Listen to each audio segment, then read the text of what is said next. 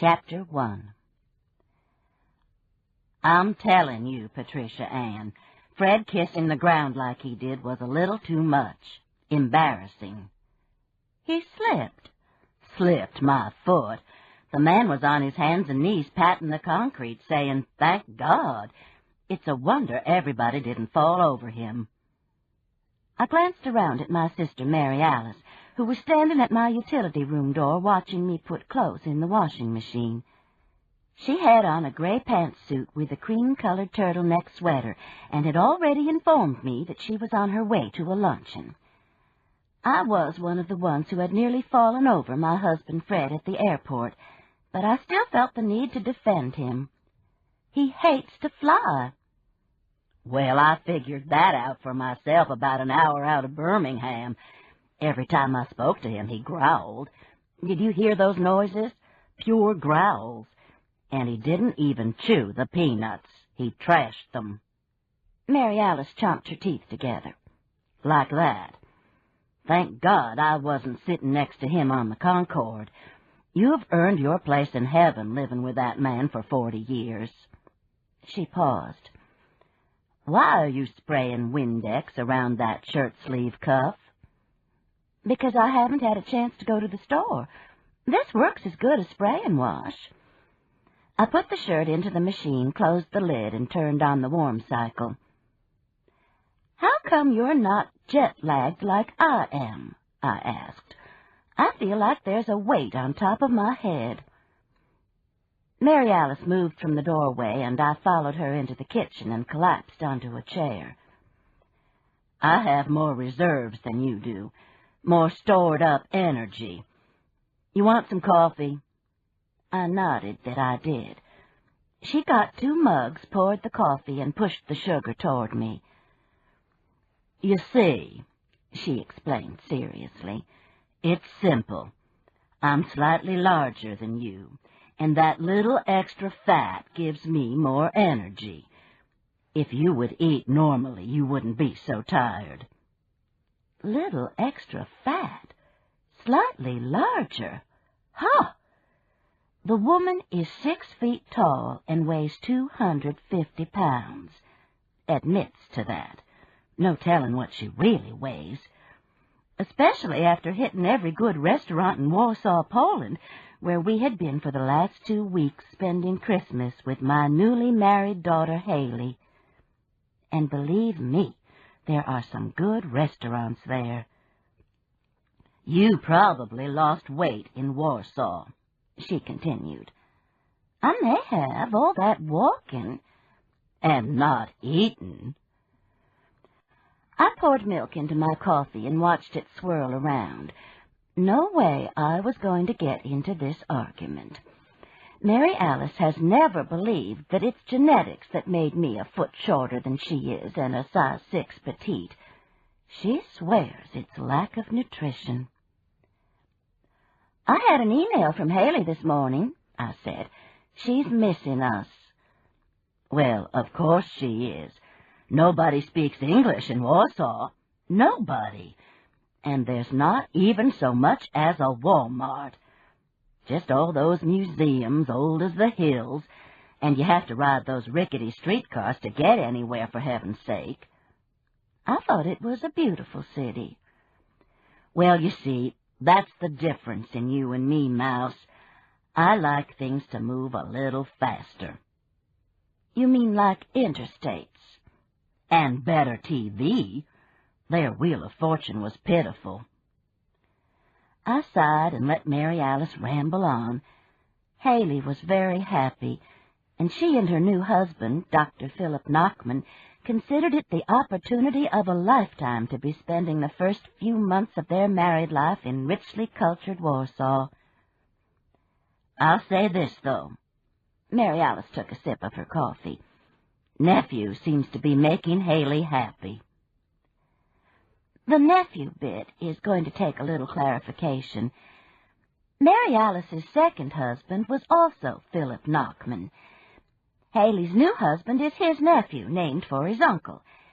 So Haley and Philip are Mary Alice's niece and nephew, Philip by marriage. The nephew is to keep from confusing him with the original Philip Nachman, dead and buried at Elmwood Cemetery beside Sister's other husbands long ago, but still alive, so she says, in her heart. Certainly in her bank account. Each of her 3 husbands left her richer than the preceding one. She leaned forward. Don't you think so? What? That Haley's happy? Sure. It's the Nachman genes. She stirred her coffee. I almost asked Haley, but I decided not to. Asked her what? Well, my Philip, when we were making love, just before he'd... Sister paused. Well, he had this unusual thing he'd do. What? He'd stop for a second and say, Lord, the saints are marching in. She smiled. I thought about this disclosure for a moment. Somehow, I don't think that's genetic, Sister. Probably not. He did go to Tulane, but every time I hear that song, I get misty-eyed.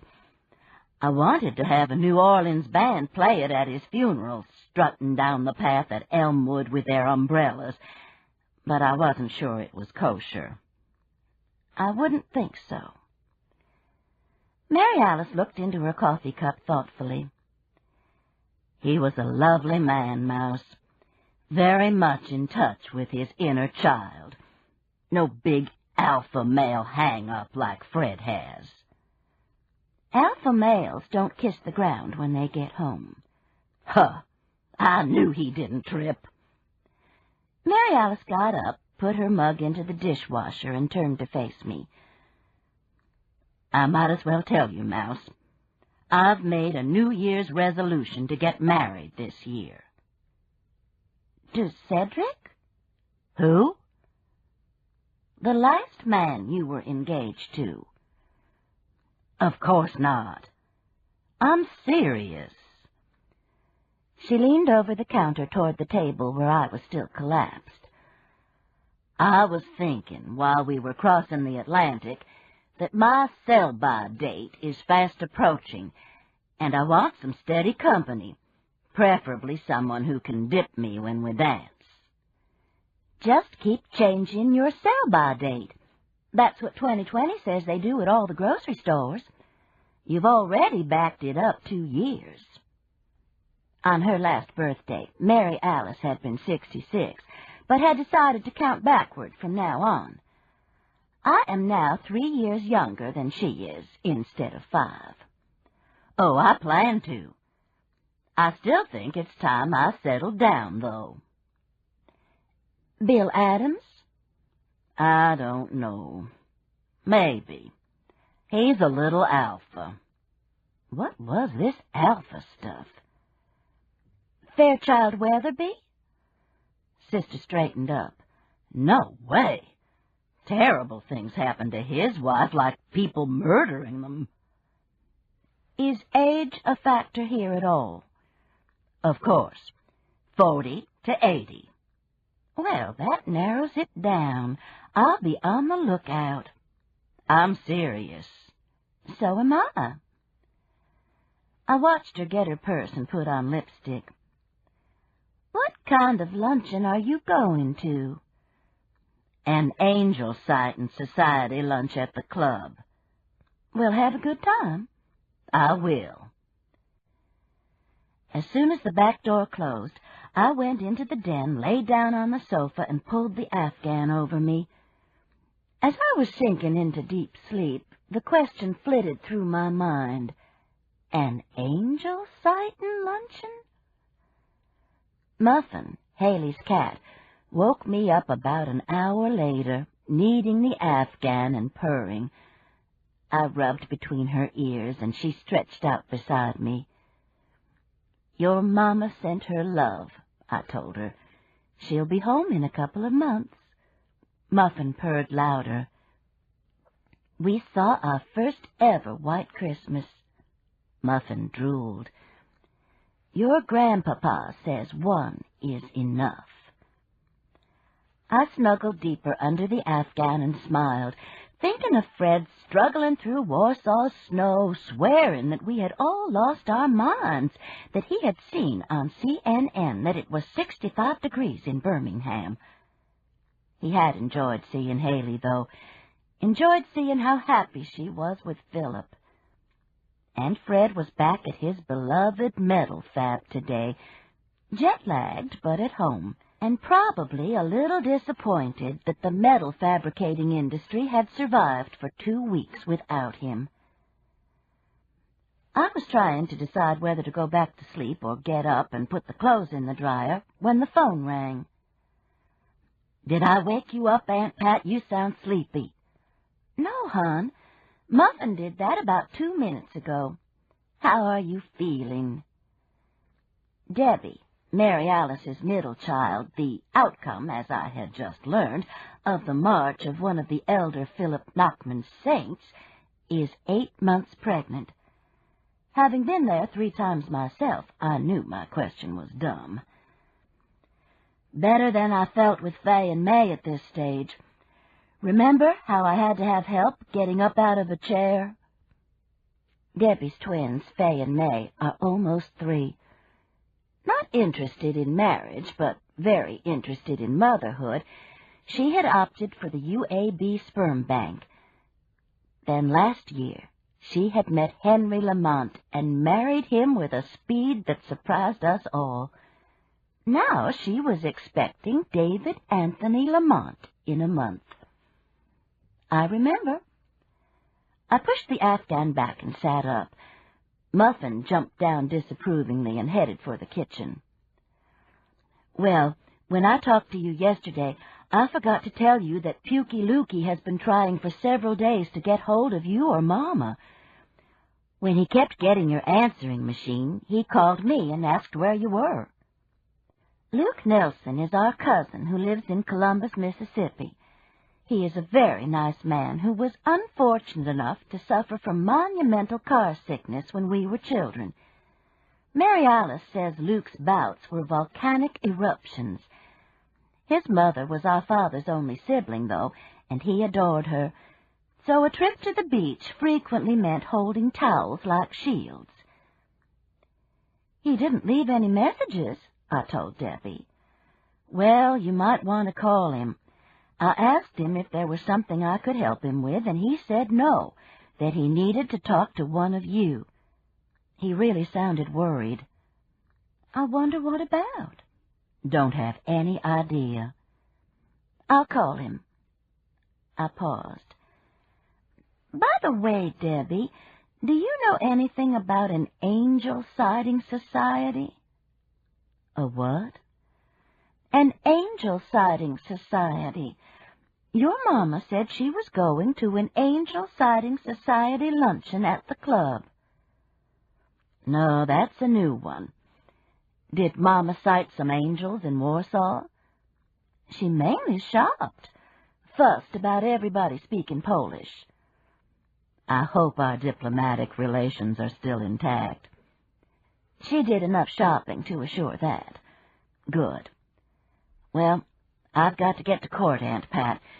You wouldn't believe how easy it is to win a case when you're 8 months pregnant." "Give Fay and May a kiss for me, and give David a pat." I hung up, smiling. It was still strange to me to know that much about an unborn child. And nice. Muffin was taking a bath on the kitchen table. I looked out of the window and saw my old woofer dog asleep in the sun in front of his igloo doghouse. I put the clothes in the dryer, fixed a peanut butter and banana sandwich, poured a glass of milk, and settled down to watch Jeopardy! All was right with the world. I even knew the answer to the final Jeopardy question. I'll blame it on jet lag. I had every intention of calling Luke as soon as I quit talking to Debbie.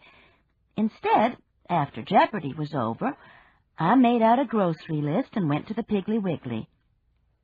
Usually this time of year I have all kinds of leftovers from Christmas and New Year's in the freezer.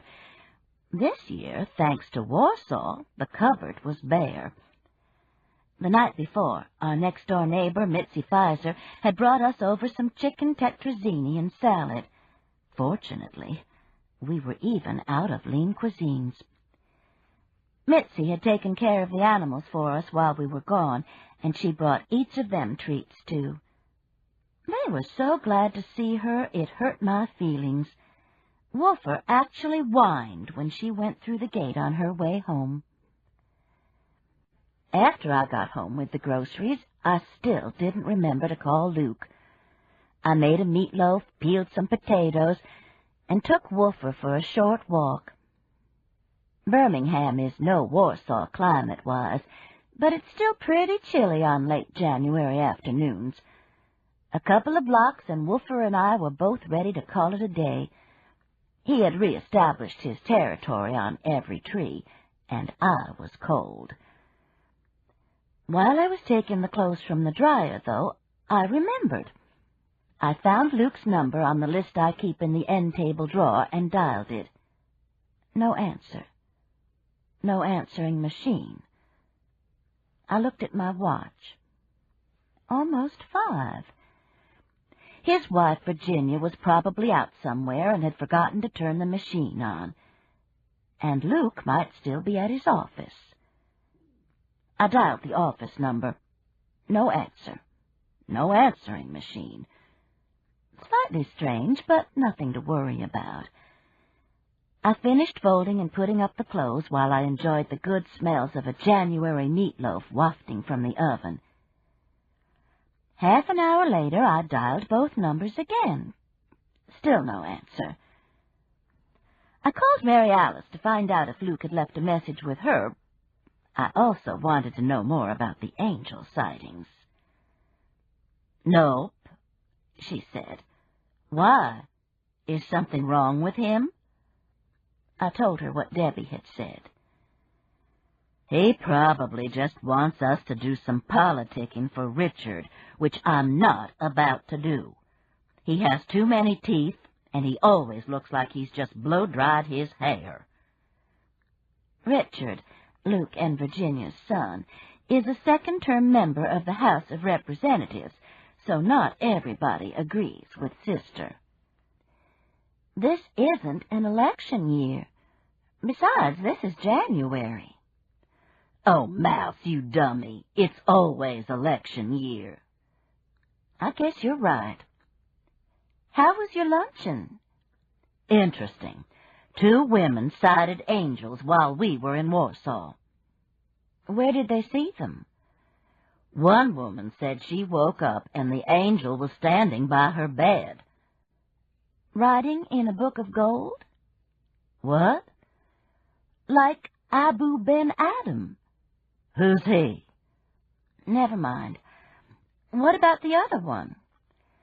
"She was having a root canal done." "How did she know it was an angel?" "She just knew." We had a good lunch. Not chicken, thank goodness. I had enough of that in Warsaw. Broiled salmon in dill sauce. "That's nice. How did you get invited?" "Half the investment club's in it, Mouse. All you have to do is believe in angels." "And you do?" "Of course. Don't you?" "Maybe." "I think that would get you in. Look, if you talk to Pukey, don't promise him a thing about politicking." The back door opened and Fred walked in. "Gotta go," I said, "and I won't." I hung up. Meatloaf. Fred held his hand to his heart. I could just cry. So much for the alpha male. "Are you tired?" "Beat. Everything's in pretty good shape over at the shop, though." He came over and hugged me. "You know what I'm going to do? Take a shower and put on that new jogging suit Haley gave me for Christmas." Be still my heart. I'll light a fire and we'll watch Wheel of Fortune. Which is what we did. By 8 o'clock, both of us were sound asleep, Fred in his recliner, me on the sofa. Around 12, I woke up enough to turn off the gas logs and the TV and get us both to bed. It was the next morning before I remembered Pukey Lukey and tried to call him again. It was the next morning, when there was still no answer, that I began to worry something might be wrong.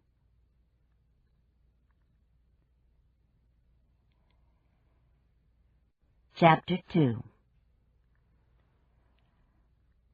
Email from Haley to Mama and Papa.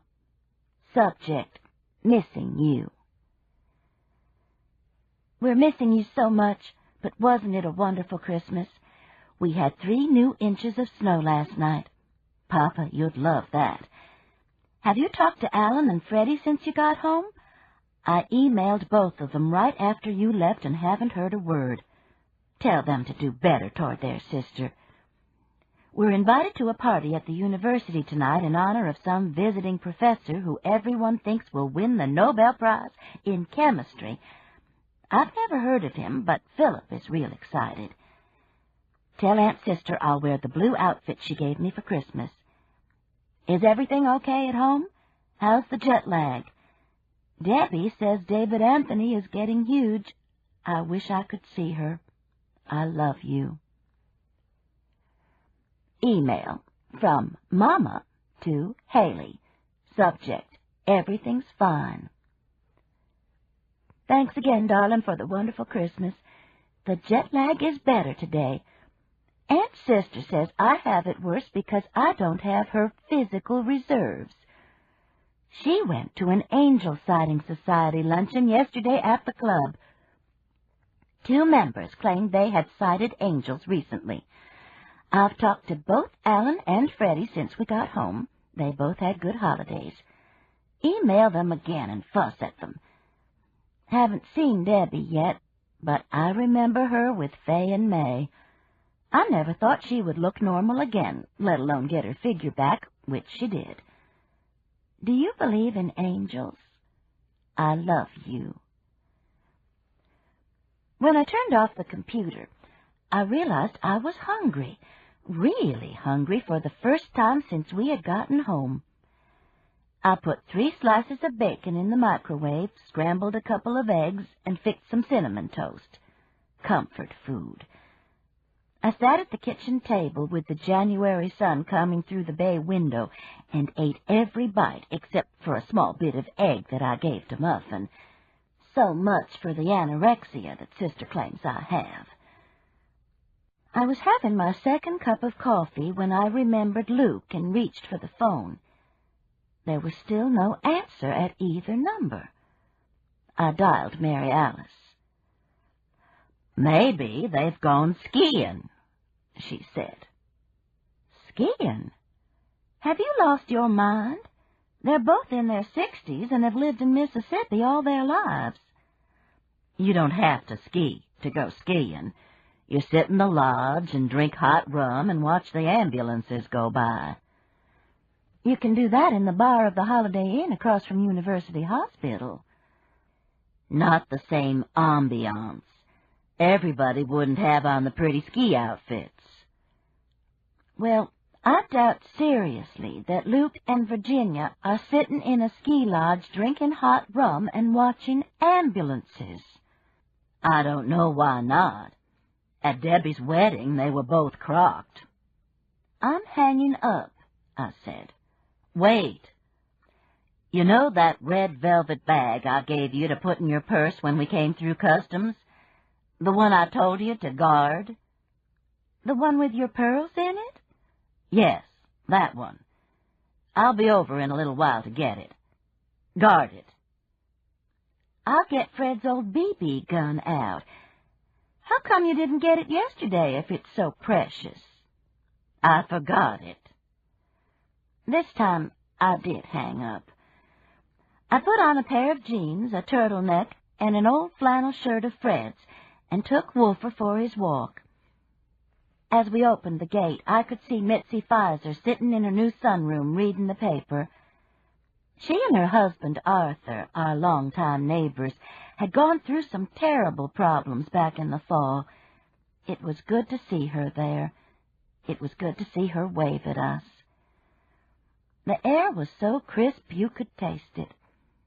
Warsaw, in spite of the cold and snow, had the underlying smell of diesel fumes and coal fires. Fred was right. It was good that home was this particularly beautiful place. We turned the corner, and I could see the statue of Vulcan, the huge iron god of the forge that overlooks all of Birmingham. The sun was glinting off his big bare butt. Oh, yes, I was home. I was waiting happily for Wolfer to check out a telephone pole when a black Lincoln pulled up and stopped. I thought for a second that it was someone wanting directions, but when the window slid open, Pukey Lukey said, "Hey, Patricia Ann." The sun was so bright I couldn't see him well. I leaned through the window. "Hey, what are you doing here? Debbie said you wanted to get in touch with us. I've been trying to call you." Luke, I realized as my eyes adjusted, looked like he hadn't shaved in a couple of days. He was wearing dark glasses, but they weren't large enough to hide the puffiness beneath his eyes. "What's wrong?" I was alarmed at his appearance. "Has something happened?"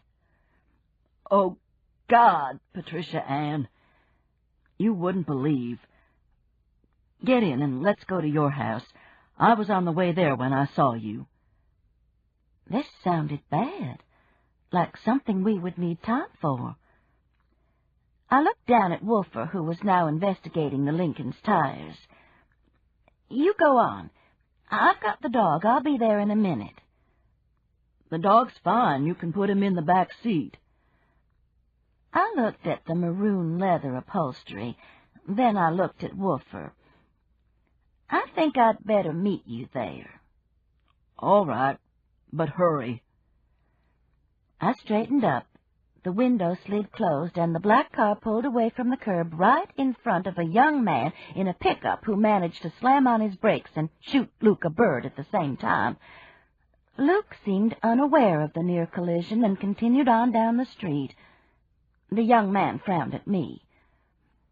"Sorry," I mouthed as if I were to blame. I do this a lot. Apologize for things that aren't my fault. I think it's because I've been Mary Alice's sister for 61 years. We walked home faster than Wolfer liked. He wanted to savor the trees and bushes more. "We'll come back this afternoon," I assured him. Luke's car was in our driveway, and Luke was sitting on the back steps waiting. I took Wolfer's leash off, and he ambled over to investigate the strange man. Luke patted Wolfer's head and began to cry. And for a second, I swear, this big man sitting on my back steps became the little boy crying because he had just thrown up all over everybody. "Luke," I said, sitting down beside him and putting my arm around his shoulders, "what on earth's wrong?" "Virginia." He reached in his pocket and pulled out a wad of wet tissue which he mopped his face with. "What's wrong with her? Is she sick?" He shook his head no. "She's left me." "Virginia's left you?" I couldn't believe that was what he'd said. "Gone. Skedaddled. Vamoosed." He tried to smile. "But why? What's happened?" Virginia and Luke had been married for more than 40 years. Fred and I had just started dating when I went to their wedding. "Another man. She just up and ran off with another man, Patricia Ann." Luke buried his face in the wet tissue. His shoulders shook. Oh, surely not, Luke. Virginia wouldn't do that. Gone, He muttered into the tissue. Wolfer lay down across our feet. I pushed him off gently and took Luke's arm. Let's go in the house and get warm and get some coffee. I need to use the bathroom. Okay. I was unlocking the door when Sister came through the gate. Hey, y'all, she said. What's happening? I gave Luke a slight push as the door opened. Go on to the bathroom. Then I waited for Sister. Was that puke? Where did he go? To the bathroom. To throw up? I hope not. Come on in. Is something wrong? She followed me into the kitchen. He says Virginia's left him. You're kidding. Why? He says for another man. But I don't know any of the details. He just got here. I reached into the cabinet and got the coffee. And he looks like hell, bless his heart. For another man? That's interesting. Sister sat down at the kitchen table. Interesting. I measured the coffee into the Mr. Coffee. Sure. I wonder where she found him. Available men are as scarce as hen's teeth in Columbus. I plugged in the coffee maker and came to sit by her at the kitchen table. She was wearing a bright red sweatshirt printed with green frogs that leaped as she breathed. The effect was dizzying. Luke, I decided, given his predisposition to motion sickness, might be in trouble when confronted with this. Listen, I said. He's very upset, and don't you dare call him puke. You think I would be that rude? The frogs jumped slightly. Just a reminder, you might forget. Well, I won't. She drummed red acrylic nails on my white table. Reckon what he wants with us. I still bet it's politics and he wants money for Richard. I think he just wants somebody to talk to, and we're his only close relatives. I was wrong, of course. Luke looked slightly better when he came from the bathroom. He had combed his hair and probably splashed cold water on his face. It was less puffy. He still looked bad enough to shock Sister, though, who said, "Puke, you look like hell." He nodded sadly and sank down into the chair opposite me. I know. I don't remember when I've slept. He took his first look at Sister and shut his eyes. Mary Alice, are those frogs jumping? I'll pull it off. Thank you. She stood up, pulled the sweatshirt off, and folded it over the back of the chair. It's just a white shirt now. Thank you, Luke repeated and opened his eyes. His appearance was startling. Even though he had several days' worth of beard, I could see his cheeks were sunken. Apparently he hadn't been eating either. I got up, turned on the oven, and got a package of Sister Schubert's orange rolls from the refrigerator. Patricia Ann says Virginia's run off with another man, Sister said. No beating around the bush here. Luke nodded. She has. A man named Holden Crawford, a preacher who was painting our house. Holden Crawford? You're kidding. Sounds like Catcher in the Rye. They both looked at me blankly. Neither of them would ever get on Jeopardy. Wait a minute, I said. I want to hear this. The coffee was made. I poured each of us a cup, put the rolls in the oven, and sat back down. Luke put 2 teaspoons of sugar in his coffee and stirred it before he continued. It didn't take him but 3 days to paint the whole house, including the soffits. But when he left, Virginia went with him. What did he look like? Sister wanted to know. I didn't pay much attention. Big, dark hair. Luke sipped his coffee. Every time I saw him, he was up on a ladder painting the soffits. And you're sure Virginia left with him? I asked. She left me a note. Luke fished a piece of stationery from his shirt pocket and handed it to me. Across the top were flowers with babies peeking out of them. Written on it was, "Enough. I've gone with Holden." I handed the note to Sister. Cute stationery, she said. Luke nodded. I gave it to Virginia for her birthday. It looks like her. Beautiful and delicate. I glanced at Luke's glasses. Nothing unusual about them, not especially thick.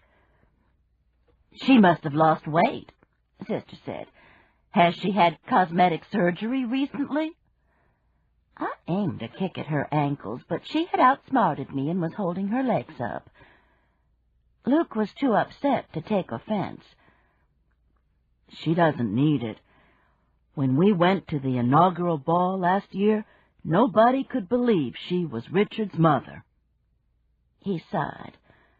I just don't know what in the world got into her. Maybe religion. I know the man's a preacher. I hopped up. I'll get the sweet rolls. What kind of preacher is he? Sister asked. How come he's painting houses? Doesn't make a living preaching, I guess. The man in Columbus who recommended him to do the painting says he's got a small church up near Gadsden. I can't even remember the name of it. Jesus is our life and heaven hereafter, or something like that. I'll bet it's a cult. Luke rubbed his hand across his eyes. Oh, Lord! My sweet Virginia and poisoned Kool-Aid, and her a Lutheran. Luke sat up suddenly. You don't suppose he kidnapped her, do you? Sister leaned forward. How old is he?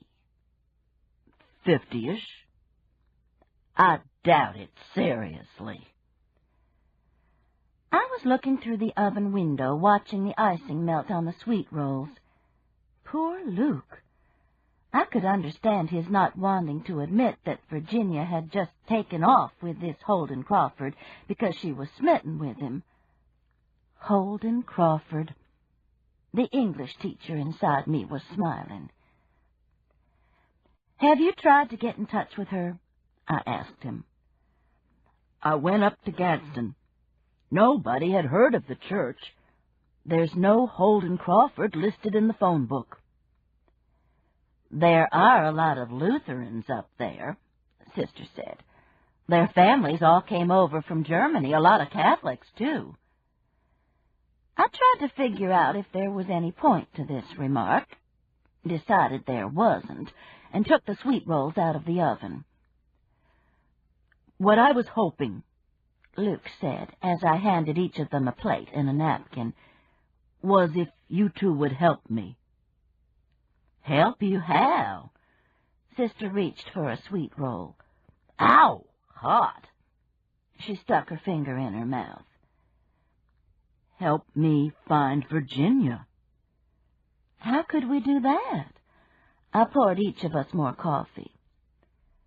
Well, we know the man's name, and that he's a painter and a preacher. And we know his church is somewhere around Gadsden. Just because nobody that I asked in town knew him doesn't mean anything. We could check with the sheriff's office, branch out. He looked from me to Mary Alice, who was already chewing orange roll and didn't look up. I sat back down and reached for an orange roll. Have you called Richard? Luke shook his head. didn't want to worry him. But look. Mary Alice held up her hand for silence. We waited for her to swallow. That's what children are for.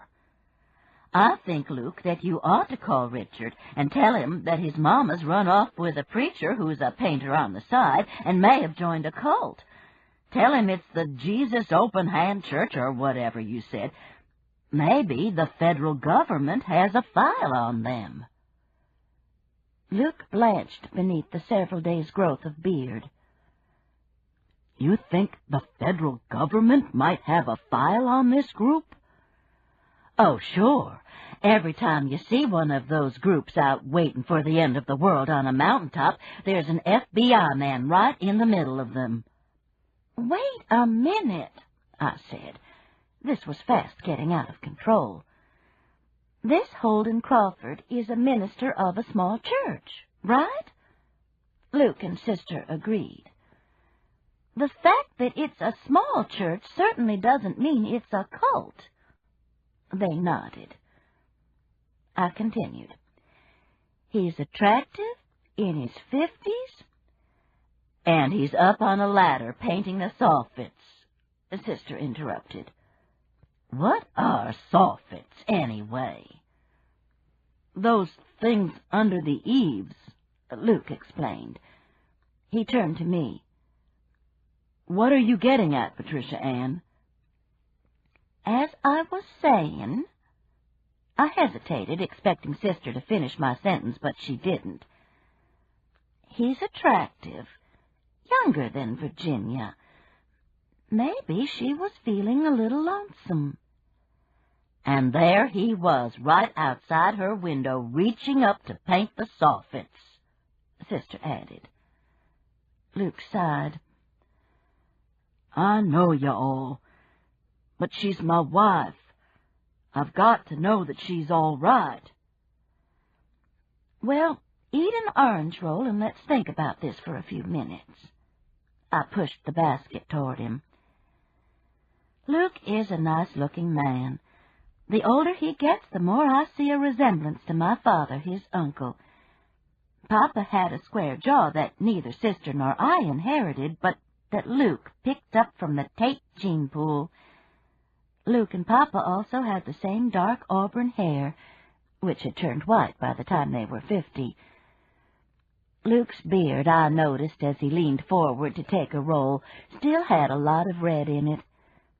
He had pulled off his jacket and was wearing a blue plaid flannel shirt that made his eyes, bloodshot as they were, look the same blue as Papa's, and the same blue as both of my boys. Damn. Virginia has never been one of my favorite people.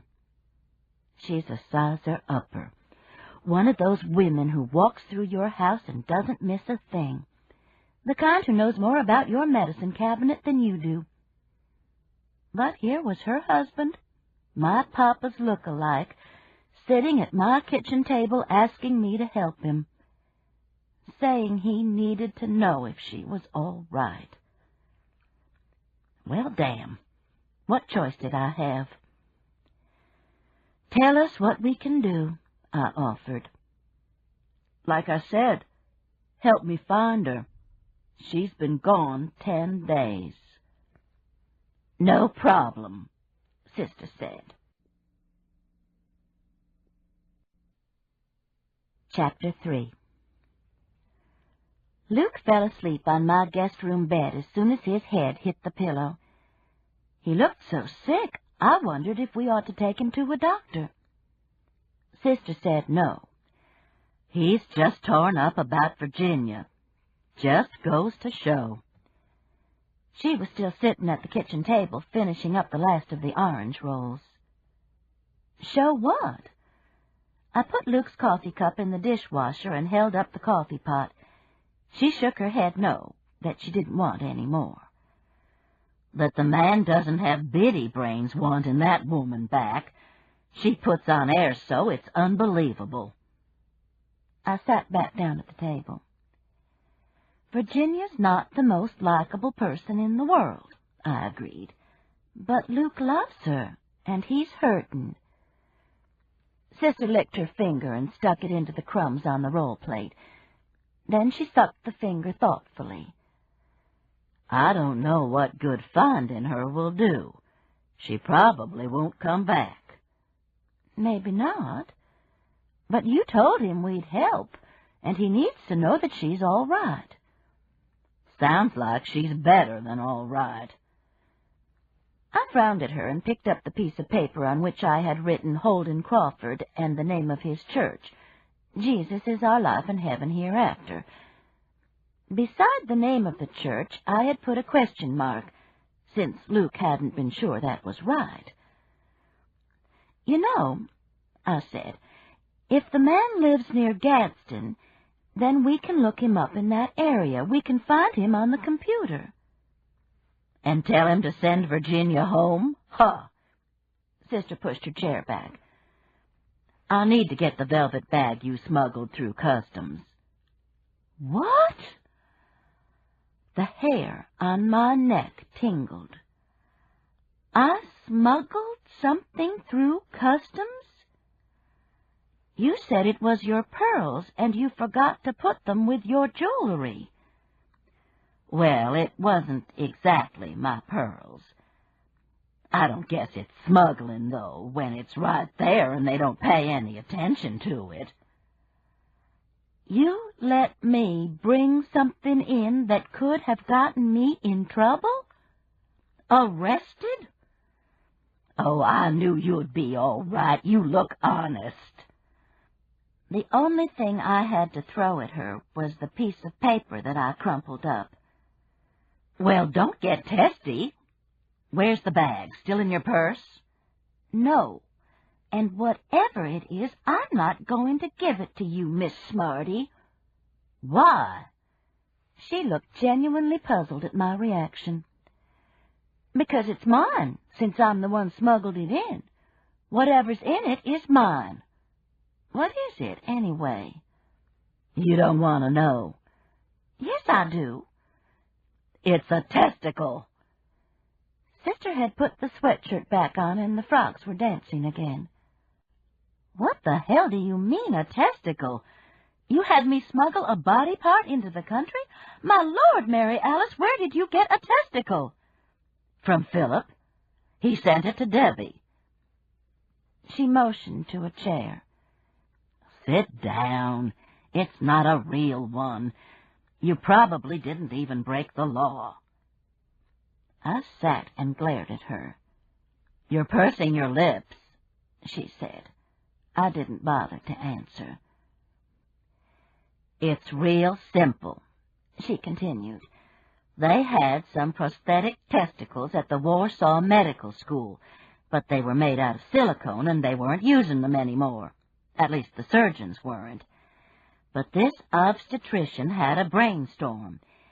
He'd give one to the women in labor to squeeze when they'd have a contraction. Philip said it worked wonders, cut the labor time in half. Are you serious? Philip sent Debbie a silicone testicle to squeeze when she's in labor? He says it feels like the real thing, has a marble or something in it. Sister looked at me. Don't you wish you'd had one when you were in labor? I wish they'd had epidurals when I was in labor. Well, I wish I'd had a testicle to squeeze, preferably Will, Alex, Rogers, or Phillips. There are times when a husband just isn't likable. She pushed her chair back. I'll just take it over to Debbie. She'll get a kick out of it. Philip says they call them Einstein's testicles. Why? I couldn't believe I was actually interested in this. Proves the theory of relativity. The woman had lost her mind. Our grandparents, Alice and John Tate, had 3 grandchildren, Luke, Mary Alice, and me. 1 out of 3 with good sense wasn't such a good average. And what made me think I had good sense? I'd spent the morning worrying with the other 2. Nevertheless, I went into my bedroom and got the little velvet bag from my nightstand. I squeezed it slightly and felt it give. "Here," I said, handing it to Sister, who was waiting by the back door. "Yuck." "Thanks. And I really don't think you would have been arrested." I slammed the door behind her. In November, I had gotten an early Christmas present from Fred, an IBM ThinkPad. We had been gone for 2 weeks on our trip to Warsaw, so I had only had about a month to work with it, just long enough to see the world that had been opened up for me. Now, still fuming, I sat cross-legged on the bed and turned on the computer. Under White Pages, I typed Gadsden's regional area. Then I typed Holden Crawford, and there it was. Holden R. Crawford, Rural Route 1, Box 77, Steele, Alabama. The phone number was also listed. Hot damn! So simple it was unbelievable. I hadn't learned how to do the atlas on the Internet, so I went into the den and pulled down the Rand McNally. Steele, near Gadsden. That town sounded familiar. I turned to the Alabama map, found Gadsden easily, and slightly southwest, Steele, on Chandler Mountain. No wonder it had sounded familiar. The Steele exit was where we left I-59 when we went to Arts and Crafts Festivals at Horsepens 40, an unusual rock formation on the crest of the mountain. Every spring and fall they have 3-day country mountain celebrations there with bluegrass music, clogging and sorghum sopping with biscuits as large as plates. I'd never been into the town, but it couldn't be very large. Holden Crawford, I thought, should be easy to find. "Good news," I told Luke when he shuffled into the den a couple of hours later. "I found Holden Crawford's address and phone number." "How?" He sank into Fred's recliner. "You got any aspirin?" You wouldn't believe what you can find on a computer. I turned Oprah on mute, went into the kitchen, and came back with 2 aspirins and some water. "You need something to eat. These things will give you ulcers without food." Luke gulped the aspirin down. "I've already got one. What's the phone number?" I handed him the slip of paper I'd written the address and phone number on. "You going to call her now?" "Might as well." He studied the address. "Where's Steele?" "Not too far from Gadsden, right off I-59. Why don't you go in the bedroom and call while I fix you a sandwich? Pimento cheese?" "Okay." He got up, started toward the hall, and paused. "What'll I say to her?" "That you're worried about her and wanted to know she was all right." "Oh, okay." I was pouring him a glass of milk when he came back. "Nobody's at home." He sat down at the kitchen table, and I put a sandwich and milk in front of him. "You sure that's Holden's number?" "The guy on the answering machine said, 'You've reached Monkey Man. Leave a message.'" "Monkey Man? You're sure?" "I swear that's what he said." Luke picked up his sandwich and looked at it as if he weren't sure what it was.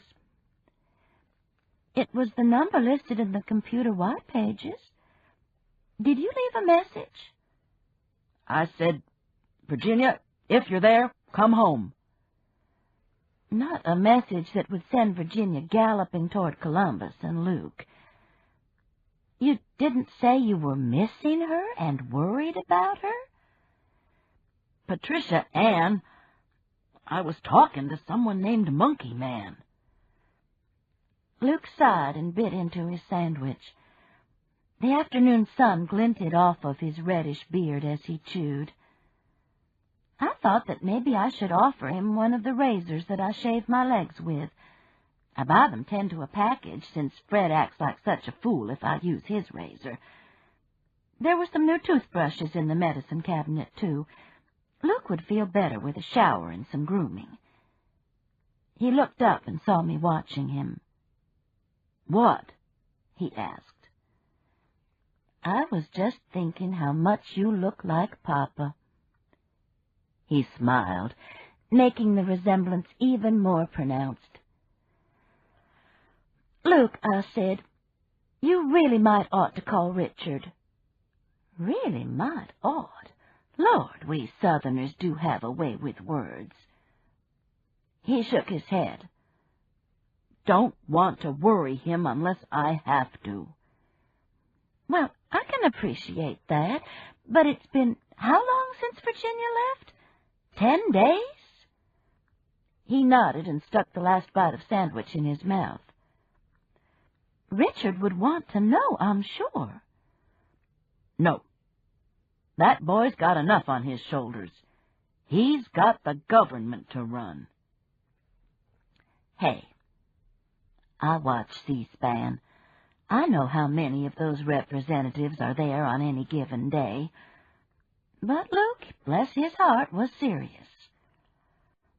"I'm going to find out exactly where she is and what's going on before I bother him."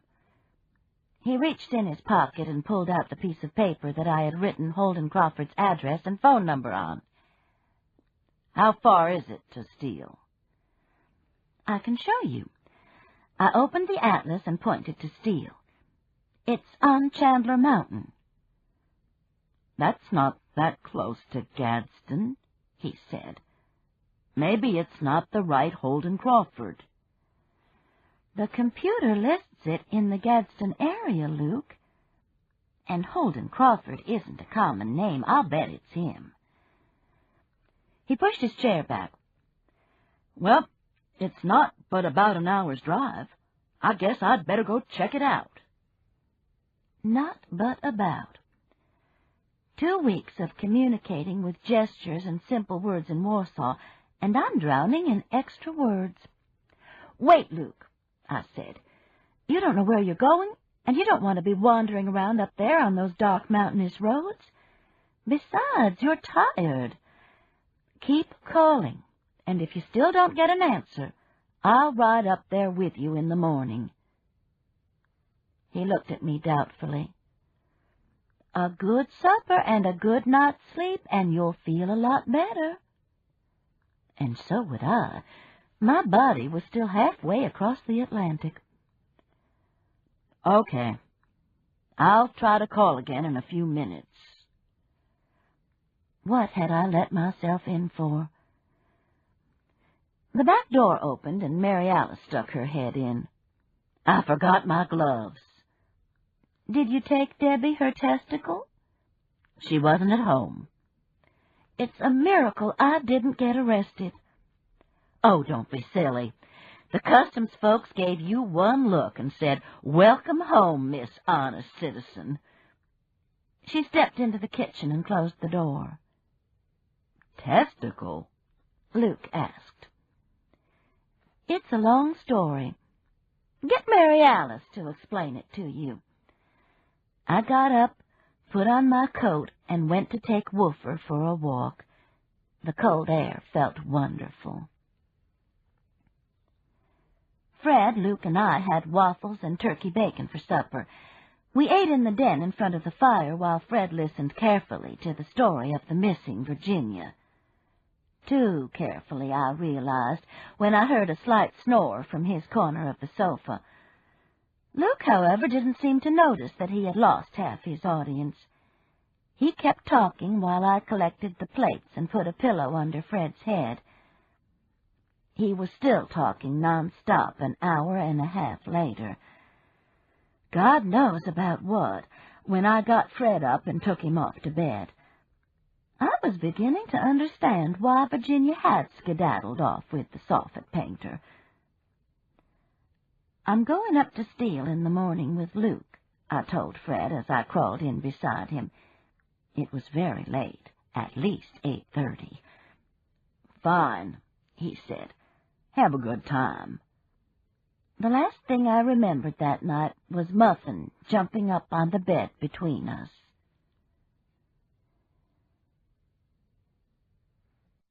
Chapter 4. Email. From Haley to Mama. Subject, Angels. Of course I believe in angels, Mama.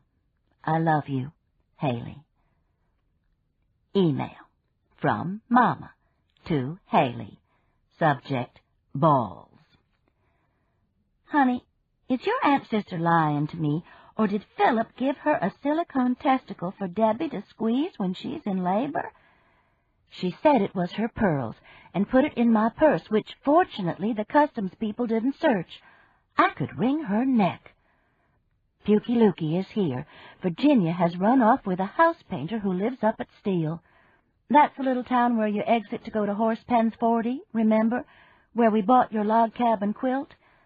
Anyway, we're going up there today. He says he just wants to know that she's okay. He showed up yesterday looking like the wrath of God. She's been gone 10 days.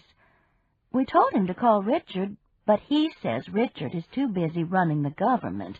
A scary thought. I'll keep you posted. How was the party? I miss you. Love, Mama. As I turned off the computer, I heard the toilet in the hall bathroom flush. It was 8:30. Fred had gone to work, and I had been up an hour, but we had been quiet so Luke could sleep. There was no hurry about going to Steele. I knocked on the guest room door and handed Luke a toothbrush and a razor. He was buttoning the blue plaid shirt he had worn the day before, and I considered offering him one of Fred's, but decided it would be too small for him. A week of worrying hadn't lessened Luke's belly. "There's coffee when you're ready," I said. "Thanks. An egg?" "Just some cereal." I went into the kitchen and picked Muffin up from the table. Out of the bay window I could see the bare limbs of the trees bending in the wind. Dark gray clouds were layered across the sky. If this weren't Birmingham, Alabama, and if I hadn't just heard the weatherman say it was going to be partly cloudy, I would have sworn it was going to snow.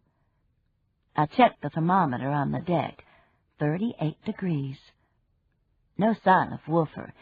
He was taking full advantage of his igloo doghouse, one of the best buys I ever made. "Looks like a raw day," Luke said when he came in. "Looks like snow," I agreed. "But the weatherman says it's not going to. He says it's going to be partly cloudy." Luke looked better, probably because he had shaved. I held up Cheerios and cornflakes. He pointed to the Cheerios. I poured some in 2 bowls and cut up half a banana in each. "Thanks." Luke picked up a spoon and began to eat silently, glancing occasionally out of the bay window. Somehow this worried me more than the non-stop talk of the day before. "I could fix us some sandwiches to take," I offered, finishing my cereal. "Turkey? Ham?" He nodded, though I was sure my words hadn't scored a hit. Wherever Luke's thoughts were, they weren't in my kitchen. I got the sandwich makings out of the refrigerator and was spreading mayonnaise on a slice of bread when Luke said, "I think Virginia's dead, Patricia Ann." "Oh, Luke, of course she's not. Don't even think like that. We're going to find her today." "No, we're not." There was a finality in his voice that made me look up.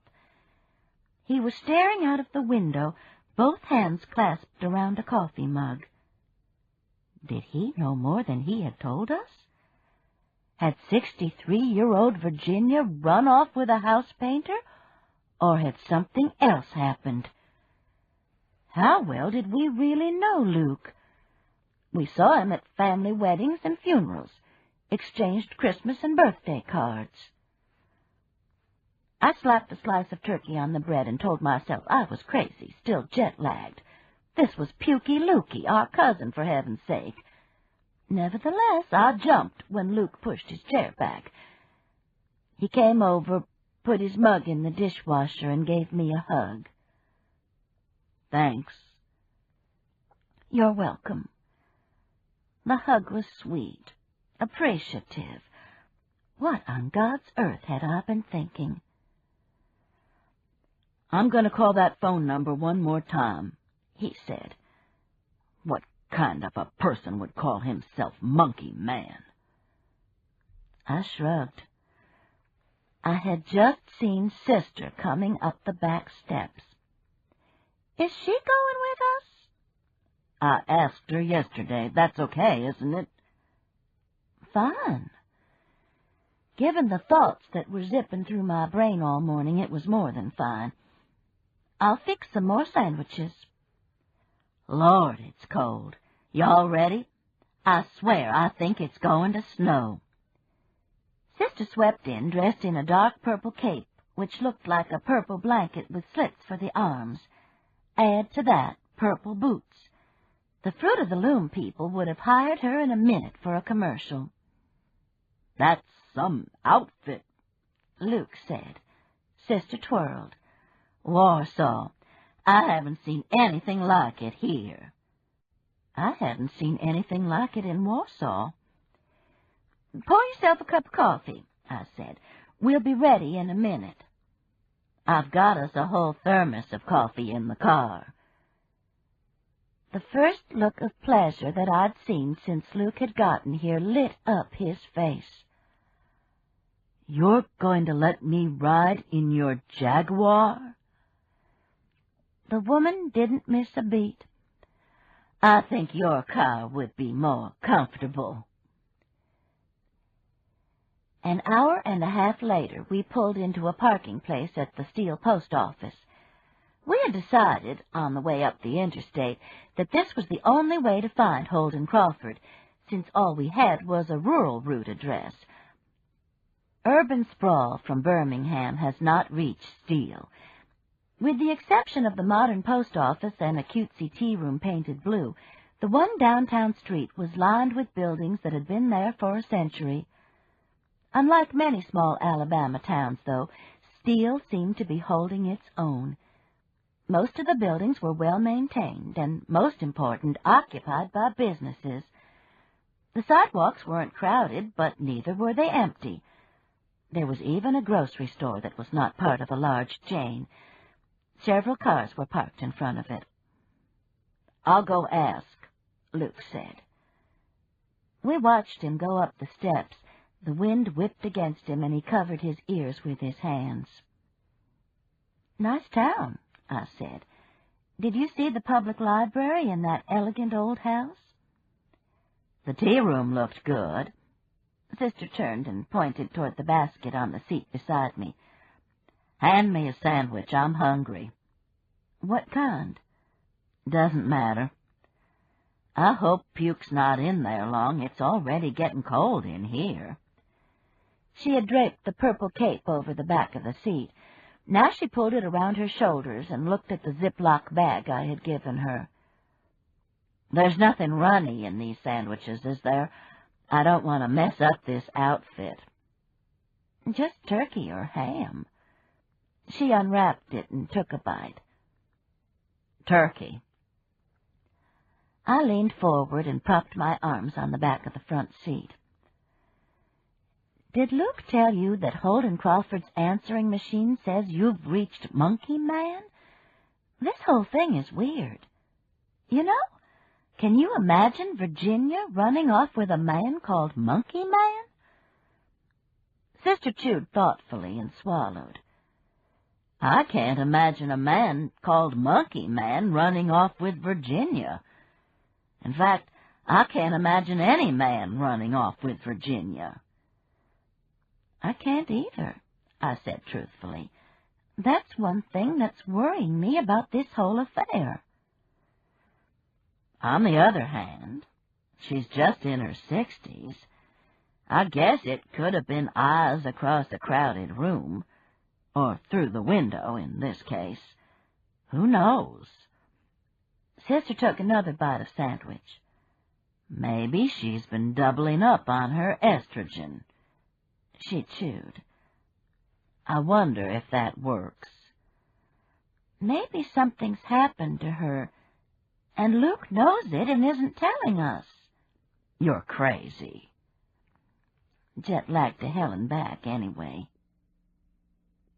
Luke came out of the post office, plowing through the wind and the debris that was skittering along the steps. "Lord," he said, slamming the door, "it's going to snow sure as anything." "What did you find out?" Sister asked. "You follow the signs up to Horse Pens 40. It's about a half a mile past the Horse Pens entrance, a white house on the left, right by a church. Probably the church where he preaches." Luke started the car and cold air blasted us. "It'll be warm in a minute," he apologized. "Which way is Horse Pens 40? "Go back to where we came into town. You'll see the signs." "Back to where?" "The man in the post office laughed when I asked for Holden Crawford. He said, 'You talking about Monk?' I said, 'I guessed so.'" "Well, Monk doesn't sound so bad," Sister said. She pointed toward the tea room. "Why don't we stop for lunch?" "I've got to find Virginia first." I handed Sister another sandwich. As she was unwrapping it, she asked, "Luke, do you know how much estrogen Virginia takes?" "She doesn't need it." Sister and I looked at each other. Silence does have a sound. We stopped at a four-way stop. A pickup with two bird dogs in the back turned left and headed up Chandler Mountain ahead of us. The dogs didn't seem to be uncomfortable.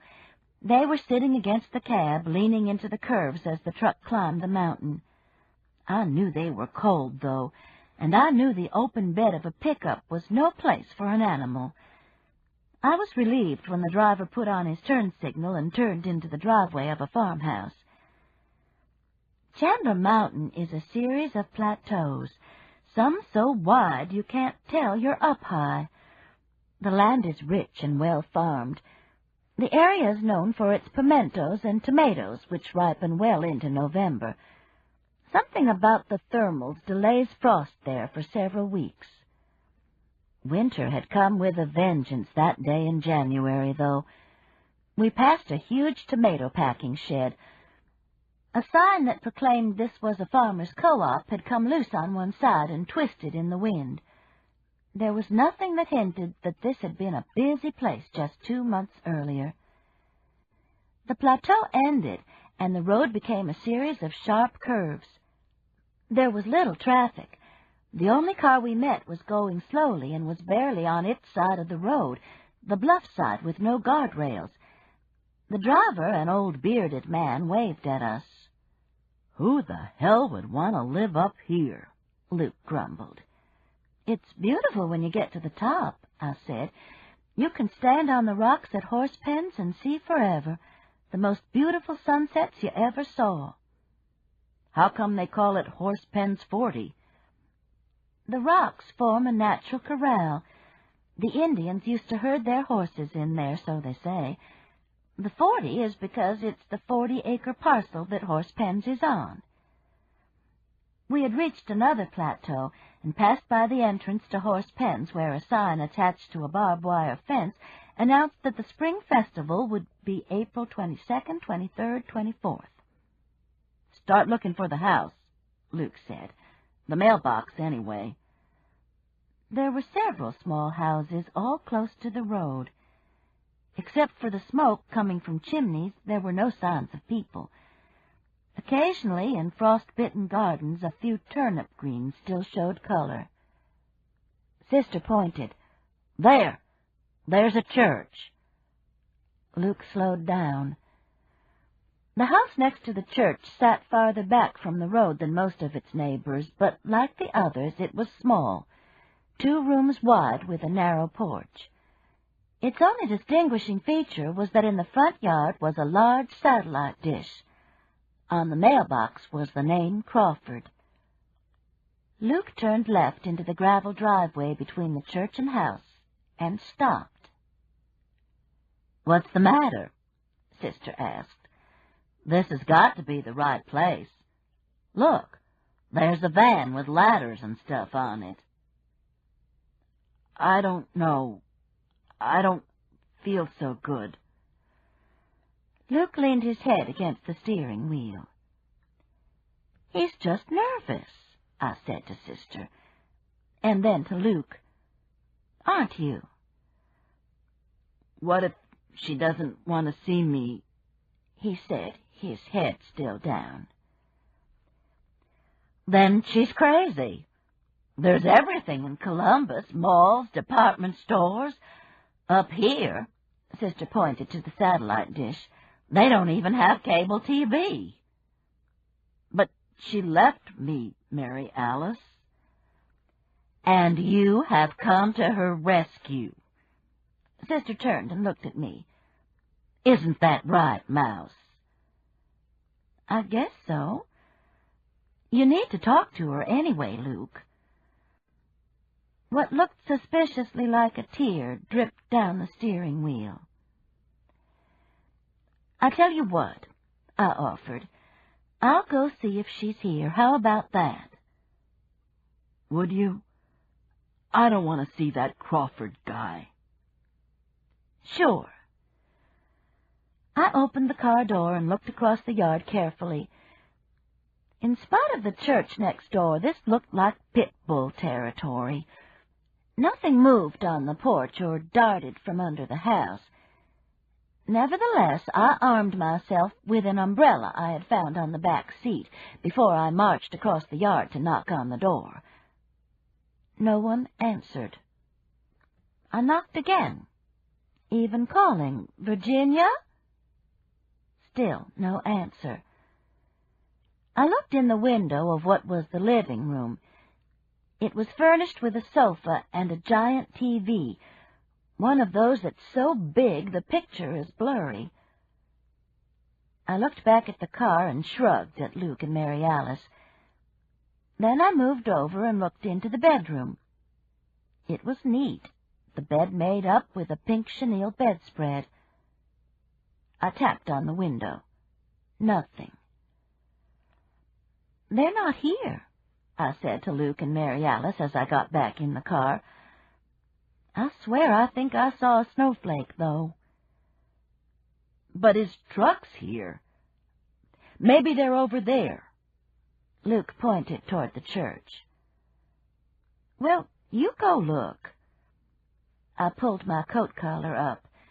If that really had been a snowflake, we wouldn't be able to stay up on Chandler Mountain long. In Warsaw, it had been business as usual over Christmas, despite a foot of snow on the ground and more falling all the time. In Alabama, a dusting of snow totally incapacitates us, and that's on the flat areas. "He could have an office over there," Sister said. I looked at the church. Small, white paint peeling, it was probably one large room. This was a country church, built like the houses around it. There wouldn't be room for ministers' offices or choir lofts, just a row of wooden benches and perhaps a raised platform for the preacher. "Okay, I'll go see." Luke got out of the car and marched toward the church. "There's nothing over there," I said to Sister. "Probably not. Here." She handed me a styrofoam cup of coffee. "This'll warm you up." I took the coffee gratefully and felt the steam rise against my cold face. "He's going in," Sister said. "The door was unlocked." There were double doors at the front of the church. As I looked up, Luke disappeared through the one on the right. "I hope he hurries," I said. "We need to get off this mountain." "We sure do. I've got a museum board meeting tonight." She took her cell phone from her purse. "I'm going to check on Debbie." "Did you give her her present?" I thought I'd take it over this afternoon. I sipped my coffee and looked out at the gray day. A couple more snowflakes drifted by. I closed my jet-lagged eyes. Sister's conversation with Debbie seemed far away. Debbie says they're predicting snow showers, Sister said. I jumped. A little coffee sloshed on my corduroy pants. Damn! Not a good idea going to sleep holding hot coffee. We need to go. Reckon what Puke's doing in there, anyway? Praying? I was still half asleep. Don't be ridiculous, Mouse. It's too cold. Come on, let's go get him. To this day, I don't know why I got out of the car and followed her across the churchyard, still clutching my coffee. The habit of 60 years, I suppose. Sister opened the church door and called, "Luke." There was no answer, and she walked in. I was right behind her. There were windows down both sides of the church, which, as I had surmised, was one large room. So we could see. And what we could see was that there was no Luke in the place. "Luke," Sister called again, walking up the aisle. A strange sound, a moan, made us both stop. "What the hell was that?" Sister whispered. "How the hell do I know?" I whispered back. "And don't talk like that in church." "Luke?" Sister's voice was hesitant. Again, the moan. "He's sick," I said.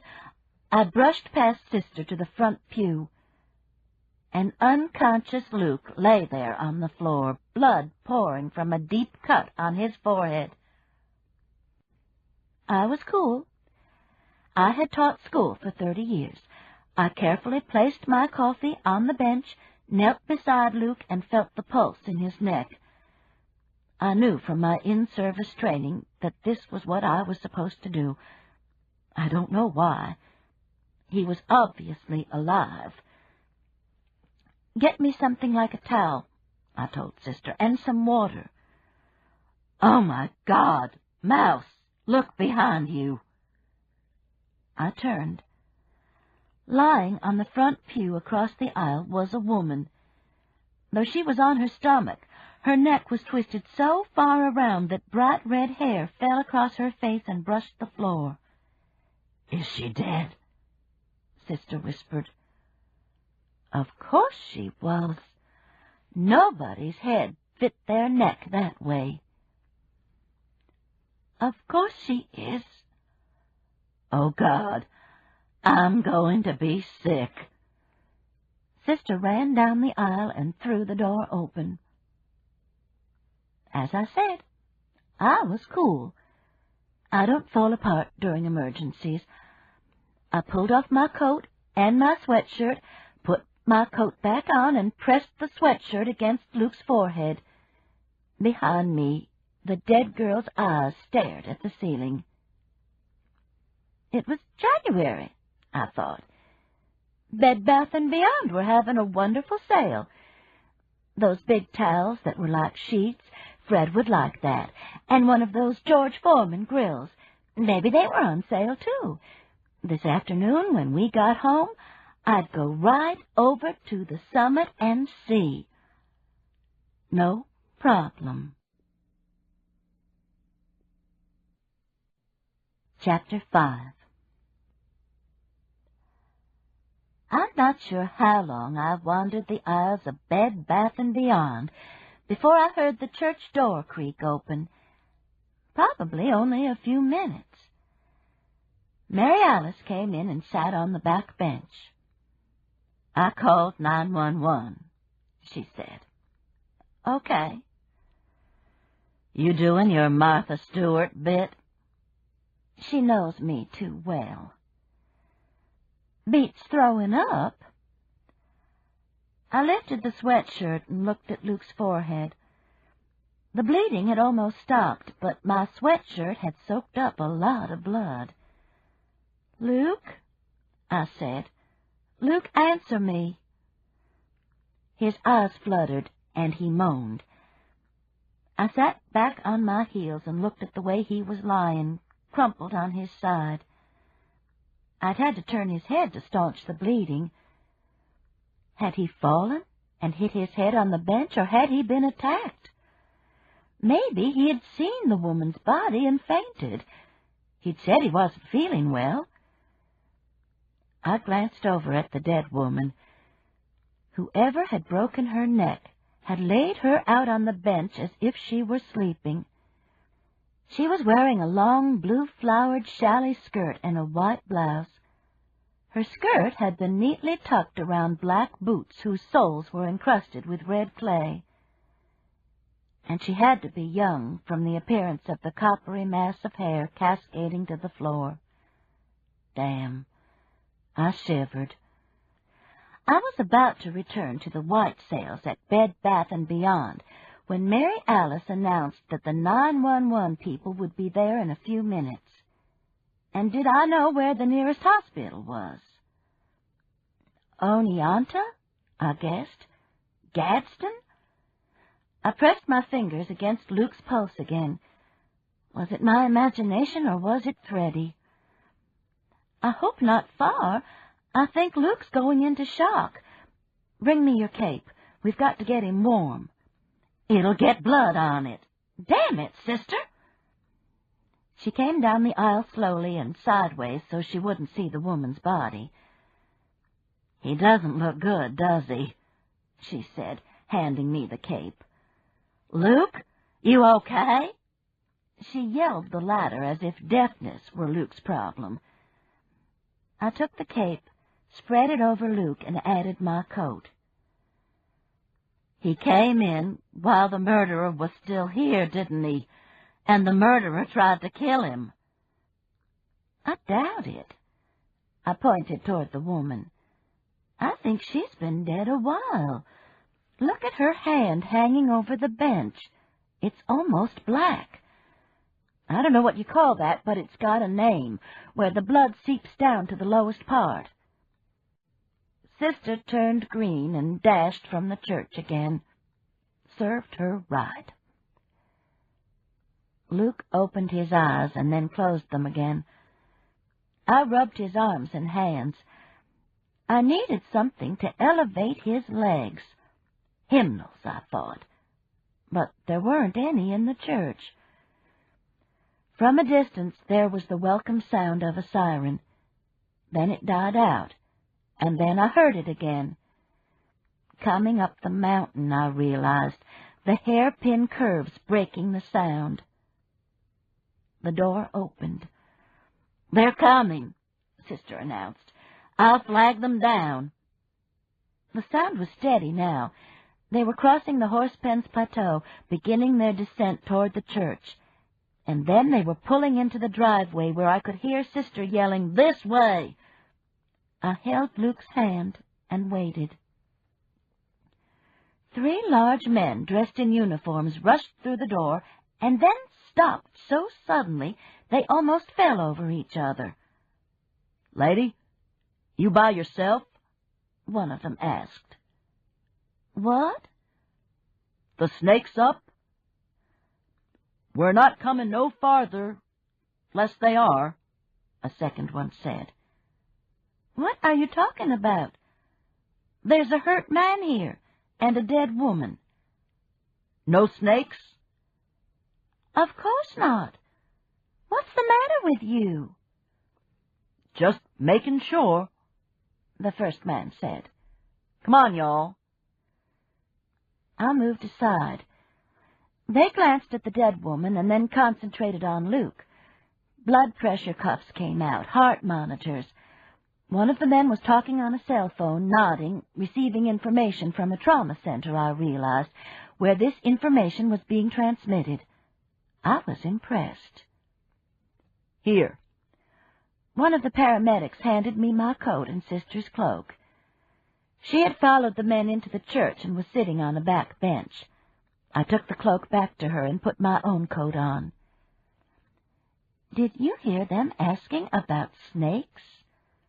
"No." She shivered. "It's snowing. I swear, Patricia Ann, I can't figure out for the life of me how you keep getting us into these predicaments." "Me? Ha!" A real smart answer in the end of that conversation. We huddled on the bench in silence. In a few minutes we heard another siren. 2 deputy sheriffs came in, spoke to the paramedics, and started working the other side of the aisle where the woman's body was. "What a mess," Sister grumbled. I got up and walked outside. It was indeed snowing. Tiny, dry flakes were being blown by the wind. Lord, we needed to get off this mountain. An ambulance pulled up. 2 young women hopped out, nodded to me, and rushed into the church. "Mouse?" Sister was standing in the doorway. "The policemen want to talk to you." "Why? All we did was ride up here with Luke to look for Virginia." "That's what I told them." "Lady?" One of the paramedics leaned around Sister. "We're taking your husband to the hospital in Oneonta. You want to ride in the ambulance?" I didn't bother to explain that Luke wasn't my husband. "Of course. How is he?" "We've got him pretty stable." The 2 young women came out, lifting Luke down the steps as if he weighed nothing. He had regained consciousness, but looked puzzled. "Patricia Ann?" he said when he saw me. "I'm going to ride in the ambulance with you, Luke." "Where's Virginia?" "She'll be along later," I lied. "What about the policeman?" Sister called as I followed the gurney. "I don't have anything to tell them." The ambulance doors closed, and I got the hell off of Chandler Mountain. All ambulance drivers should be women. The one who was actually doing the driving took the hairpin curves gently. The other woman, sitting in the back with Luke and me, introduced herself as Tammy Parsons. Around 30 and pretty with dark curly hair, she held Luke's hand and told us about the new house she and her husband were building up near Gadsden on the river. A real log cabin from a kit. "Must be a big kit," Luke said. Tammy smiled. "Now, aren't you doing fine?" "Luke, you awake enough to tell me what happened?" I asked. "I saw Virginia." "In the church?" "Yes, in the church." I leaned closer because his voice was getting fainter. "Are you sure it was Virginia? What happened? Did you fall and hit your head?" There was no answer. "He's gone now," Tammy said, checking gauges. "He's okay, though. If he's got a fractured skull, it'll be tomorrow that we have to worry about, the swelling." I could have done without that news. "How long have y'all been married?" Tammy asked. "We're not. He's my cousin." "He one of the snake handlers?" "What?" "At the church. Is he one of the snake handlers? We get called up there every now and then. Last time the fellow's arm was the size of an elephant's leg, I swear, before they called. Wasn't much we could do for him. Of course, he'd been drinking strychnine, too." Tammy looked up and saw the expression on my face. I'm sure my mouth was open. "What?" she asked. "Y'all aren't handlers?" I found my voice. "Of snakes? Good God, no." "Well, I just figured maybe you were, since you were at the Jesus is Our Life in Heaven Hereafter church."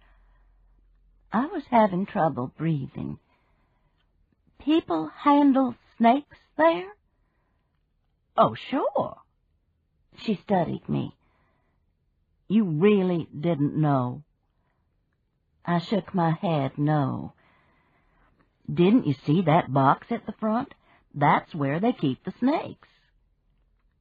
And the paramedics had seen that box, and that was why they were falling over each other, wanting to know if the snakes were up.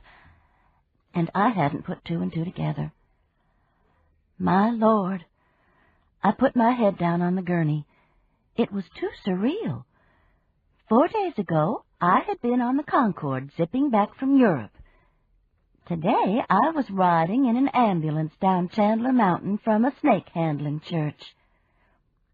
"You okay, ma'am?" Tammy asked. "I think so. I just hoped the ambulance didn't have too many more curves to swing around." "They say that Chandler Mountain has the most and the biggest rattlesnakes in the world," Tammy said proudly. "I wonder if that woman in the church was bit." Not even thoughts of a sale at Bed Bath & Beyond could rescue me, especially when Tammy said, "Your cousin here looks like the Chandler Mountain booger got a hold of him." "The Chandler Mountain booger?" "Yes, ma'am. You never heard of it?" I shook my head no. Tammy seemed surprised. "Sort of a cross between a bear and a wildcat. I've never seen it, but lots of folks up here have. It makes an ungodly noise, kind of a whine and a screech and a moan all at one time." Tammy shook her head. "You don't want to get in the way of the booger, no ma'am." For a moment I thought she was teasing, trying to see how much a naive flatland foreigner would believe. "A cross between a bear and a wildcat?" "Oh, yes, ma'am. You hear that noise, you want to get away quick." She was serious. The staff of the Blount County Medical Center emergency room was expecting us. Luke was whisked off, and I was ushered into a small glass cubicle to answer all of the questions that I could. "But," Tammy stuck her head in the doorway, "she don't know about the snakes, Irene. The booger, neither." Irene waved. "Just as well, Tammy. Bye." Irene was a middle-aged woman whose head fit right on her shoulders. Whoever had broken the girl's neck at the church would have trouble with Irene. I shivered, pushing the thought aside. "You want some coffee, Mrs. Nelson?" I nodded. We'd get the name straightened out soon enough. When Irene got up, I saw that she was built like a box. Not only was there no neck, there was no discernible waist. She was back in a moment with a styrofoam cup of coffee, though, and the nicest smile. Irene, I decided gratefully, was the perfect person for this job, sturdy and comforting. It took several minutes after I explained to her that I was Luke's cousin, not his wife, for her to locate his insurance cards. She called the treatment room where they had taken him, and a nurse brought Luke's wallet out. Irene had me go through it to find his cards. The first card I pulled out was his driver's license. Luke looked startled in the picture, vulnerable. I suddenly felt like crying. "Here." I handed Irene the insurance card. "Trash." "Blue Cross?" "Of course not. Look what just walked in. Don't turn around, just look." Between jet lag and everything that had already happened that day, I was totally confused. "What?" "Well, just turn around a little bit and look. You won't believe this." A tall, bearded man had walked into the emergency room. He was wearing a black short-sleeved T-shirt that had "Kill them all, let God sort them out," emblazoned in large white letters below a death's head that was wearing a pirate's hat. My God! He was here to rob the emergency room of its drugs, and there was nothing between us and his semi-automatic but glass. This was it. This was Death. I waited. Death sat down and glanced through a Southern Living magazine. "Comes in here every afternoon to pick up his wife," Irene sniffed. "She's nice as she can be. one of our best nurses. Just no sense. My heart began to beat again. I could feel it drumming against my ribs. Well, it's none of my business she wants to be a fool, Irene said. She picked up the card. Okay, let's see what we've got here. The outside door opened again, and 2 young women came in, brushing off their coats. "It's snowing, Irene," one of them called as they headed down the hall. Irene waved in their direction. "Snow, just what we need." I thought of the hairpin curves on Chandler Mountain. Surely the policeman would let Sister leave before the roads got too icy. "Things ice up around here in a second," Irene said, as if she were reading my mind. "Causes all kinds of problems." Guilt. I had left my sister on top of a booger-occupied mountain in a snowstorm in a snake-handling church with a dead body. "What happened to your cousin?" Irene asked. "I'm not sure. We were at this church up on Chandler Mountain, and he went in to look for his wife, and when he didn't come back, we went in to look for him, and he was unconscious and bleeding, and there was a dead woman on the bench across from him, a dead woman with a lot of red hair and a broken neck." I paused for breath. "Is that right?" Irene pushed some papers toward me. "Here, sign these." Her head was on backward. Have mercy. Irene handed me a ballpoint pen. "Sign right here, and—" She lifted the top sheet of paper. "Here." I signed. "Okay." She glanced at my signature. "Mrs. Hollowell, somebody will be out in a little while when they find out what's with your cousin." Backwards heads didn't seem to make much of an impression on Irene. They sure as hell did on me, though.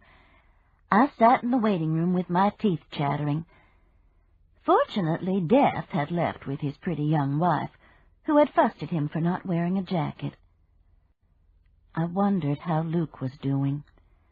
I wondered what had happened to him. The most reasonable scenario I could come up with was that he had seen the dead girl, fainted, and hit his head on the corner of the bench. That made sense. And he had been talking out of his head when he said he had seen Virginia.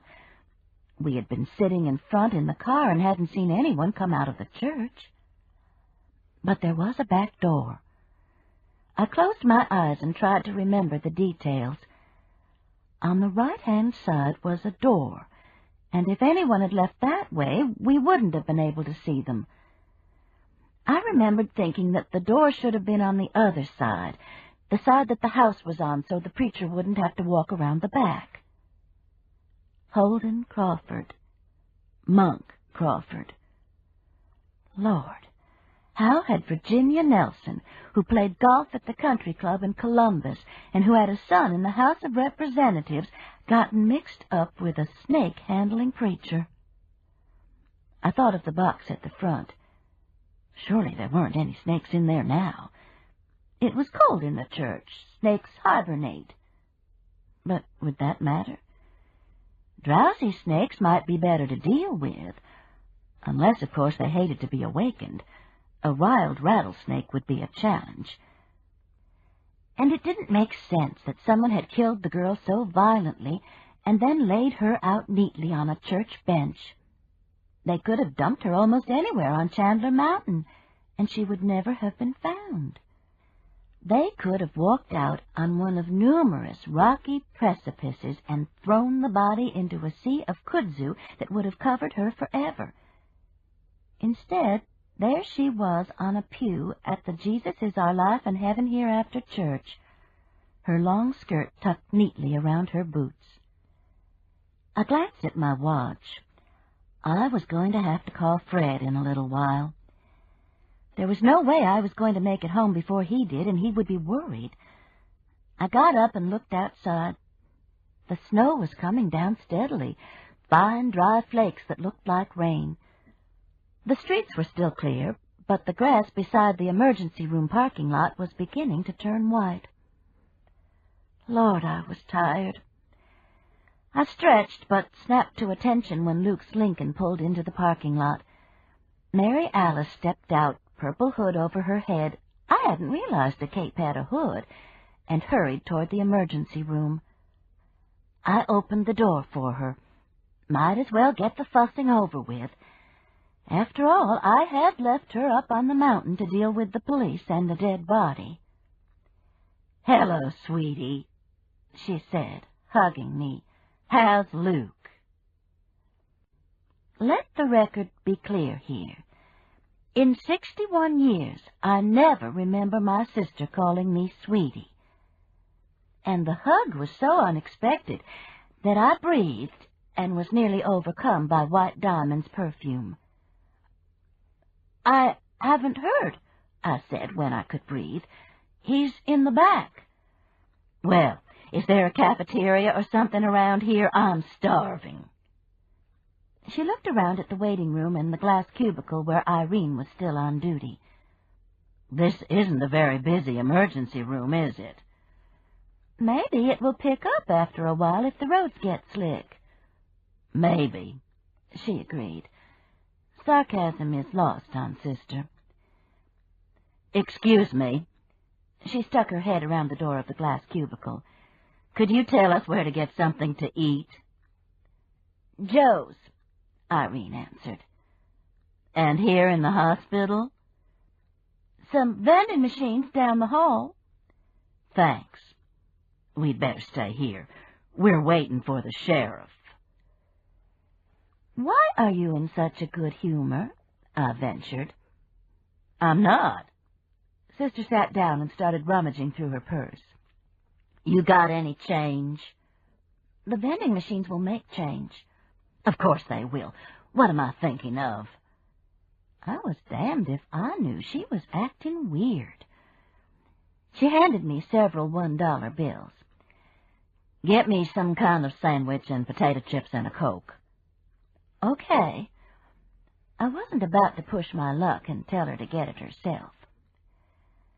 I found the vending machines and got back with the food just in time to see the reason for Sister's good mood. The emergency room door opened, and a man in uniform swept in.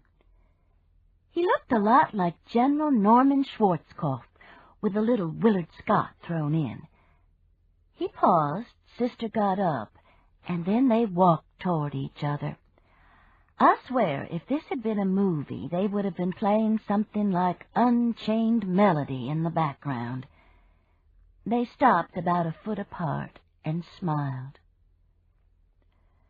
"I got pimento cheese," I said. "Is that all right?" "Mouse," Sister said, "this is Virgil Stuckey, the sheriff of St. Clair County. Sheriff, this is my sister, Patricia Ann Hollowell."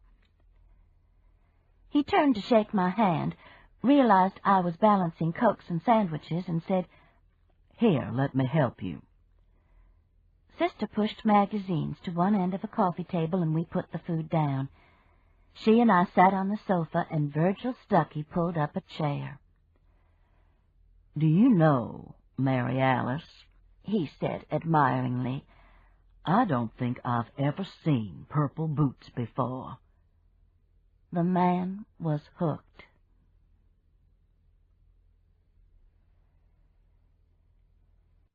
Chapter 6. Email from Haley to Mama. Philip says the testicle is called a neuter cow, which sounds nutritious, like some kind of a drink with vitamins. He says obstetricians swear by them here. Debbie says she will send me a picture of David Anthony on the Internet right after he's born. The hospital does it somehow. I can't wait to see him. I hope your jet lag is fine by now. I finally got an email from Alan. He says they're fine and had a good Christmas. Thank the Lord he came to his senses and he and Lisa are doing okay. They are, aren't they? We are. Last night we rented Fargo and had popcorn and hot chocolate. Any news? Give Papa a kiss for me, Aunt Sister, too. I love you all. Haley. Any news? I turned off the computer. Maybe later in the day I would have time to tell Haley all that had happened. In the meantime, I had to get dressed and go back up to Oneonta. I had checked with the hospital, and they were releasing Luke in the afternoon. It had been almost 10 o'clock the night before when we got home. We wanted to talk to the doctors and be sure Luke was all right. No fracture, they assured us, but a bad concussion. They wanted to keep him 24 hours for observation. Virgil Stuckey had torn himself away from admiring Sister's purple boots long enough to ask Luke some questions. Yes, Luke had seen Virginia in the church. That was all he remembered. His head hurt, and how come he couldn't open his eyes good. "You hit your head," the sheriff told him. "There's a bandage on your forehead, and your eyes are swollen." "Why would I hit myself on the head?" "We think you fell." "Oh, okay." Luke closed his eyes and went back to sleep. "I'll need statements from both of you," Sheriff Stuckey informed Mary Alice and me. "We can do it over dinner at Joe's." We walked about a block through fine, powdery snow to Joe's family restaurant. My statement, told while we were waiting for our dinner, fried chicken, mashed potatoes, and green beans, was that I had gone into the church, found Luke unconscious and bleeding, and tried to stem the bleeding. And, yes, I had seen the dead woman lying on the bench. Sister's statement, over pieces of lemon meringue pie and coffee, touched slightly on the truth. She had thrown her cape over Luke because she had seen the symptoms of shock, had rushed to call 911, stayed behind to clarify things for the authorities while I had left. And neither of us had seen Virginia, or any sign of life for that matter.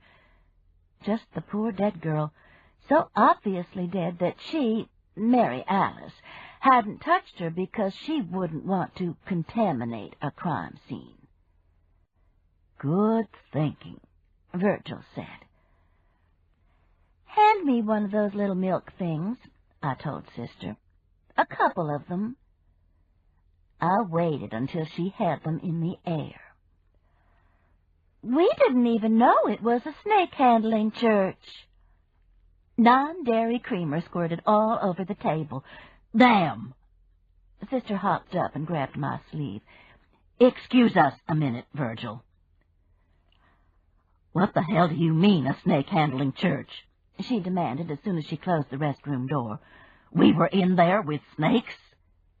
"That's what that box was for up at the front. The woman in the ambulance told me. She says they get called up there sometimes when folks get bitten." Sister looked pale. I was beginning to feel a little guilty. So she had altered the version of the role she had played at the church. Who would want to admit they had been upchucking all over the parking lot, especially to a man you were obviously attracted to?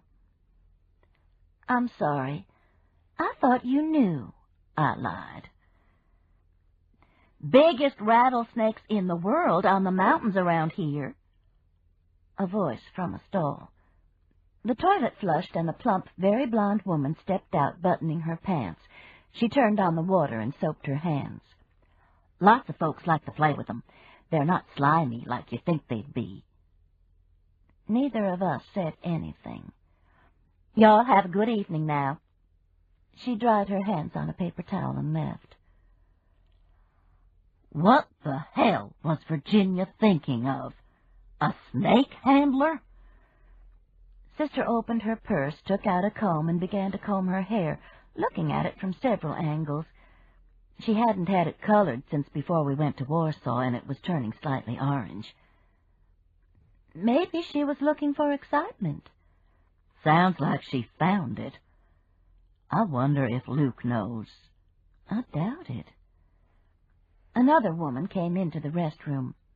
"How y'all doing?" Fine. we said together. "We'd better get back," Sister said. "He's nice, isn't he?" "Married?" "Widowed, 2 years. We left the restroom and headed back toward the table. Graduate of Annapolis, retired from the Navy after 20 years, sheriff for 15, 3 grown children. I learned all this between the bathroom and the table. But when had she learned it? Virgil Stuckey hopped up as we approached. "I'm sorry," Mary Alice said, sliding into a chair. "I had no idea that was a snake-handling church."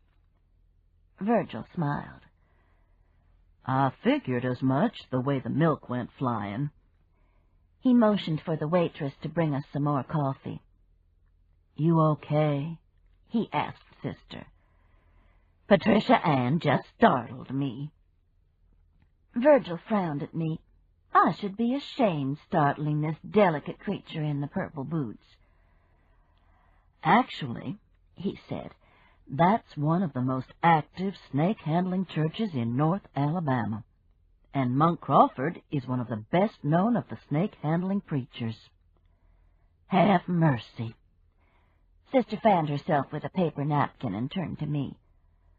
"I don't remember Virginia liking snakes, do you?"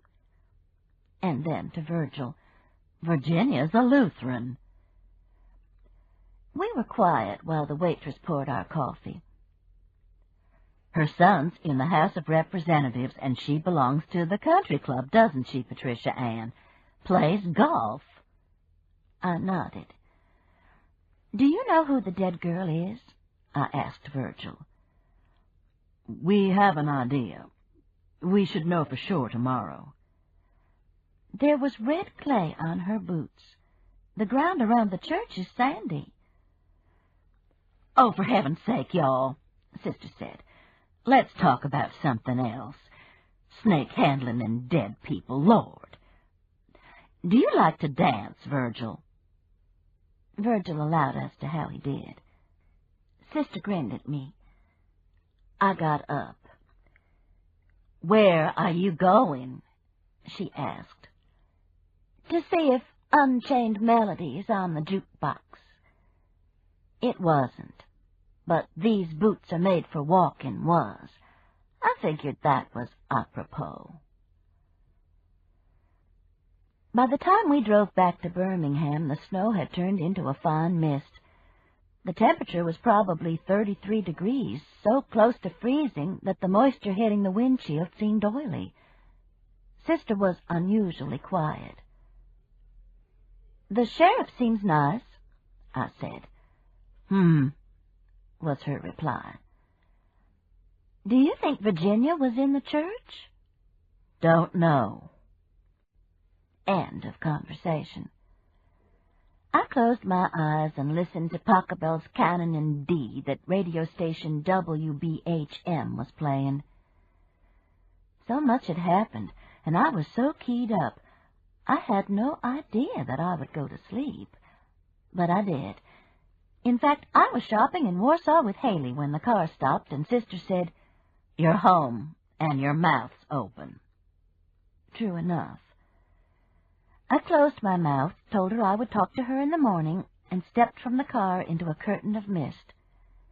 Fred had left the back light on, and the deck off the kitchen looked icy. Typical Birmingham January, I thought, warm one day, freezing the next. Fred opened the back door for me, leaned forward, and held out his hand. "Be careful. That porch is slippery." "I thought you'd be in bed," I said, taking his hand and stepping into the warm kitchen. "Couldn't sleep until you got in." Chances were he'd already had 3 hours sleep in his recliner, but that was okay. "How's Luke?" "About the same." I had called from Oneonta and told Fred about Luke's concussion. "They're just keeping him for observation." Fred was hugging me, his arms inside my coat. He had on his old velour robe that smelled like Gaines soap. I rubbed my cheek against it and considered going to sleep standing up. "I've got to go to bed," I said. "I'm beat." Fred followed me down the hall. "No sign of Virginia?" "Nope." I sat on the edge of the bed and kicked my shoes off. "The guy she ran off with is a snake handler, though." "What?" "He's a snake-handling preacher." I pointed toward the bathroom door. "Hand me my nightgown and robe." "I thought he was a painter." "He is." I started shucking clothes. "How did you find that out?" Fred held out my gown and flannel robe.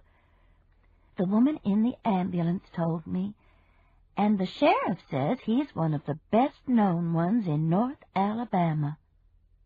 "What sheriff?" "Virgil Stuckey, the sheriff of St. Clair County.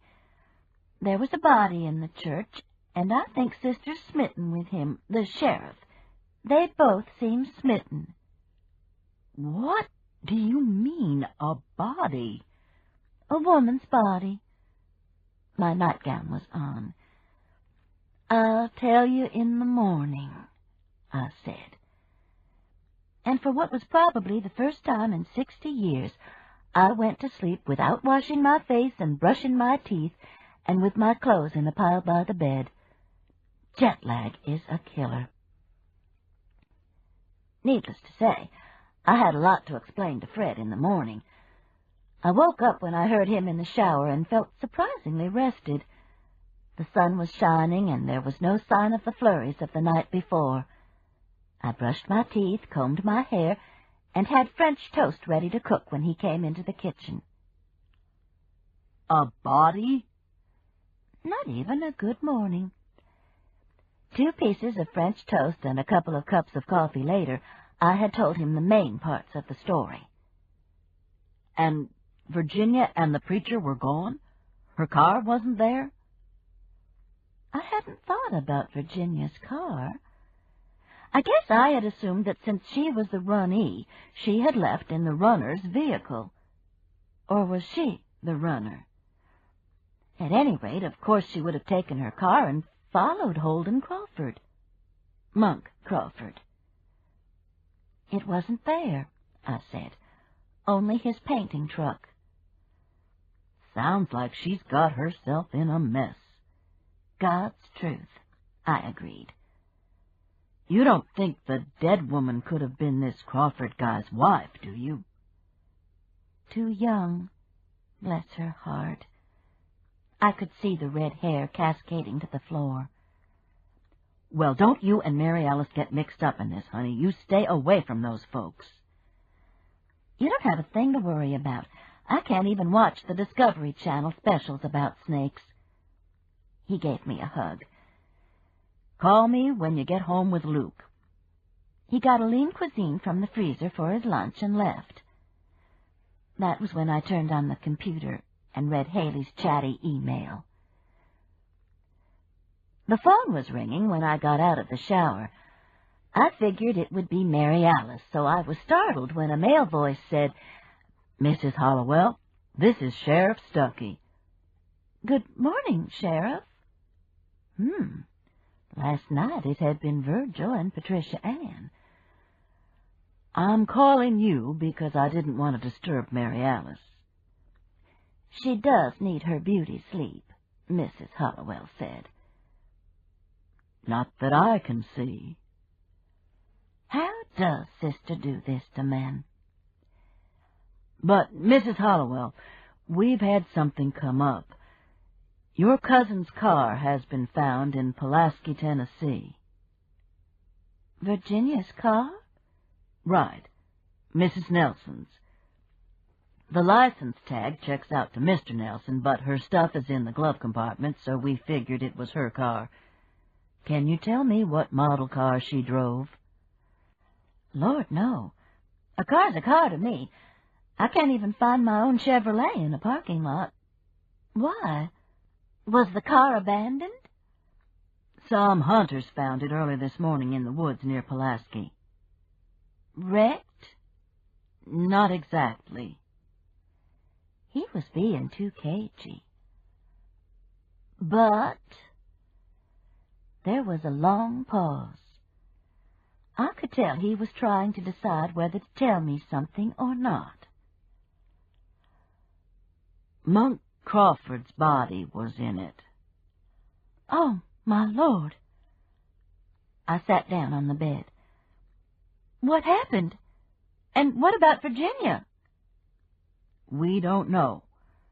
We don't know any of the details. All the Pulaski authorities said was that the car and body had been found. There was identification on the body, and they want us to notify Monk's family. We're trying to locate them now. I rubbed my forehead. My head was beginning to ache. And no sign of Virginia? No. Again there was that hesitancy in his voice. But I knew. Monk was killed, wasn't he? Murdered. Virgil Stuckey cleared his throat. Like I said, Mrs. Hollowell, we don't know the details, but the Pulaski police think that he was, yes. In Virginia's car. What I was thinking, he continued, was that Mrs. Nelson's family should be told what's happened, too. I couldn't argue with that. Virginia had run off with a man who had turned out to be a snake-handling preacher. A young woman had been murdered in his church. Luke had possibly been attacked in that same church, and now the preacher had been found dead, murdered, in Virginia's car. I'll call her son, I said. He's in Washington. He's the representative from Columbus, Mississippi. His father should have called him when this first happened. And Mr. Nelson? I'm going to Oneonta. They're supposed to release him this afternoon. I'll tell him. If we learn anything else in the meantime, I'll call you. After I thanked him and hung up the phone, I went into the den, found my address book, and took it into the kitchen where the sun was shining brightly through the bay window, and where Muffin was sitting on the kitchen table grooming herself. When I put on my reading glasses, I could see cat hair like motes floating in the sunlight. And I'm the one who has always complained about Mary Alice's old cat, Bubba, who sleeps on a heating pad on her kitchen counter. I sat down at the table and opened my address book. It's the same one that half the women in the United States own, the one from the Metropolitan Museum of Art with the painting by Mary Cassatt on the cover of a woman licking an envelope. I'm convinced that if I lost it, my whole social life, such as it is, would fall apart. I opened it to the ends. There was Luke and Virginia's address and phone number in Columbus, but no address or phone number for Richard. If I knew how to use the Internet well enough, I could have found him in a minute. But the class I'd signed up for at UAB didn't start for a couple of weeks. Well, I thought, it shouldn't be too hard to find someone in the House of Representatives. But what on God's earth was I going to tell him? I propped my elbows on the table and put my face in my hands. Muffin came to rub against my hair. I'd never been very fond of Virginia, granted, but it was sad and frightening to think of what might have happened to her. Whatever her problems had been with Luke, however depressed and desperate she might have been, she had jumped from the frying pan into the fire. I raised my head. Muffin's eyes looked right into mine. I pulled her against me and buried my face in her fur. She smelled like sweet, healthy cat. She began to purr. Lord, was I going to be able to let Haley take her back? There was a light knock on the back door. I got up and let Mitzi Pfizer in. My neighbor and friend for almost 40 years. She knows me too well. Lord, Patricia Ann, what's wrong? She's also a wonderful listener. Except for a few "I declares" and "have mercies," she didn't interrupt my story about all that had happened in the last 24 hours. When I finally wound down, she said, You think Virginia's dead too, don't you? I think it's a good possibility, and it makes me so sad. I can't imagine how she must have felt when she found out what she had gotten into, can you? Mitzi shook her head, no. And it's more than the snakes. There's something going on up there that 2 people have been murdered over. I paused. Surely there's some connection between the 2 deaths. I would think so. And now I've got to call Richard and tell him what's happened, and I dread it. To start with, it's not going to make any sense to him. He's going to think I've lost my mind when I tell him his mother ran off with a snake-handling preacher. Why don't you get Mary Alice to call him? I looked up, and Mitzi was smiling at me. I'll take Woofer for his walk. You go tell her what's happened. Tell her the sheriff suggested the call. I thought of the sheriff not wanting to disturb Miss Purple Boots's beauty sleep. I smiled back. That's a great idea. Mary Alice lives in a house on top of Red Mountain, a huge house that her first husband, Will Alex Sullivan's family, built with the millions they made off of steel. Her other 2 wealthy husbands had been happy to live with her there. Each, like his predecessor, had impregnated her once there and had widowed her there. They would have been crazy not to have lived there. It's one of the most beautiful houses I've ever seen, overlooking the whole city. From Sister's sunroom, you can see planes landing and taking off from the airport. You can see thunderstorms roaring down the valley and spectacular sunsets. This morning, as I pulled into the driveway, Tiffany, the magic maid, was sweeping the front porch. She is a cute young blonde. The Magic Maids is the name of the company that she works for, though, best I can tell, she spends most of her time at Mary Alice's. She looked up and waved. It was all of 35 degrees, but she had on khaki shorts and a blue denim shirt. Her arms and legs were as tan as if it were July.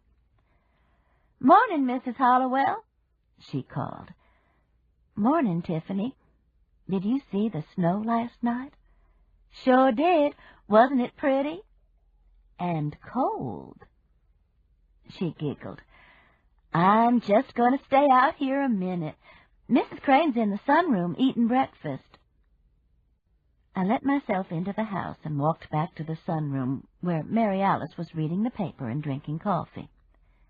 "Hey," she said, pointing toward a white carafe, "you want a cup? There's some toast left, too." "Nope." I sat down in one of the white wicker chairs that's covered in a bright floral print. Next to my kitchen, this is my favorite room in the whole world. Sister folded the paper and put it on the coffee table. "What's up? You're out early. Is Luke okay?" "I guess so. I haven't heard. Virgil Stuckey called, though." Sister came to attention. Preened, actually.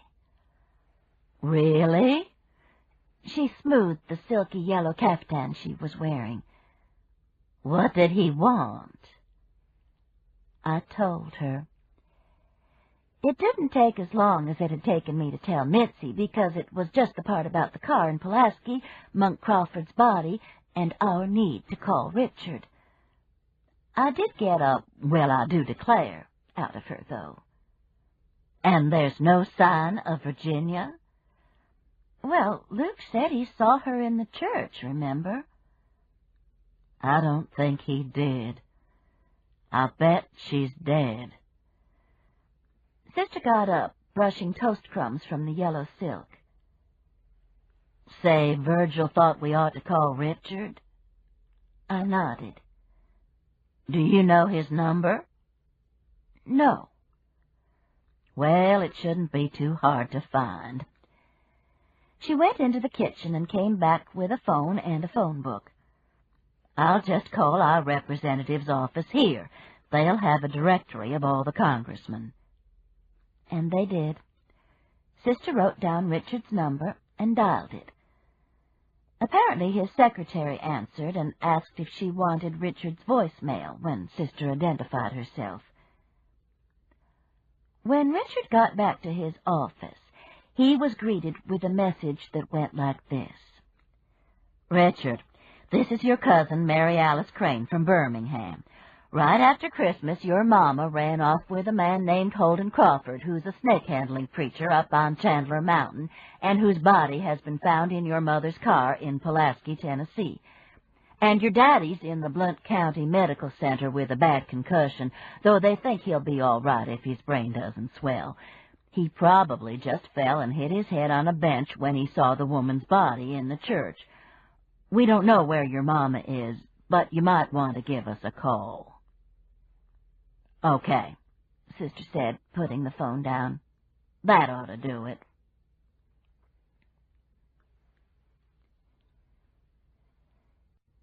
Chapter 7.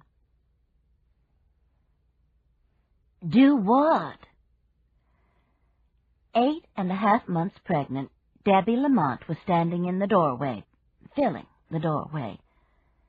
I've never understood this glow that pregnant women are supposed to have. I know I never had it. Maybe they're talking about those few hormonal days when you feel flushed, the days between the green of nausea and the gray of weariness. Debbie was definitely at the gray stage. Come sit down, sweetheart, her mother said. You wouldn't believe all that's happened. Debbie gave her mother a kiss, blue-kneed one, and eased herself down sideways on the sofa. Morning, Aunt Pat. Henry made Uncle Fred that beef tip and rice casserole he likes so much. I took it by your house and saw Mrs. Pfizer walking Woofer. She said you were here. Thank you, darling. And thank Henry. Fred will think he's died and gone to heaven. I put it in the refrigerator.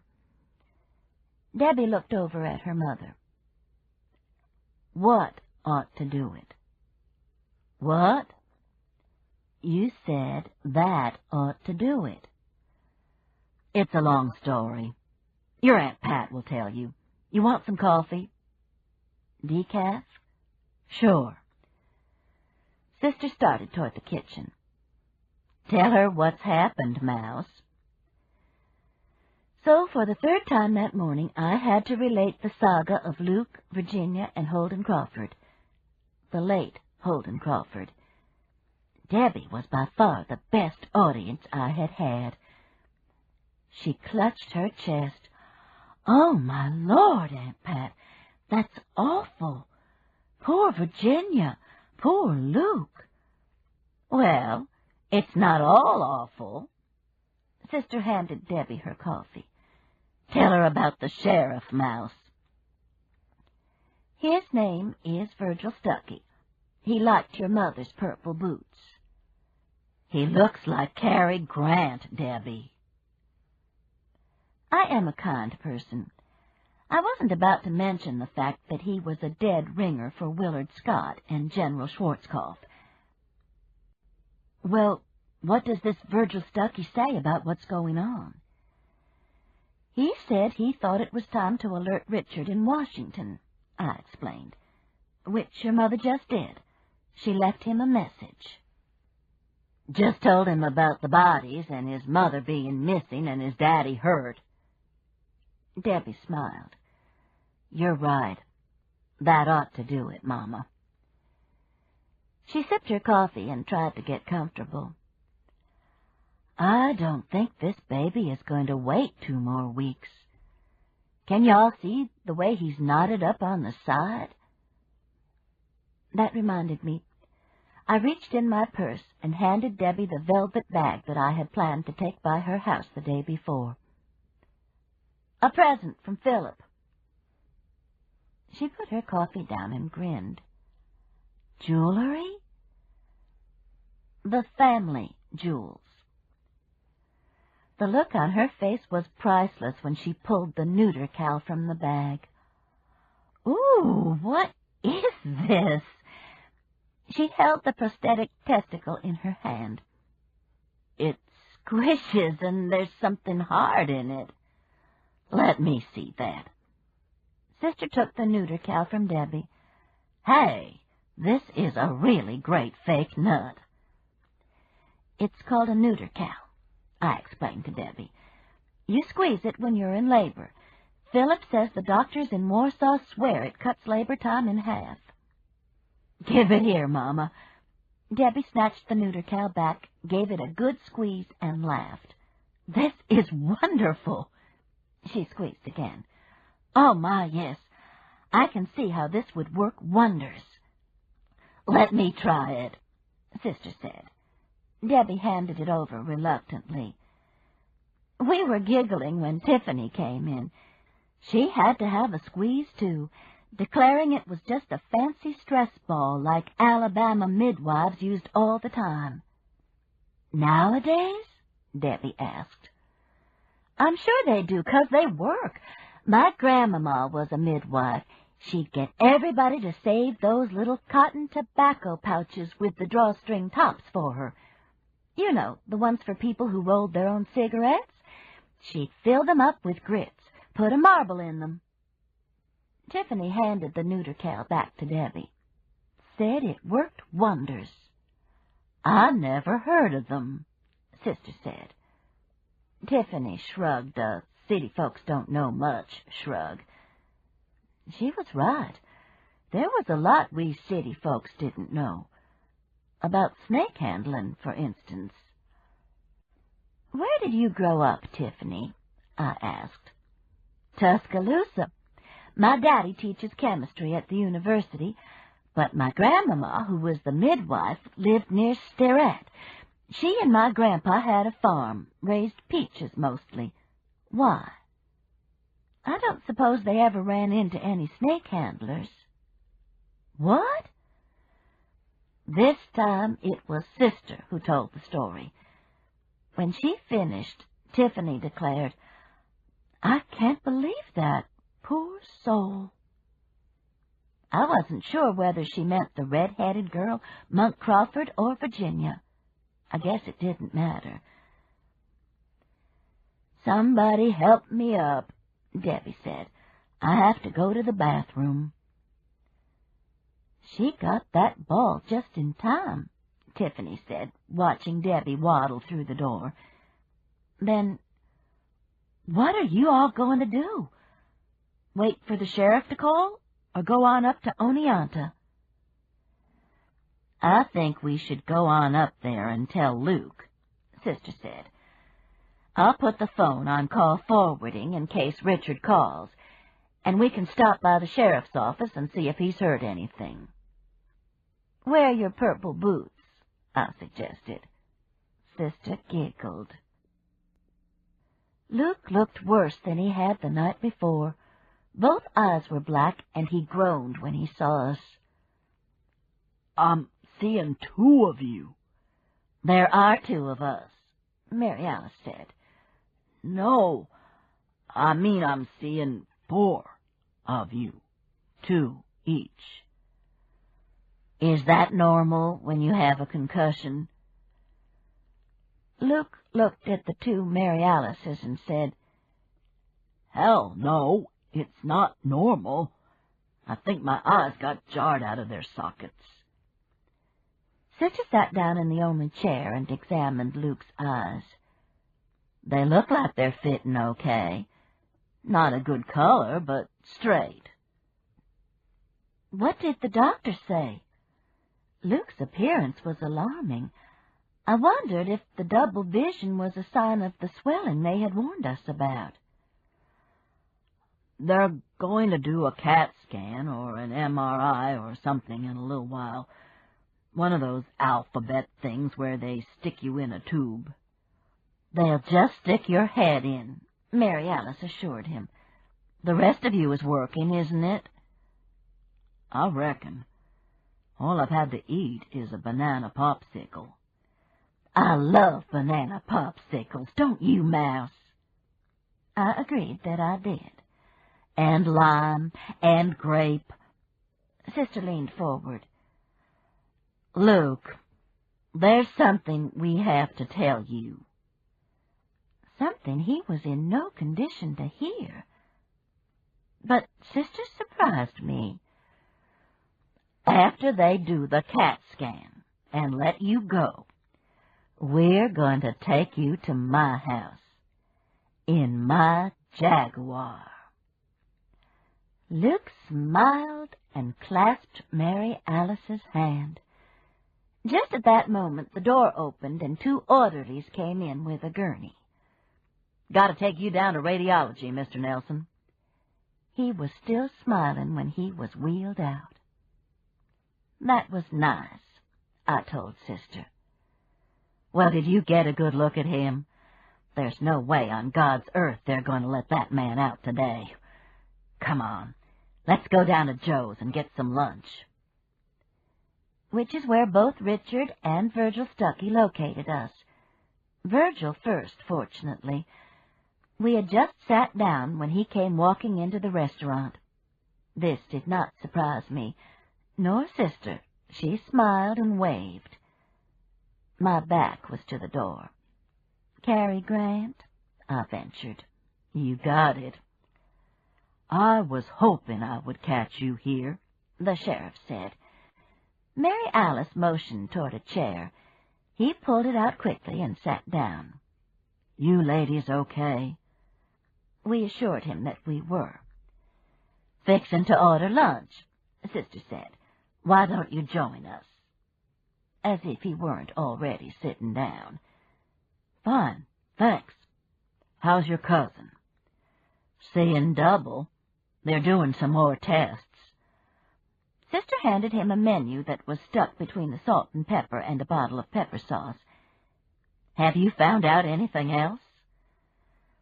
We have identified the woman in the church. Monk Crawford's daughter-in-law named Susan, married to his son Ethan, who died last year from a rattlesnake he was handling. They say it hung on and wouldn't let go, emptied so much venom in him they couldn't save him. His arm swelled up big as an elephant's leg, turned black. A waitress came up to take our order. The vegetable plate had looked good a few minutes before. Now I decided iced tea was all I wanted. Surprisingly, it was all Sister ordered, too. I glanced over at her, definitely pale. "What's the matter?" Virgil asked. "I didn't take your appetite away, did I?" "A little bit," Sister confessed, surprising me again. "Well, I'm so sorry." And to the waitress, "I'll just have iced tea, too." "No, you go on and eat," Sister said. "It's fine." "You're sure?" We nodded. He ordered practically everything on the menu. "I've got to head out for Pulaski in a little while, and I don't know when I'll get a chance to eat again." "Tell us about Susan Crawford," I said. He looked at Mary Alice for permission. She nodded. "She was a handler, too, big time. She and her husband used to go all over the mountains up here, and even Georgia and Tennessee, holding meetings, testifying, and handling." "Was she still doing it?" I asked. "Far as I can tell. She had a couple of kids, though, little ones. So I guess after her husband died, she didn't have as much opportunity." And now those children were orphaned. Their father and mother were dead, and so was their grandfather. "Where are the children now?" Sister asked. "We're not sure. I don't understand any of this, I said, and I didn't.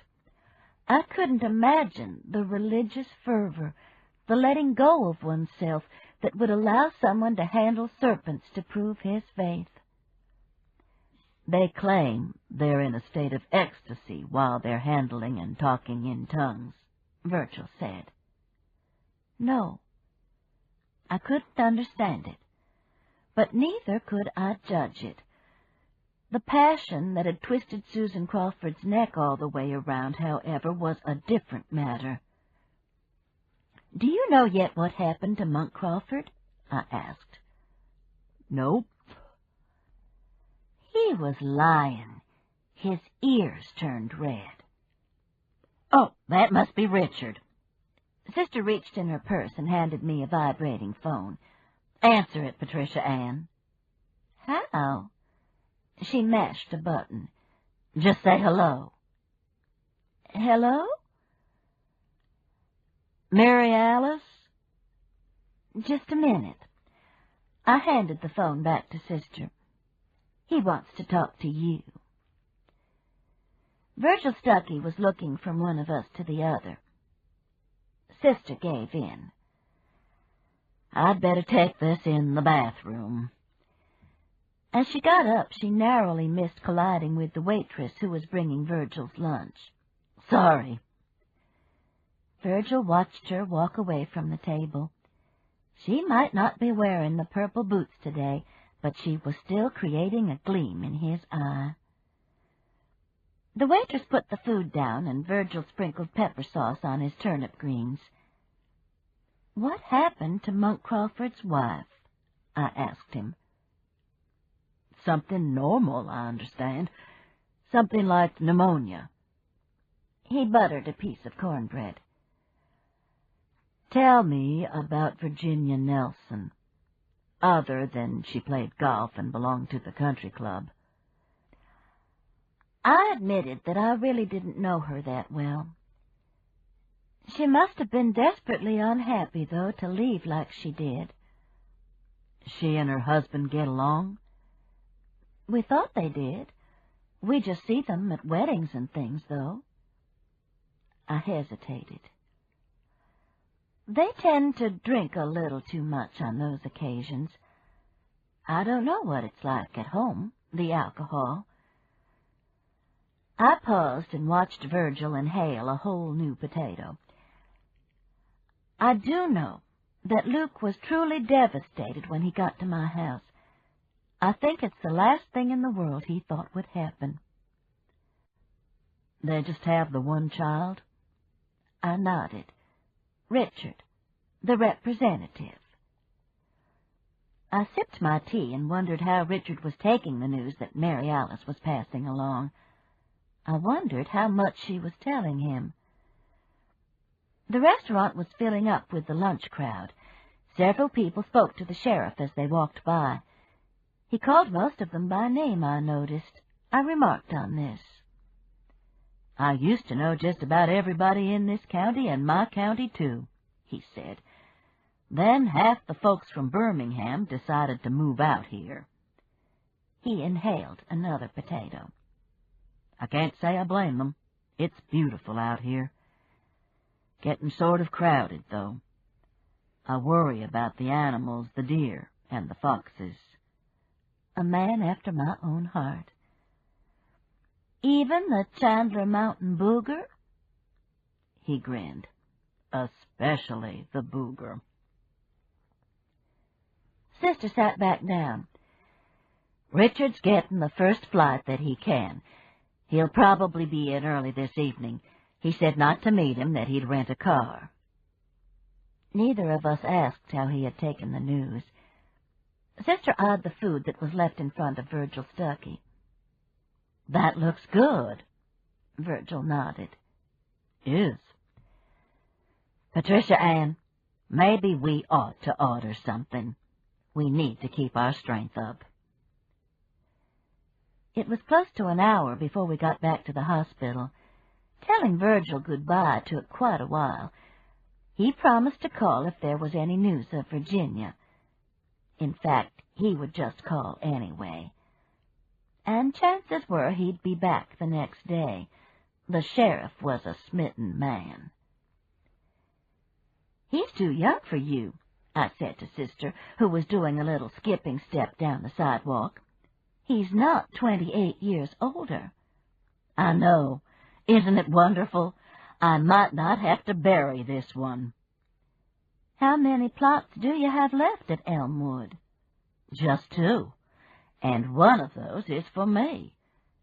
He might want to be buried with his first wife anyway, though I doubt it."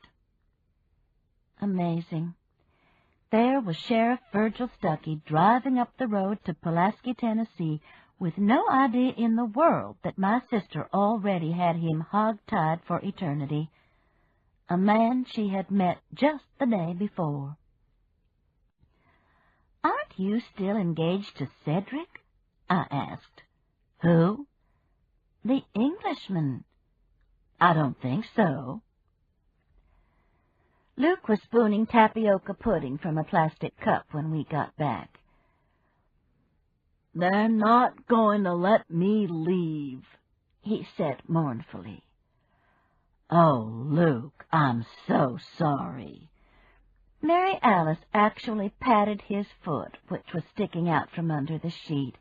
The woman has no conscience. "What did they say?" "Maybe tomorrow." He blinked back tears. "And I'm so worried about Virginia. I know she's up there at that church, not knowing I'm hurt." "She's fine, Luke," I said. "She's going to show up soon." "Of course she is," Sister agreed.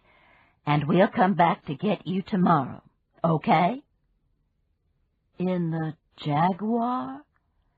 "Absolutely." The poor fellow smiled. I could have kicked Sister in the butt, especially when we were walking down the hall and she said, "Did you see Luke's toenails? Longer than Howard Hughes's. If he cut them, he'd wear a size smaller shoe, I swear."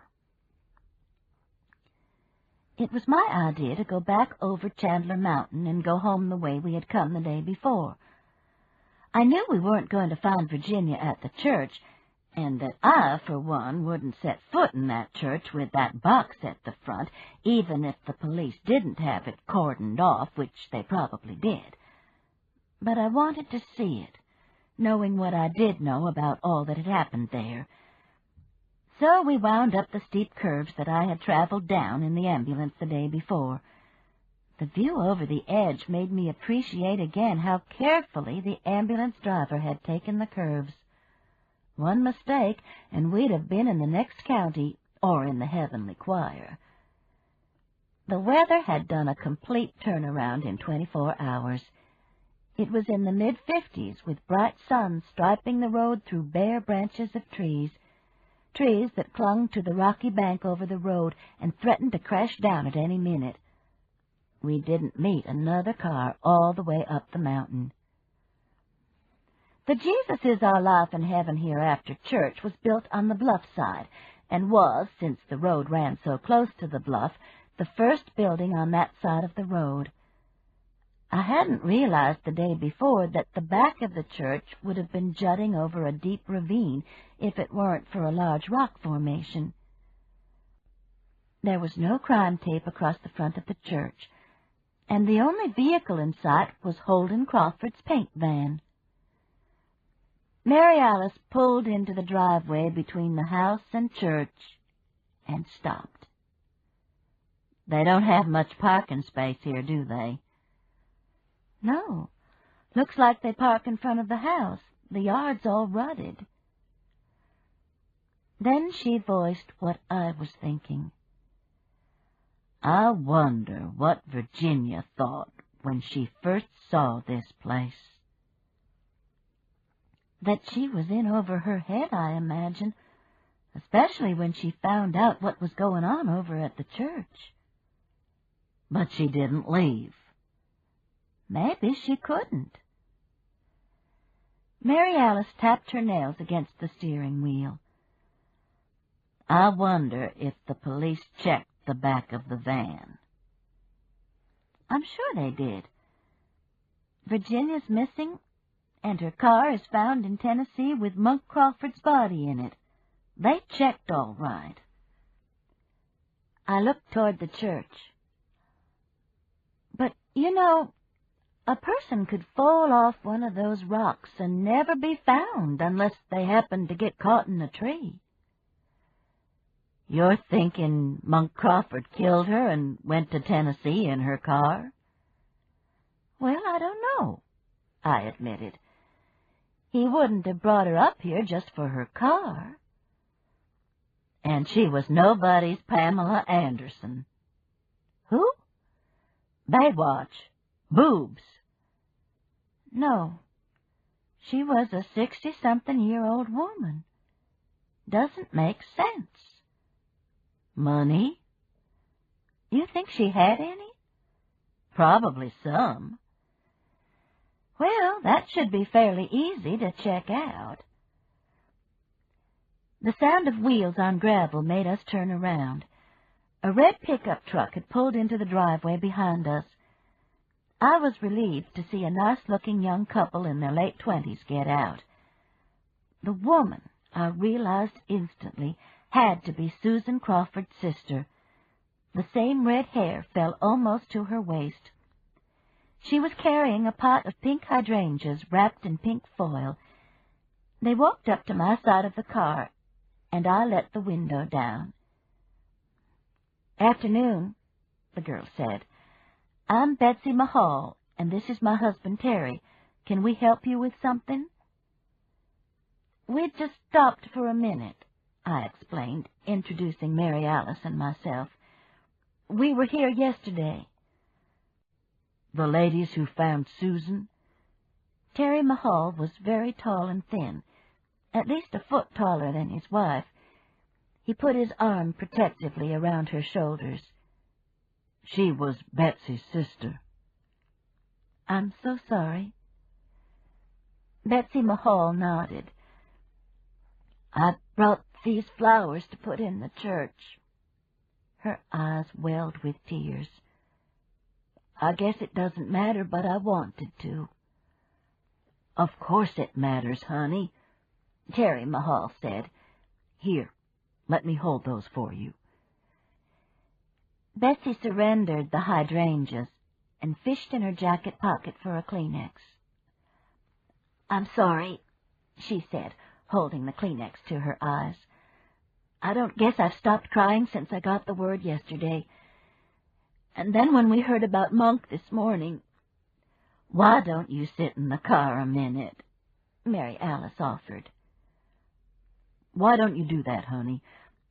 You've just about made yourself sick." Terry Mahal opened the back door for his wife. "I'll go put these in the church."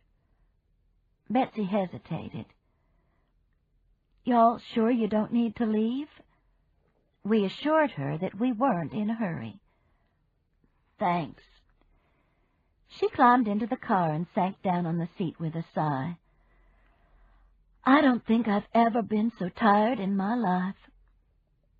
We watched Terry cross to the church. Betsy shivered. "I hope the door's not locked." "It wasn't yesterday." Sister turned and looked at the girl. "You want some aspirin, and I've got some coffee up here in a thermos." Betsy shook her head. "My ears are already ringing. I've had so much aspirin. But I'd like for you to tell me about yesterday. About Susan." She paused. "If you don't mind." "You tell her," Sister said. Terry disappeared into the church with the hydrangeas. I wondered if he would put them on the box at the front. I assumed he knew what the box usually held. "My cousin was looking for his wife," I explained. "He went into the church and didn't come back out, and we went in to see about him. He had fallen and was unconscious, and Susan was lying on the front bench." I decided not to add any details. "Did she look peaceful?" Betsy asked. She looked dead. Mary Alice realized how blunt this sounded and tried to soften it, but neat in spite of her neck. It was like someone had laid her out, I explained, frowning at Sister. Betsy sighed. I always thought it would be the snakes that took her. I thought her husband Ethan's dying from snake bite would put some sense in her, but it did just the opposite. She said she had to do his work, too. You're not a handler, then? Lord, no. Susan took it up when she married Ethan. She even kept those things under her bed, but I wouldn't let her come near my house with them. I'm scared to death of snakes. You and me both, Mary Alice agreed. What about her children? I asked. Weren't they in danger? Oh, no, ma'am. Susan and Ethan both adored those babies. They were careful. I wondered how careful you could be with poisonous snakes under your bed and toddlers roaming around. How old are the children? I asked. Jamie's 4, and Ethan Jr.'s 2, bless their hearts. Betsy wiped her eyes again. I was keeping them while Susan was in Georgia. I didn't even know she was back until the sheriff called. She wasn't supposed to be back until today. She paused. And then he called again this morning about Monk. I swear my head's just spinning. Mary Alice held up the thermos. Sure you don't want some? No, ma'am. But thanks. You know, I think I'll go in the church and pray a little. She opened the door and hesitated. There's not anything in there, is it? In the church? I asked. You mean like snakes? I don't think so. Or blood? If there is, it's our cousins. Oh, okay. Betsy started toward the church and then turned and came back to the car. I let the window down again. I wish you could have seen how beautiful Susan was, she said. We did. She nodded, turned, and walked toward her husband, who had come out of the church. That's just downright pitiful, Sister said. That poor girl. I agreed. You still want to go look over the bluff and see if we see Virginia caught in a tree? I thought not.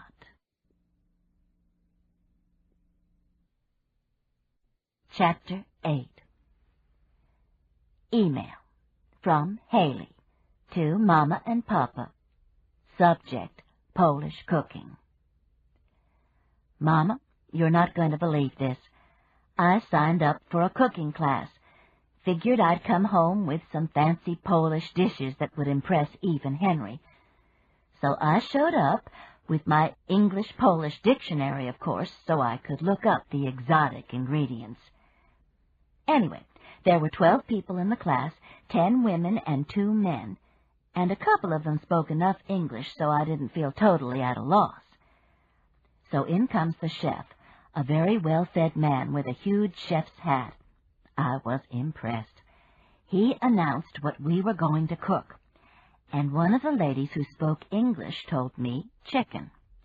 They all seemed very excited. So was I, until he got out a huge skillet into which he dumped almost a whole can of Crisco, dipped the chicken pieces into egg and then flour, and proceeded to fry them. Southern fried chicken, Mama. Polish soul food.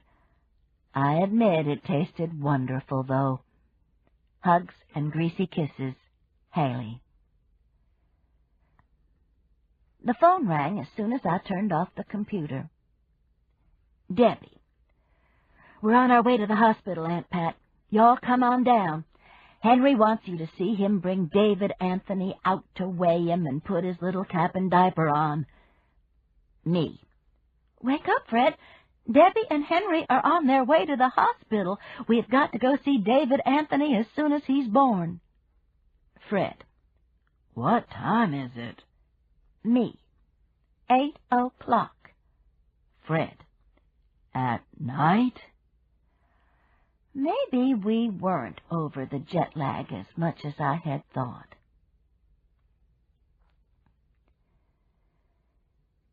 Henry Lamont is one of the special people in my life. If I had had to bet on one of my students becoming a famous writer, it would have been Henry. He still may get around to it someday, or maybe he won't, which is fine. He's a wonderful creative chef, a job that he loves and that all of us enjoy. I couldn't have been more pleased when he became part of our family. Mrs. Lamont, we were informed when we got to the hospital, was in one of the birthing rooms on the 4th floor. Just inquire at the desk up there. Birthing room? Fred asked as we got on the elevator. Is that the same as a delivery room? Not quite, I explained. It's like a very nice bedroom, and the whole family can stay in there with the mother while she's in labor and while the baby's being born. What? The elevator door closed, but Fred didn't punch the button. I reached over and hit 4. Sure, we're the cheerleaders. I waved an imaginary pom-pom. Push, Debbie, push. Not funny, Patricia Ann. I know, sweetheart. I put both arms around his waist. But don't you wish you could have been with me when our children were born? That you had been the one to hand them to me while they were still attached to the umbilical cord? Lord, no. Will Henry have to do that? Henry wants to do that. He wants to bond immediately with David Anthony. Well, that's fine, I guess. He'd still better send Debbie some flowers, though. The door opened and we stepped out. I sent you roses every time. There's one pressed in each of their baby books. I took his hand. You want to have another one? I think I'll pass. He grinned. But thanks for the offer. Hey, Aunt Pat, Uncle Fred. Henry was walking down the hall. He held up a styrofoam cup. I just came out to get some coffee. Y'all come on back. Debbie's in birthing room 2. How's she doing? I asked. Great.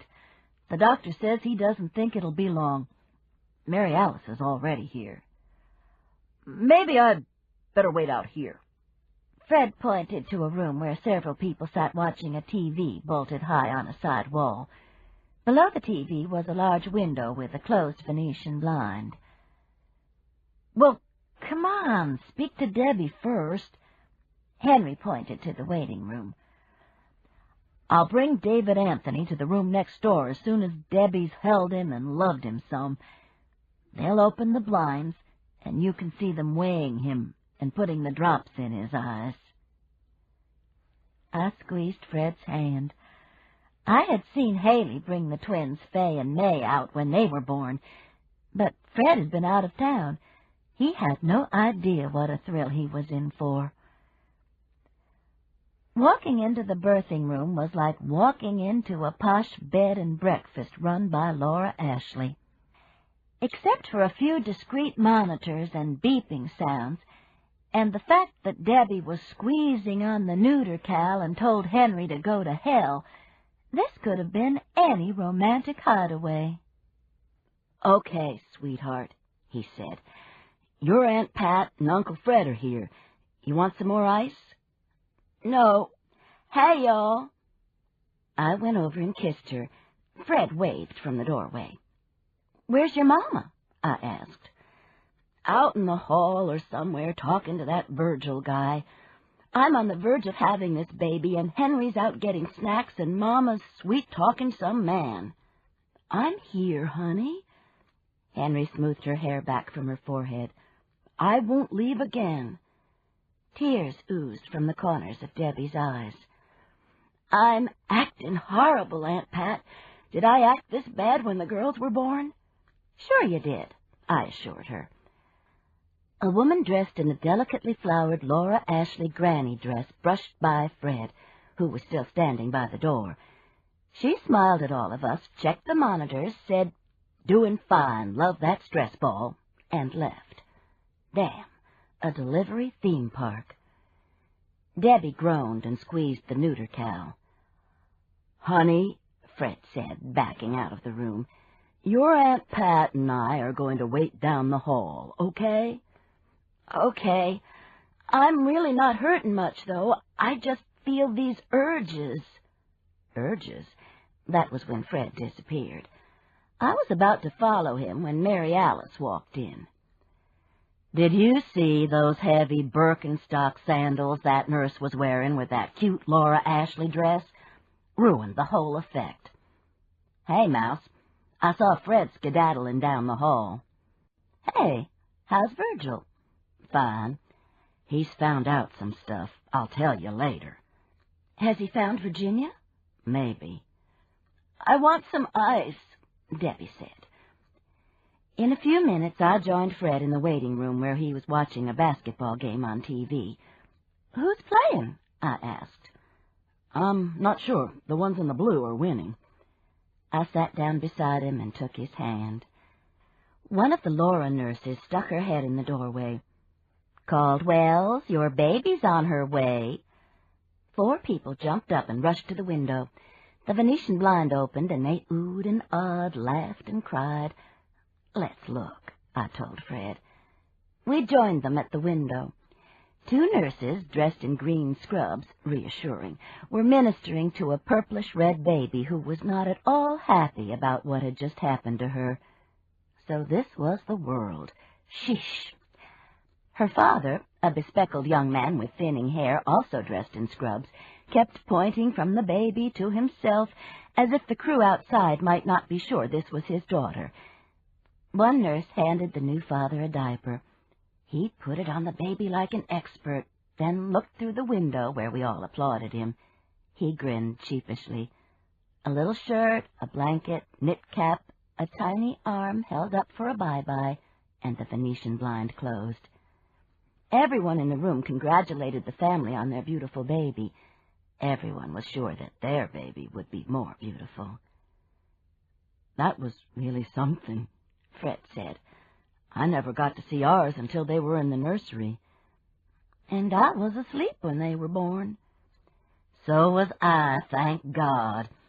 Mary Alice had come up behind us. "This is like squatting in a Laura Ashley field, you ask me." "Debbie okay?" "About there, I think. She and Henry don't need me in there." A very sensitive thing to do. Leave the parents alone to share the birth, and I told her so. Well, they came in and were cranking up the bed to this ungodly position, and I said to myself, "Mary Alice, it's time to get the hell out of Dodge." "Good thinking," Fred agreed. "Do you think I have time to go to the bathroom?"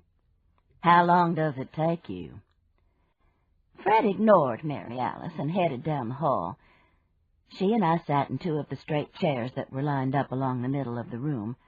Obviously, people weren't supposed to stay here long enough to warrant being comfortable. "Well, what did Virgil have to say?" I asked. "Monk Crawford died of snake bites." "You mean it was an accident?" "Far from it. 1 whole arm was full of bites. Virgil said he was tied up, and it looked like his arm was put down in a basket of snakes. Then they left him to die in the car." She paused. "The snakes were gone, though. Virgil was glad of that." "Oh, good Lord." I closed my eyes for a moment, fighting down nausea. The group that had just welcomed their new baby girl left, wishing us good luck. "Thanks," Sister said, "and congratulations." "What about Virginia?" I asked. "You said maybe they had found her." "They found a sales receipt for the car in the glove compartment. Virginia had sold the car to Holden Crawford." I thought about this a minute. That doesn't mean anything. The Crawford guy could have forced Virginia to write a sales slip so if anyone questioned his having the car, he could say he bought it. "That's true," Sister conceded. "but Virgil said it was a lead." "Sounds like a lead to another dead body, if you ask me." "Well, I'm thinking maybe she sold the car and went to Disney World." "She what?" I stared at Sister. "You know, like those I just won the Super Bowl and I'm going to Disney World folks. Virginia left Luke, she's feeling good about it, and she's gone to Disney World." I shook my head in amazement. Somehow my loony sister had segued from a dead snake handler to Mickey Mouse and had lost me in the transition. "That doesn't make a grain of sense," I said. "But it's a nice thought. Nicer than the alternative." I couldn't argue with that.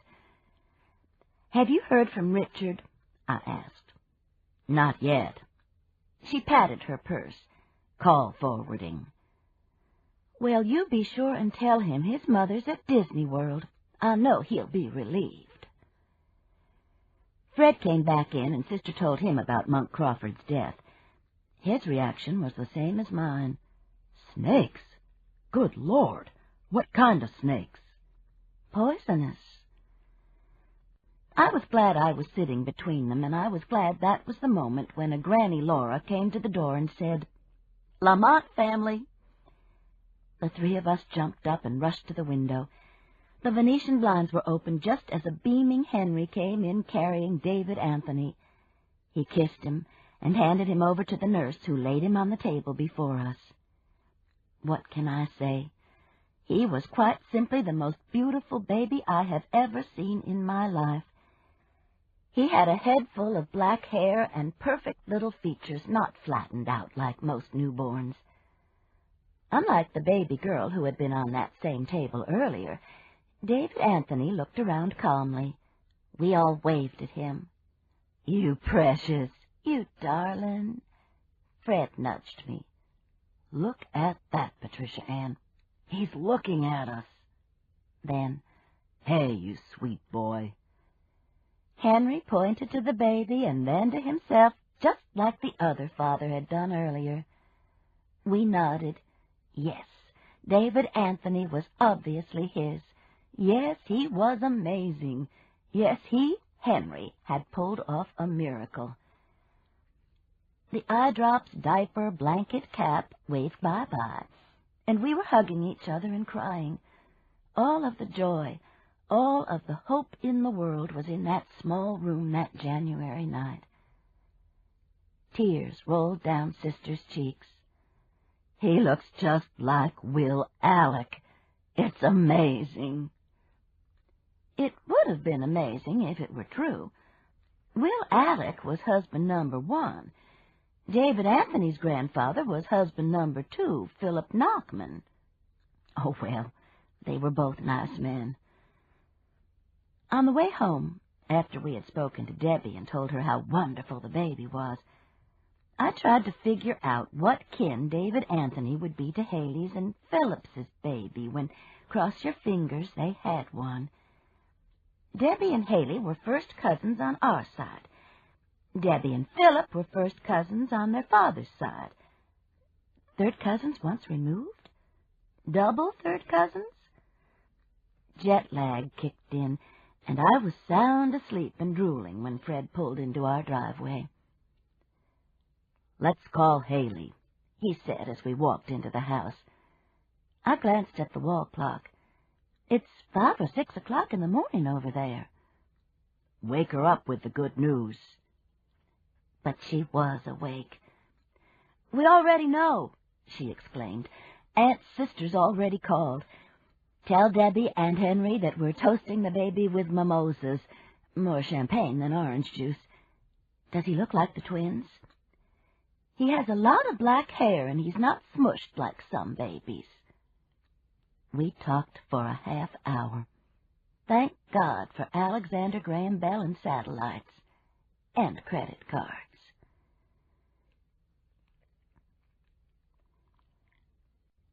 Chapter 9. Mrs. Hollowell? Yes. I didn't recognize the woman's voice. Is this the Mrs. Hollowell who was at Chandler Mountain yesterday? I set my coffee cup down so suddenly that coffee sloshed into the saucer, and Muffin jumped off the kitchen table. Someone had found Virginia's body. Yes? I held my breath. Mrs. Hollowell, this is Betsy Mahal. We met yesterday at the Jesus is Our Life and Heaven Hereafter church. The girl with the flowers. The murdered girl's sister. Betsy, don't tell me something else has happened. Oh, no, ma'am. Did I scare you? I'm sorry. I just thought for a minute that you might be calling about my cousin's wife. She's still missing. That's what I heard. There was a pause. I could hear children arguing in the background. Just a minute, Mrs. Hollowell. Jamie, give Ethan back his Cookie Monster. Go get one of your own toys. A pause. Right now, Jamie, I mean it. And then, I'm sorry, Mrs. Hollowell. They know something is wrong, and all they're doing is squabbling. No, nothing else has happened, thank God. What I called about was to see if we could meet somewhere today. There were some things I didn't get to ask you yesterday about my sister, some important things. And also, I've got information that might help with your cousin. Information about Virginia? You can't tell me on the phone? It's a long story, Mrs. Hollowell. I can't come all the way into Birmingham because of the children. My next-door neighbor can keep them for a while, but not all afternoon. And I hate to ask you to come to Steele. Do you think we could maybe meet in Springville, maybe for lunch? She hesitated. I really wouldn't ask you if it weren't important. I looked at the wall clock. 9:15. Betsy, I just don't know. I may have to go with my sister back up to Oneonta today. Mrs. Hollowell, I really need to talk to you. Betsy's voice lowered, and she almost whispered, I'm scared about something. Scared? What in the world about? And why me? It didn't make sense. I'd only seen the girl one time. Please? A catch in her voice and a barely audible sniff. Betsy was crying. That got me. The old school teacher help the kids out mode kicked in. Where in Springville? I asked. There went all of my plans for the day. The house was a mess. I needed to dust and vacuum. I still hadn't done all of the washing or paid the bills that had stacked up while we were in Warsaw. So much for good intentions. You know where that bakery is right on the main street by the library? The one that has some tables outside? That's it. They serve soup and sandwiches. Do you think you could meet me around 12? I'll be there. Thank you, Mrs. Hollowell. Thank you so much. We said goodbye, and I hung up wondering why in the world I had agreed to this. How could I help this girl? All I knew about her was that she was pretty, had long red hair, and was grieving for her snake-handling sister who had been murdered. Also that she was scared. What's she scared about? Sister wanted to know when I called her and told her where I was going. And what does she think you can do, Mouse? I have no idea. but she said she might have some information about Virginia. Well, I hope so. Richard's on his way up to Oneonta now to see about his daddy. He wanted me to go with him, and I said I had to take care of Fay and May. Richardina, the twins' nanny, is there, isn't she? Oh, sure. But Debbie's coming home this afternoon with David Anthony. Can you believe having a baby one day and coming home the next? I could tell that Sister was shaking her head just like I was shaking mine. Each of us had had the luxury of 4 or 5 days in the hospital when our children were born. Anyway, she continued, I need to prepare the twins for their little brother. I decided I didn't want to know about these preparations. No 2 children had ever been better prepared for the birth of a sibling. Debbie and Henry had seen to that. So I told her I would call her when I got back and let her know what Betsy had to say. There were still signs of Christmas everywhere. Wreaths on doors, a few Santas still poised on roofs. Billboards still wished us happy holidays from banks or from the anchors of local TV stations, all smiles and red suits. In some homes, I knew, the trees would stay up lighted. In February, they would be decorated with Easter eggs, biddies, and bunnies. Christmas does not depart Birmingham quickly or for long.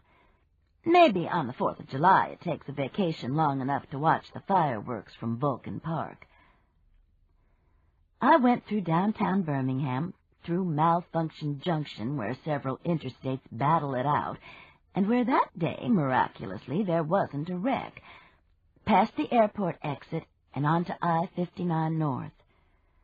Traffic wasn't heavy, and though clouds were coming in from the west, the sun was shining and the temperature was in the high 50s. It would rain later, turn cold the next day, and then warm up, the typical January weather pattern. It's seldom that we have more than 2 nights consecutively when the temperature goes below freezing. Mid-morning, mid-week, the interstates are a pleasure to drive, a pleasure that the citizens of Jefferson County and Birmingham didn't have as soon as most large metropolitan areas. Jefferson County didn't vote for George Wallace for governor. The interstates came to the county line and stopped. There's a slight chance that it was a coincidence, but where the interstates suddenly became 2-lane roads in congested areas, we had what became known as the George Corley Wallace Memorial Bottlenecks. Fred and I would take the kids to visit his parents in Montgomery, an hour-and-a-half drive, and sit at the bottleneck on Highway 31 for an hour, trying to get back into Birmingham. Not conducive to family harmony. That morning there was no bottleneck, though. Nothing but the rolling Appalachians and the deep cuts through the limestone that forms them. Some of the views were breathtaking, and I realized how seldom I noticed them. But, of course, I was usually with Mary Alice. The Springville exit overlooks a large farm pond. A sign at the top of the exit pointed right and declared fishing, $2 a day. So far, no one had paid the $2. The pond, shimmering in the January sunlight, was deserted. Several cows were in the pasture, though, some of them grazing, some lying down, a sure sign of rain within a few hours. The entrance to Springville is much like the entrance into Steele. The same railroad track, the main street of business, the old houses. Springville is much closer to Birmingham, though, and has become one of its principal bedroom communities. Just beyond the main street, developments with names like McDonald's Farms have sprung up for the young professionals who want the small-town life and don't mind the commute to Birmingham. I glanced at my watch. I was a few minutes early and thought I would sit at one of the tables in the sun and wait for Betsy. But as I parked, I saw her get out of her car and go into the bakery. Her bright red hair was pulled back into a single plait that reached almost to her waist, and for a second I saw that same hair tumbling over a church pew. Damn. The bakery was attractive. decorated in blue and white with starched lace curtains and a blue ceramic Dutch shoe holding 3 almost real-looking white tulips on each of the 6 tables. Only 3 of the tables had people sitting at them. Takeout seemed to be the bakery's big business. There was a line at the cash register, each person holding a sack that proclaimed Old Holland Bakery. The smells were wonderful. Betsy was already sitting in a chair just inside the doorway, one of 2 chairs placed there for the obvious purpose of waiting. She looked up and smiled when she saw me. "Thank you," she said, as if she were relieved that I had shown up. "You're welcome." That wasn't the right answer, but it sufficed. Betsy stood up, no taller than my own 5 feet, I noticed. But she was more beautiful than I had realized the day before. In spite of her eyes being slightly puffy, their clear hazel was startling. She had the very fair skin that some redheads are blessed with, and a few freckles across her nose. "We have to order at the counter," she said, pointing to a chalkboard on the wall with the day's menu on it. "They've got lentil soup today. They make the best in the world." "Sounds good." We each ordered a bowl of soup and decided we would split a club sandwich. While we were waiting for our food, we sat at a table by the window. The sun was still shining across the table, but a glance at the sky showed the progression of the dark wall of clouds. Neither of us spoke for a moment. It was noisy in the bakery, and I was about to suggest that we go sit at one of the tables outside. As long as the sun was shining, we would be comfortable. But before I could make the suggestion, Betsy leaned forward and said, "I want to tell you about my sister." I nodded. This wasn't what I had expected, but talking about her sister was probably something she needed to do. Susan was 15, and I was 18, when our parents were killed in a small plane. They had gone to Florida for the weekend with another couple, the couple who owned the plane. They ran into a thunderstorm. Betsy picked up the salt shaker, a pink pig with holes in its head, and examined it as if there were some meaning there. She sighed, set it down, and continued. "I was a freshman at the university, and Susan went to live with our Aunt Pearl, our father's sister. She was a widow and had never had any children, and she and Susan grew very close." I began to get the picture. "Your Aunt Pearl, she was a snake handler?" Betsy nodded. "The sweetest, kindest person who ever lived. She and my father were raised in a strict Baptist family just like Susan and I were. But Aunt Pearl wanted more. She wasn't satisfied with what she called diluted religion. At least, that's what Susan said. She told me once that Aunt Pearl said she wanted to touch God." "By handling snakes?" But I nodded. Betsy picked up the salt shaker again. "I didn't know anything about it, what Aunt Pearl was doing. I imagine our parents did, but they never said anything to us. Even after they were killed and I came home for Christmas or spring break, Susan and Aunt Pearl kept what was going on a secret from me." She looked up. "I don't know why Aunt Pearl never tried to proselytize me, but she didn't, just Susan." "You were older. Your beliefs were already established." "I guess so." Betsy managed a smile. Or maybe it was simply that she knew how scared I was of snakes. The smile faded. "But, that's part of it. You're scared to death, but you handle them anyway, thinking your faith will protect you." "Which Susan believed." Betsy nodded. "Which Susan believed. And Aunt Pearl, too. She died just 3 years after our parents did, throat cancer.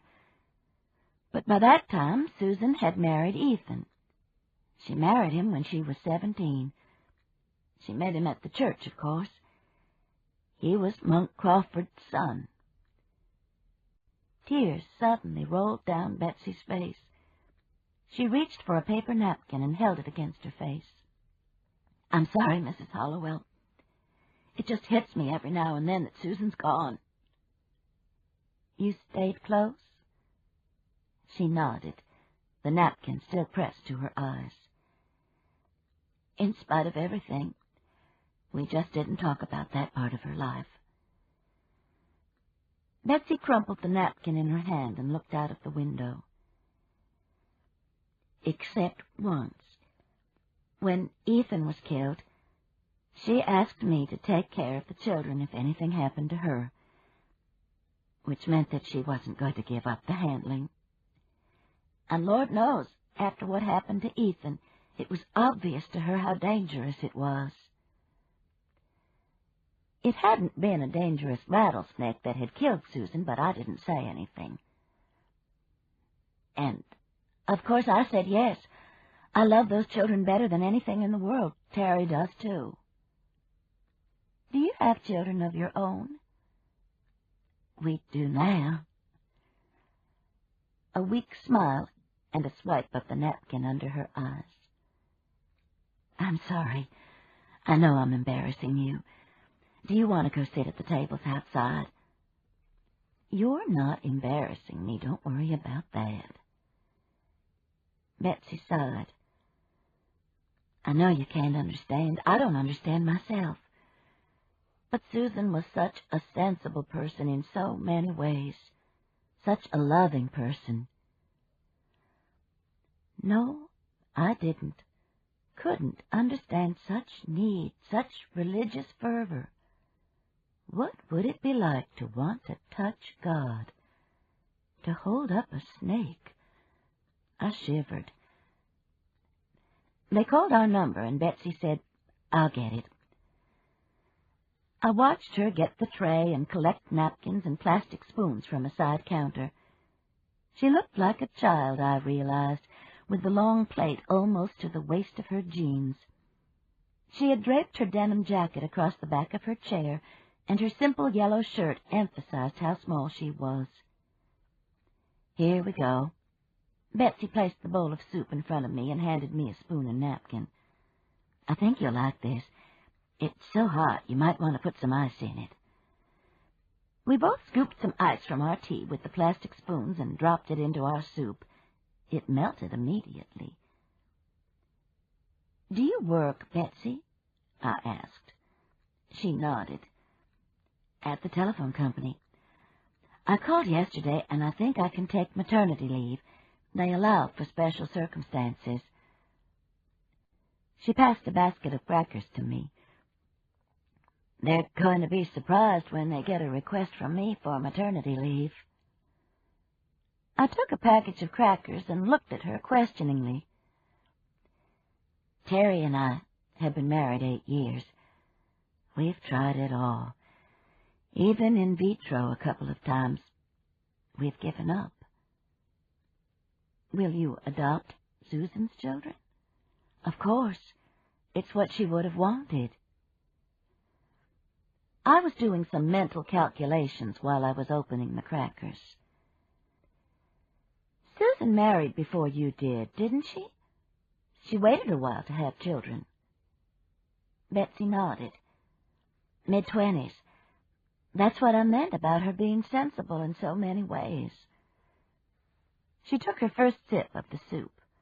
Good, but still hot. Be careful, Mrs. Hollowell. She was right. The lentil soup was delicious. For a few minutes we concentrated on eating. At least I was eating. Betsy was stirring her soup, lifting an occasional spoonful.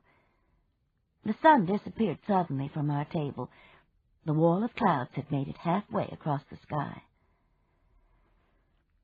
Susan's funeral is in the morning at 11, Betsy said listlessly, as if the sudden shadow had reminded her. We're having it at the funeral home, not at the church. What about Holden Crawford's? I asked. They haven't released the body yet. She shivered. You know how he died, don't you? I heard. Another stir of the soup. Well, what I wanted to tell you about your cousin was that Monk never would have hurt her. Chances are that she's okay somewhere. But he was found dead in her car. That's what I heard. Betsy put her spoon down and touched a napkin to her mouth. I want to tell you about Monk. Okay.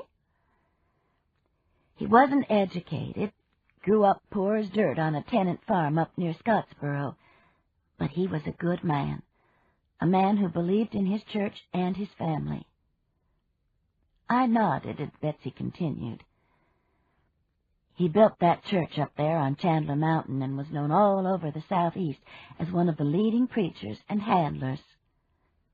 Known all over the Southeast? How had I missed out on all of this? But when his wife died, and then Ethan, he lost his faith, Susan said.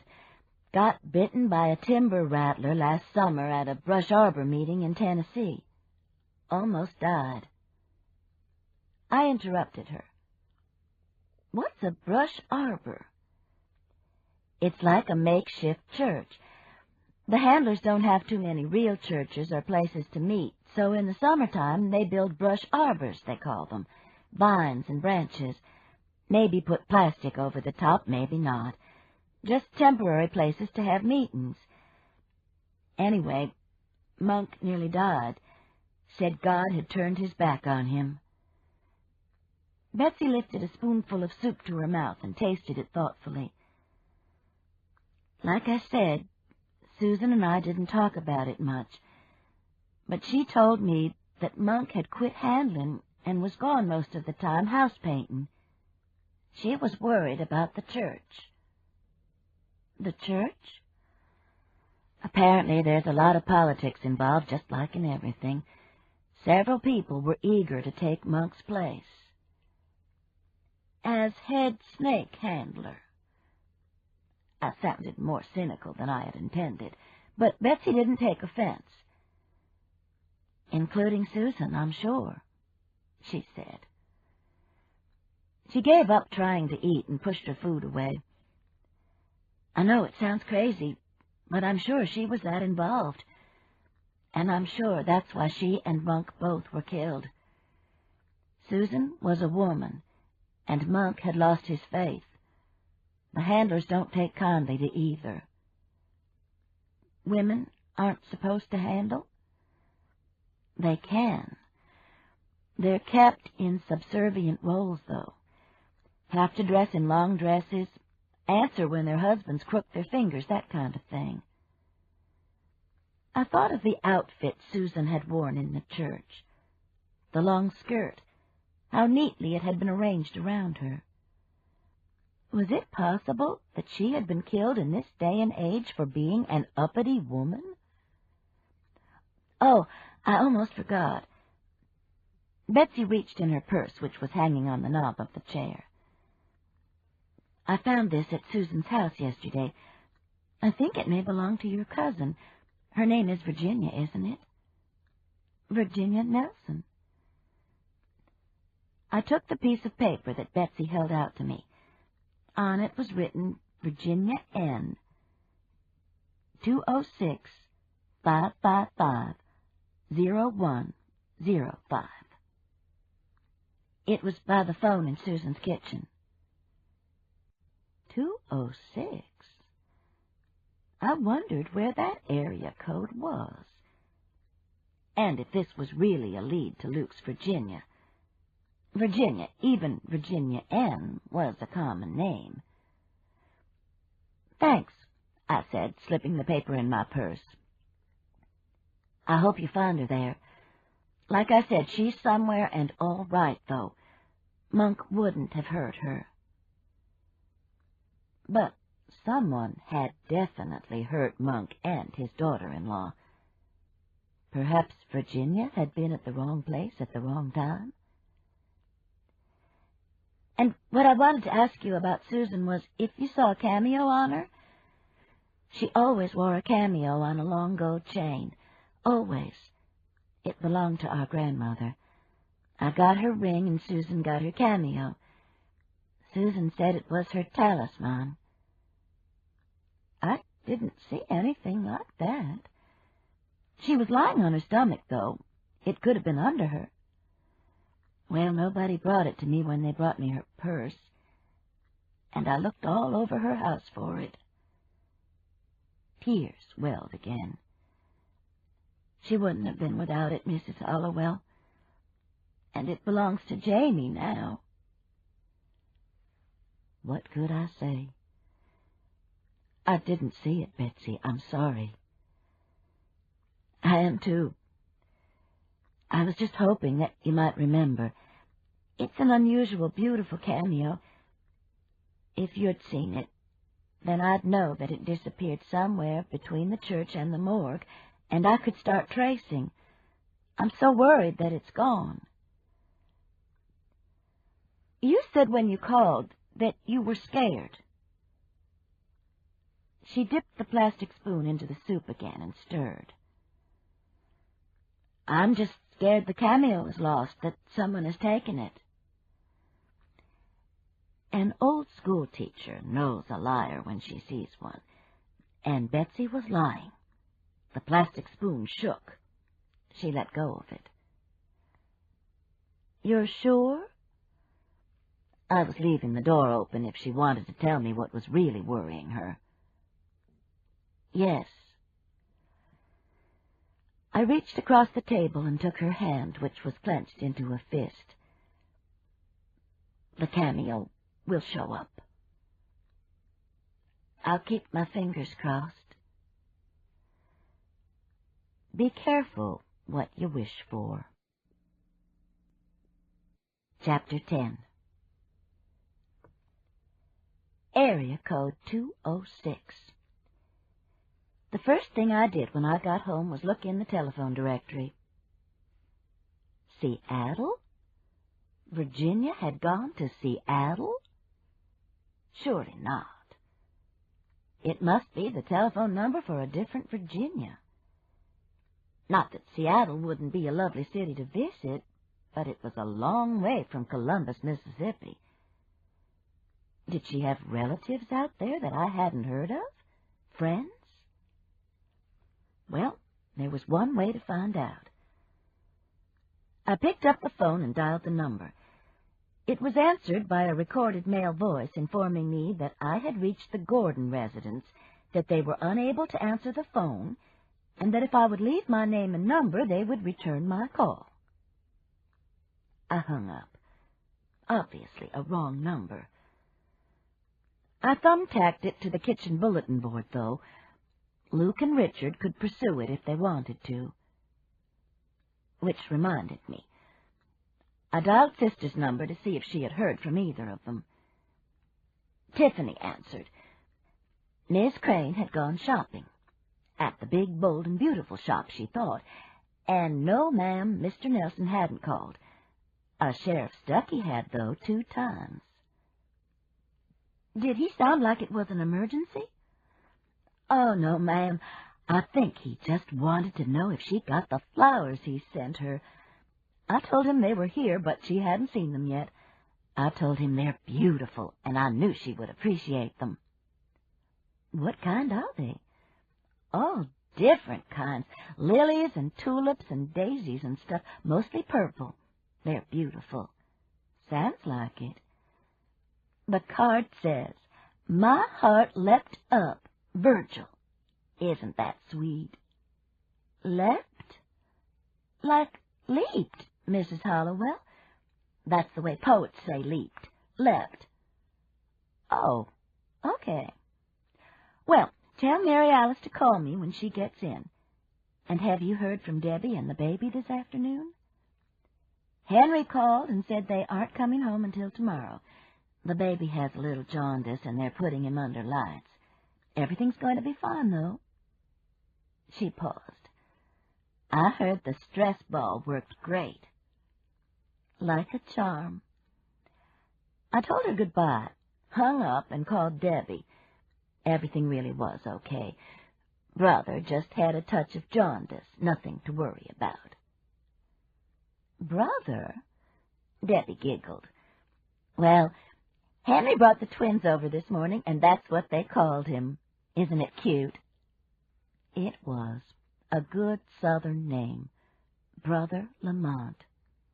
So much for David Anthony. The child would be brother for the rest of his life. I turned on the Weather Channel. It looked like it might rain at any minute, but the radar showed that the rain had just crossed the Mississippi-Alabama border. I threw on some sweats and a jacket and got Woofer's leash. If I didn't take him for a walk then, we wouldn't get one in that day. He was curled up in his igloo, but he came out eagerly when I rattled the leash. Back in the fall, he had been bitten by a possum and had been very sick. Something good had come of it, though. When I took him back for his checkup, the vet had noticed how stiff he was and had prescribed some new arthritis medicine they have developed for dogs. Woofer can hike his leg halfway up a telephone pole now to mark his territory. Good old boy, I said, putting the leash on. Good old Woofer. I didn't even have to coax him to the gate. A few drops of rain had begun to fall as we returned, and the temperature had dropped 10 or 15 degrees. There had been no mention of wintry precipitation in the weather forecast, but the drops felt icy. It was hard to realize that just a few hours earlier, Betsy and I could have sat in the sun at the Old Holland Bakery and not been uncomfortable. I took Woofer's leash off, gave him a couple of dog biscuits, and hurried toward the house. Just as I reached the back porch, Mary Alice opened the gate. "Hey," she called, "wait till you see what I bought." She held up several big, bold, and beautiful plastic garment bags. I held the kitchen door open for her. "Whew," she said, going into the den and draping the bags over a chair. "I'm worn out. I've been shopping all day." "I thought you were going to prepare the twins for their new brother." "Well, I was. But he's not coming home until tomorrow, so there's no hurry. They're putting him under those bake lights." So I heard. They had to do the same thing for Debbie. Remember, it must be a Nachman gene. "Must be. You want a Coke?" "Lord, yes." She was taking the plastic from a purple pantsuit as I went into the kitchen. "Have you talked to Tiffany?" I called over the crunch of the ice falling into the glasses. "Did you know you have some flowers?" "Really?" She came into the kitchen holding the purple suit over her arm. "Who from?" "Guess." He said his heart leapt up. Joy leapt into her face. "Virgil?" "Yep, his heart leapt." I put the Cokes on the kitchen table and reached in the cabinet for a package of oatmeal cookies, which I also placed on the table. "Tiffany says he's called a couple of times, too." "I declare." Suddenly she frowned. "He didn't say anything was wrong, did he?" "Tiffany said he just wanted to know if you got the flowers." "Well, bless his heart." She held up the suit. "You like this?" "It's beautiful. No telling what Virgil's heart will do." Sister giggled, laid the suit over a kitchen chair, and sat down at the table. "Have you heard from Richard or Luke?" I asked her. "Not yet. I told Richard that if they let Luke out, they could come to my house." "Well, I may have a lead on where Virginia is." Sister stuck a whole cookie in her mouth. "Didn't he, Wool?" I took the card from the bulletin board and handed it to her. "This is a Seattle number. I called it and got a machine saying the Gordon residence." Sister studied the card while she chewed, swallowed, and took a drink of Coke. Where did you get this? Betsy Mahal, the girl we saw yesterday at the church on Chandler Mountain, the dead girl's sister. I told you I was having lunch with her today. I'd forgotten. What did she have to say? She told me how her sister got started snake handling and that she was sure Virginia was all right, that Monk Crawford was a kind man. Well, a dead one, anyway. Where did she get this card? She said it was by her sister's phone, and she thought it might be our Virginia. I took a cookie from the package. She wanted to know if we noticed whether or not her sister was wearing a cameo, a big one on a long gold chain. I said I didn't see one. Did you? You mean in the church? I didn't look. Why? It's missing, and she says her sister always wore it, that it was her grandmother's, and she wants her sister's little girl to have it. I bit into the cookie. She's going to raise the 2 children. Don't talk with your mouth full, Mouse. I stuck out my tongue. Lord, don't do that. Mama's turning over in her grave. I closed my mouth and swallowed before I said, Betsy thinks someone at the church killed the Crawford guy and her sister. She says Monk Crawford had been the undisputed leader of that whole bunch for years, but had lost his faith and wouldn't handle serpents anymore. And women take a secondary role, so they wouldn't have wanted her sister to take his place. I'm sure Virgil will solve it, she said smugly. Oh, the faith of the smitten. Well, I hope he talks to Betsy. I think she knows more than she told me. On the phone, she said she was scared. But at the restaurant, she acted like she was just worried because the cameo was gone. What would she be scared of? She's not one of the handlers. I don't know, I admitted. Maybe it has something to do with the children. I sipped my Coke and thought about the possibilities. If Monk Crawford owned that house, then maybe he owned the church, too, or the land it's on, anyway. And the children will inherit it, and someone might not want them to. That doesn't make sense, Sister said. I had to admit that she was right. After I had admired Sister's clothes and heard the latest about our friend Bonnie Blue Butler, manager of the big, bold, and beautiful shop, she had met a man over Christmas, a downright hunk, I copied down the phone number that Betsy had given me that might be Virginia's, told her goodbye, took a carton of Brunswick stew from the freezer for supper, and collapsed on the sofa under an Afghan. The next thing I knew, Fred woke me up by turning a lamp on. "What time is it?" I asked, confused. "A little after 6, and it's sleeting. There are already wrecks everywhere. That's why I'm late. There's a 6-car pileup down at Wildwood Shopping Center." He put a cold hand against my arm. I flinched. "Told you it was cold." "I believe you." "You want to warm me up?" I raised the Afghan. He pulled off his shoes and slid in beside me. "Lord, you are cold." We lay there listening to the click of sleet on the skylights, to the hum of the furnace. "Good day," I murmured. When we woke up, it was 9 o'clock, and the phone was ringing. Fred reached backward and picked it up from the end table. "What?" More of a bark than a question. He handed me the phone and sat up. "It's your sister." "Hey," I said, watching Fred get up and shuffle toward the kitchen. "What's going on?" Mary Alice asked. "Y'all having a fight?" "No. We were asleep on the sofa. Jet lag may have taken a permanent toll. Well, turn on Channel 6. Virgil's going to be on it in a few minutes talking about the murders. He says he's going to be on CNN, too, but he doesn't know when. When I find out, I'm going to call Haley and tell her to watch him.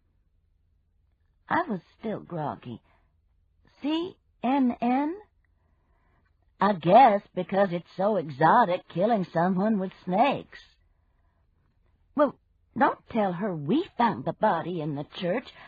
I didn't. I don't want to worry her. I'll just tell her to watch for Virgil. Haley will be thrilled that Alabama made the international news again. Sister missed the sarcasm totally. I'm sure she will. Y'all turn on Channel 6 now. Fred came back through the den and headed for the bathroom. Are Richard and Luke at your house? I asked Sister. Richard is. They're going to keep Luke another day or two in the hospital. Richard is such a nice young man, Mouse. Oh, and incidentally, he called that number in Seattle and talked to the people. They don't know who in the world Virginia is. Mrs. Gordon said she's got a daughter who lives in Biloxi, though. Small world, isn't it? Thanks to CNN. Turn on Channel 6. The news is coming on right now. I reached for the remote. The first story was the weatherman apologizing for missing the forecast. Cold air had moved in earlier than expected, overriding warm Gulf air. Some wintry precipitation. No accumulation, no big deal. I glanced up at the skylights. They were frozen solid. I would have to get the candles out. The next story was the murders. Side-by-side pictures of Monk and Susan Crawford were flashed on the screen. A shot of Virginia's car on a dirt road near Pulaski came on while the reporter explained that Holden Crawford, a snake-handling preacher from Chandler Mountain, had died from multiple snake bites just one day after the body of his daughter-in-law Susan had been found in the church where they practiced their religious rituals. Foul play was suspected. No kidding. "Come here, Fred," I yelled. "I want you to see this." "I'm here," he said. I hadn't heard him come back in. "They're fixing to show Virgil Stuckey, the guy who has a crush on Sister." And they did. Sheriff Virgil Stuckey of St. Clair County was introduced. He was standing by the car, too, and the reporter asked if it was true that Holden Crawford had been bitten over 100 times by snakes. Then she stuck her mic in his face. "I'm sorry," he said. "We can't release any of the details yet." "But Holden Crawford was a well-known snake handler, wasn't he?" "Yes, he was." "And his daughter-in-law was, too?" "Yes." "Thank you, Sheriff Stuckey." The report then segued to Chandler Mountain, and an ancient woman introduced as Aunt Beulah Packard, who said it was the Chandler Mountain booger got them both, that, Lord Jesus, you ought to hear that thing howling at night. Howling for blood, you asked her. She picked up a tin can by her chair, and the camera moved a second before the Channel 6 audience was treated to her spitting snuff into the can. "What on God's earth?" Fred asked. I couldn't remember how much I had told him. Apparently not much. He sat at the kitchen table saying, "What? What?" while I told him the whole story and scrambled us some eggs. The Brunswick stew I put back in the freezer. I know you're not supposed to refreeze food, but if I nuked it long enough, it should kill the bacteria. And it was too late for spicy food. "Don't you get messed up in this, Patricia Ann. These sound like strange people." I handed him some buttered toast. "Betsy Mahal, Susan Crawford's sister, isn't strange. She and her husband Terry are going to raise Susan's children." "Well, it's good the children have somebody." I nodded. "Somebody who really wants them." The lights went out just as we were finishing our eggs, and I hadn't checked since I got home to see if we had an email from Haley. Given our track record with electricity, it could be days before I could use the computer. "She'll be home in 2 months," Fred said, reading my thoughts. This time we lucked out. The lights were back on the next morning, had been off only 4 hours. Ice still coated our skylight and deck, though, and a fine mist was falling, almost like a fog, coating the tops of pine trees. I slid across the deck with Wolfer's breakfast, a good way to break a hip, but I had to see if he was all right. Which, of course, he was, snug and happy in his igloo, money well spent. I was watching Virgil Stuckey on TV, a repeat of the story of the night before, when Fred came into the den dressed for work. "The roads are too icy for you to go out," I exclaimed when I saw him. "Wait a while. It's supposed to get above freezing during the morning." "I called Mark. He's got a 4-wheel drive. He's going to pick me up." Mark Taylor was a young man who worked for Fred, a very nice young man whose hobby happened to be stock car racing, a fact which didn't comfort me on an icy morning. "It'll be fine." He pointed to the TV and Virgil Stuckey. "That guy looks just like Willard Scott."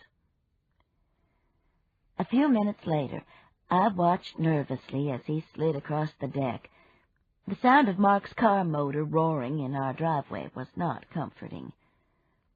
"You call me when you get there, and don't you let Mark drive fast." "Don't worry." "Yeah." I closed the door, picked Muffin up, and went into the boy's old bedroom where I had set up the computer. "Maybe we've got a message from your mama," I told the cat. We did. Email from Haley to Mama and Papa. Subject, David Anthony. David Anthony is so precious. I wish I were there. The picture is great, but I want to hold him. He doesn't look much like Fay and May, does he? All that dark hair. All they had was a little fuzz. And, of course, he's a lot larger than they were, those beautiful tiny girls. Philip says he looks like Uncle Philip, his granddaddy. We've been trying to figure out, if we have children, what kin they will be to David Anthony, since both of us are Debbie's first cousins. Confusing, isn't it? And nice. I love you, Haley. P.S. Tell Aunt Sister I just saw Virgil Stuckey on CNN. He reminds me of somebody I know, but I can't put my finger on exactly who. Snake handlers. Lord. P.P.S. How's Luke? Email from Mama to Haley. Subject, Brother Lamont. Darlin', David Anthony is now brother. We should have known. Love, Mama. It's icy here today. Not like Warsaw, but Birmingham icy. The worst kind. I hit the send button, rubbed Muffin between her ears, and looked out at the mist, ice motes suspended in the air. In a couple of hours, Betsy Mahal would be burying her sister Susan. On such a morning. I clicked on the white pages and typed in Terry Mahal in Steele, Alabama. The message came back that there was no such person listed. I typed in Terrence, and the number and address came up. So easy. And to think I had lived for 60 years without a computer. Betsy, I said when she answered, this is Patricia Ann Hollowell. I just wanted you to know that I'm thinking about you this morning. Mrs. Hollowell. Oh, Mrs. Hollowell, thank you so much. A pause and then a long breath. Everything's icy up here. Terry thinks we ought to put it off. It's a graveside service, but I don't want to. It's like I'm caught somewhere, and so is Susan. Then do what you need to do. I need to put her to rest. I know you do, and you're in my thoughts. Thank you, Mrs. Hollowell. Thank you for calling. I appreciate it more than you know. I hung up and looked out of the window until Fred called, saying he was safe.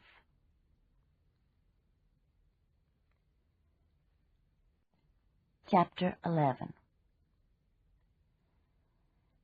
At the age of 39, Richard Nelson, Luke and Virginia's only child, is a handsome man.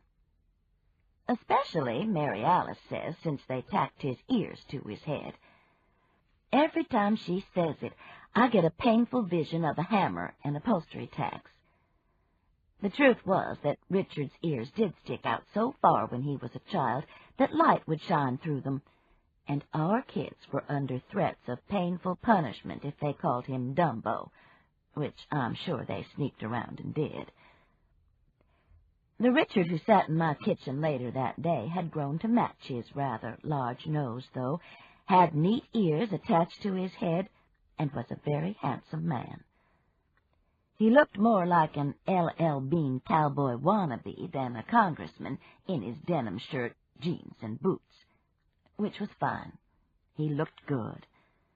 I'm sure he had carried most of the female votes in Columbus.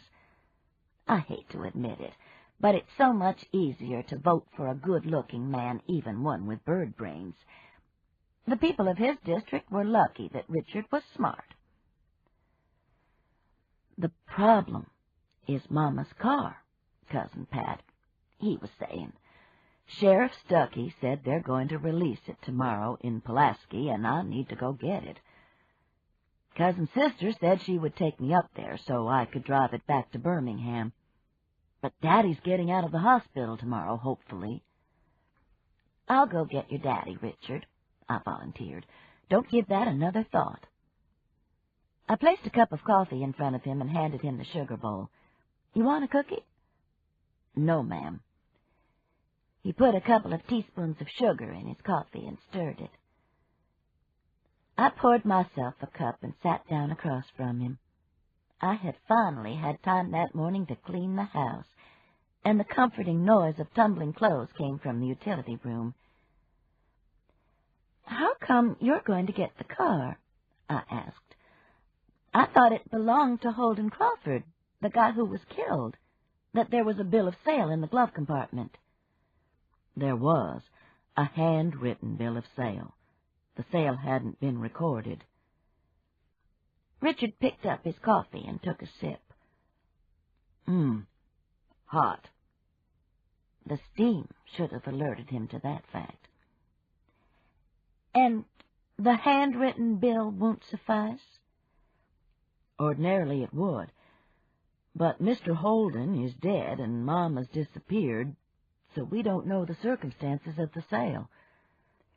We need Mama to say she wrote it, that she actually received the money from Mr. Crawford. He took another sip of coffee, whispered, "Phew, that's hot," and said, "Mama, therein lies the problem." Therein lay part of the problem. There were a couple of bodies lying around, too, which were problematic. And you don't have any idea where your mother might have gone? Beats me. He shrugged and put his coffee down. I thought she and Daddy were getting along fine. Christmas she seemed happier than I'd seen her in a long time. But Holden Crawford hadn't come to paint their house until after Christmas. Happy how? You know, smiley. Not bugging me all the time to get married. Richard had had an unfortunate marriage right out of high school to a girl who was employed at the booby bungalow. Enough said. Fortunately, the people of Columbus had forgiven him, and Richard had worked hard to remain a bachelor. Now he said, "I should have known something was wrong." Don't blame yourself. I poured Coffee Mate into my cup and watched it swirl out. What about that phone number I gave Sister, the Gordons in Seattle? He shook his head. They didn't know what I was talking about. Daddy hadn't heard of them either. He still swears he saw Mama up at that snake-handling church where you found the dead girl. I looked at the clock. Susan's funeral should be over by now. The freezing drizzle had stopped here in Birmingham. I hoped it had up in Steele. You didn't have any trouble coming off the mountain from Sister's, did you? You mean the ice? No, it's melting. I'm used to driving on icy streets in D.C. anyway. Ice was ice, Birmingham or Washington, slippery as hell, but I didn't say anything. About the car, though, Richard continued, I sure don't want it. I'd be expecting a snake to crawl out from under the seat all the time. But it's a nice car, leather seats, not too many miles. But what if it was a legitimate sale? Then the Crawford family can have it. I don't know why they would want it, though. Seems like every time they got in it, they'd think of that guy being eaten alive by snakes. He shivered as if a rabbit had run over his grave. God, I can't think of anything worse. Talk about your nightmares. They could sell it. There are 2 small children involved who are going to have to be raised and educated. I'm sure anything would help. I suppose so. Are you going up to Oneonta to see your daddy today? Richard nodded. In a little while. He sipped his coffee. You know what I'd like to do? I'd like to take a look at that church and house. See if any of Mama's stuff is there. He looked at me. Do you think there's any chance that Daddy really saw Mama? I don't know how. I explained how the church was sitting against a huge rock, and how we could have seen anyone who came out through the side or front door. Couldn't you have looked away for a minute or just not have been paying attention? I suppose. I knew he desperately wanted to find his mother, to know that she was safe. I'll tell you what, I said, as much to appease him as anything else. I'll call the lady who probably has the key to the house. They're having her sister's funeral today, and I don't think we could get up the mountain anyway in the ice. But we can go day after tomorrow, and you can look around. Maybe we'll find something that'll tell us where your Mama is. I didn't believe it for a minute, but it seemed to make Richard feel better. Maybe Daddy will feel like going with us, he said. A concussed, seeing double Pukey-Lukey going around those mountain curves in Mary Alice's Jag? Or my Chevy? What kind of rental car do you have? I asked. After Richard left, and after I had folded the clothes, grateful to have everything clean, I decided to go to the library. Cars were passing by the house every few minutes. The road should be no problem. What I was looking for was a book by Dennis Covington, a Birmingham native. Entitled Salvation on Sand Mountain, it was about snake handling, and had been one of the top 3 finalists for the National Book Award several years earlier. Everyone had said how wonderful it was, but the subject hadn't appealed to me. Now it did. I wanted to know how people like Holden Crawford, his son Ethan, and his daughter-in-law Susan could be drawn into what seemed to me such a bizarre religious practice. The book was checked out. "You haven't read that book yet?" Edna Thomas, the librarian, asked me. "You don't know what you have missed. You need to go buy it, Patricia Ann." Which I did. I stopped by Alabama Booksmith and got the same reaction. "You haven't read that book yet? You don't know what you've missed." Several hours later, I did. I had missed an incredible insight into a world I had known nothing about. I had also learned how one could be drawn into this strange world, where one celebrated and tested his faith by handling snakes and drinking strychnine. I was so mesmerized that the phone had rung a couple of times, and I had let it ring. The answering machine would pick it up. Handling the snakes and not being bitten proved that you were powerful, that you were in God's favor. Scary. When I finally put the book down, I knew one thing. What I had thought impossible, that Virginia Nelson from the Lutheran Church and the Country Club could be drawn into such a group, wasn't impossible. Like Betsy's Aunt Pearl, she could have been carried away in religious fervor, believed this was the way to touch God, the way to redemption. Night had fallen, and it was very cold. I walked into the kitchen and turned the back light on. The outside thermometer was sitting on 32. I threw on a jacket, went out and got Woofer, and brought him into the house for company. When Fred came in, I hugged him so tightly and for so long, I surprised him. I felt as if I had been away from home and from him for a long, long time. And several times during the night, I woke up, listened to his breathing, and watched the shadows on the wall cast by the streetlight. Needless to say, I woke up with a headache. I downed a couple of aspirin and looked out at a world of light. Ice still coated everything, and a bright sun was bouncing off every crystal of that ice, bouncing ping right between my eyes. I groaned, crawled back into bed, and pulled the quilt over my head. "You all right?"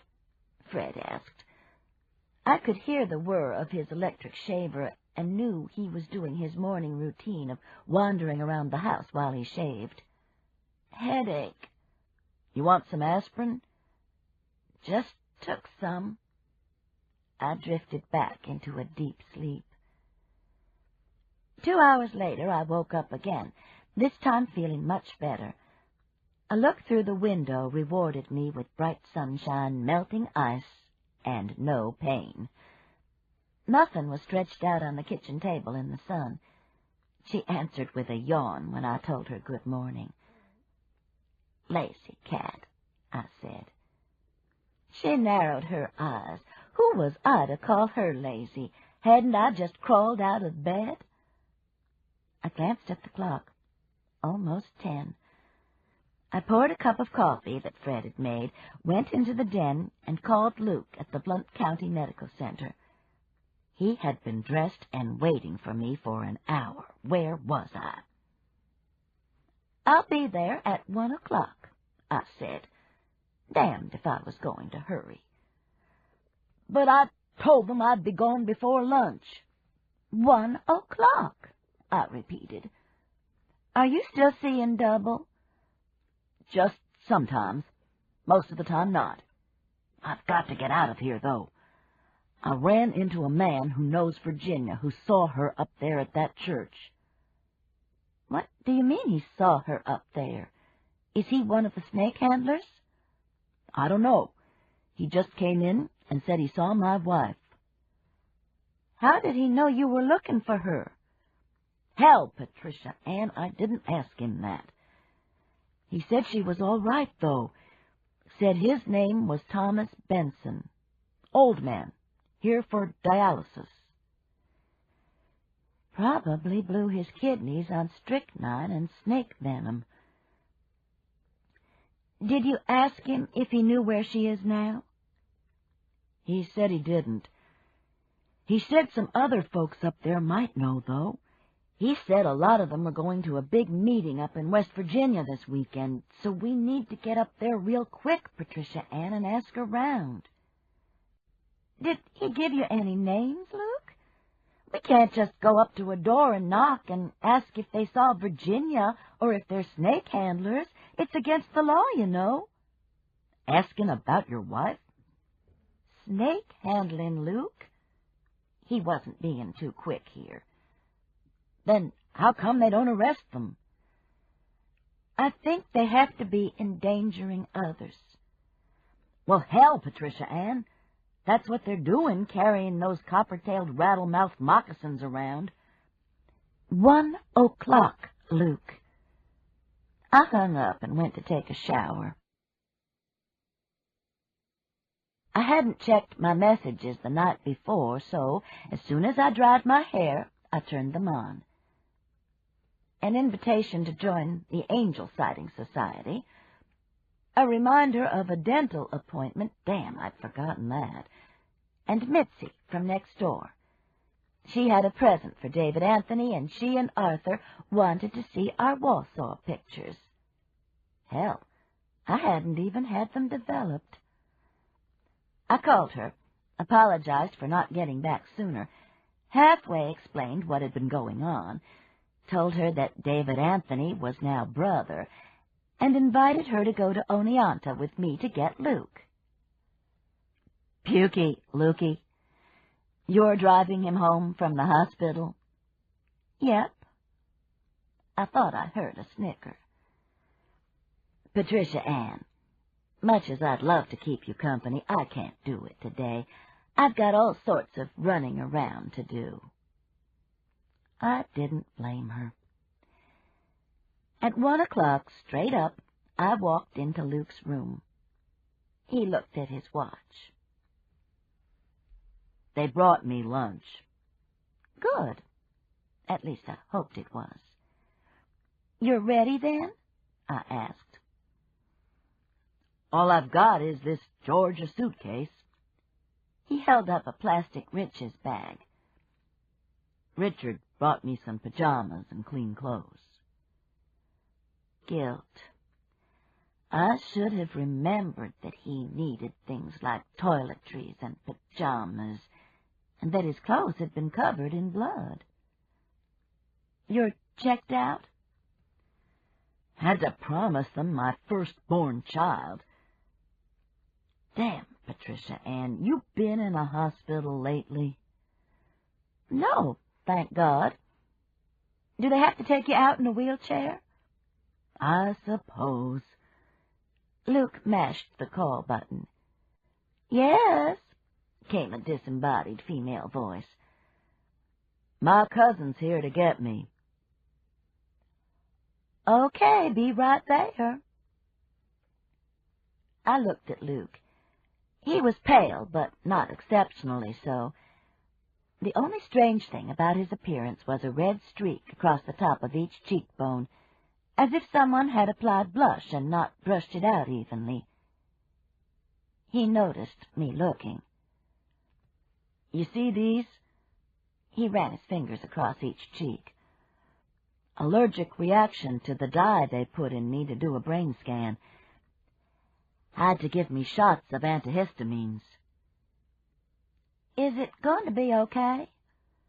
I didn't want to be halfway to Birmingham and have him go into anaphylactic shock. Oh, sure. It's about gone. Yesterday I was red from the neck up, though. That Thomas Benson fellow said I looked like I'd been snake-bit. So he was a snake handler? I guess so. I didn't get into it with him. Do you think he might be here today? Maybe we could talk to him some more. Luke shook his head. He comes in 3 times a week, he said. He'll probably be back tomorrow or the next day. An orderly came in with a wheelchair. While he was taking Luke to the car, I stopped by the nurse's station and asked about his allergic reaction. He'd be fine, they assured me. I hoped they knew what they were talking about. "Aren't we going up on the mountain?" Luke asked as I turned onto the Birmingham highway. "We're coming back tomorrow, all 4 of us, you, me, Richard, and Mary Alice. I think I can get a key for the house, and we can look around in there and in the church, too. Maybe the woman who has the key can tell us some people to talk to, too." "They'll all be gone to West Virginia." "Surely not all of them." Luke sighed. He was sitting very straight and holding the plastic bag in his lap, which I was grateful for. "Richard told me all that happened to the Crawford guy. God, I can't believe it." "It was awful," I agreed. "And in Virginia's car. Can you believe it?" I couldn't. "Well, at least it's got a leather interior." "Lucky." It was a beautiful day, and Luke didn't seem to be turning paler or green.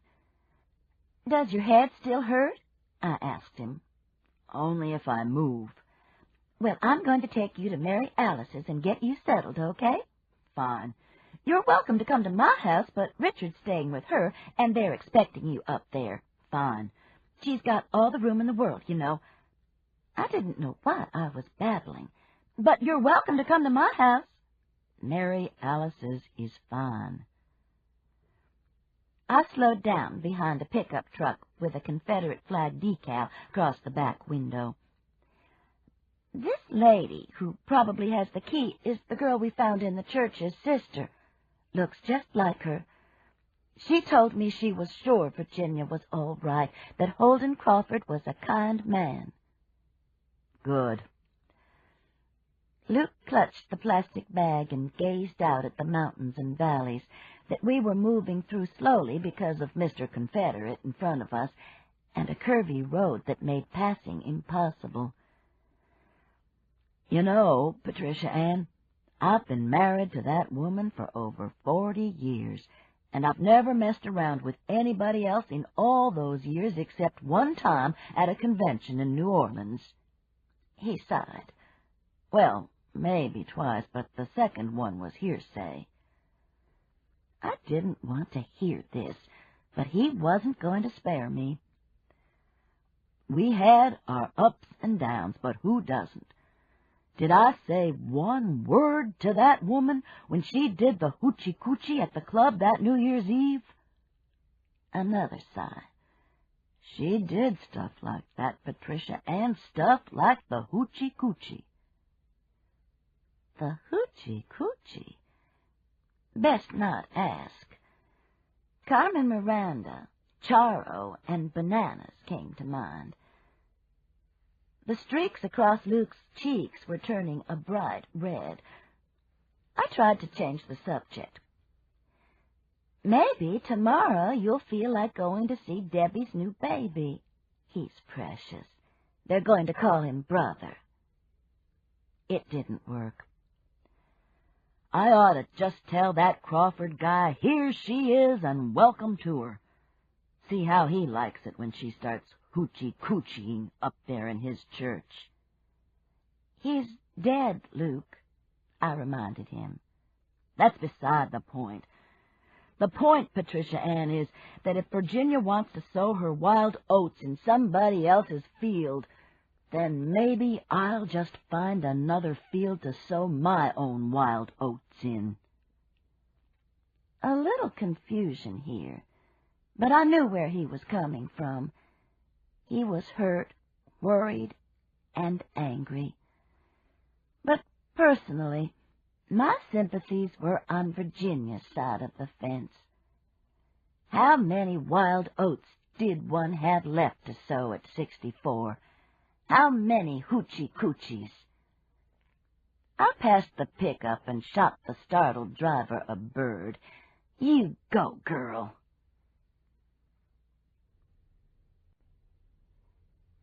Chapter 12.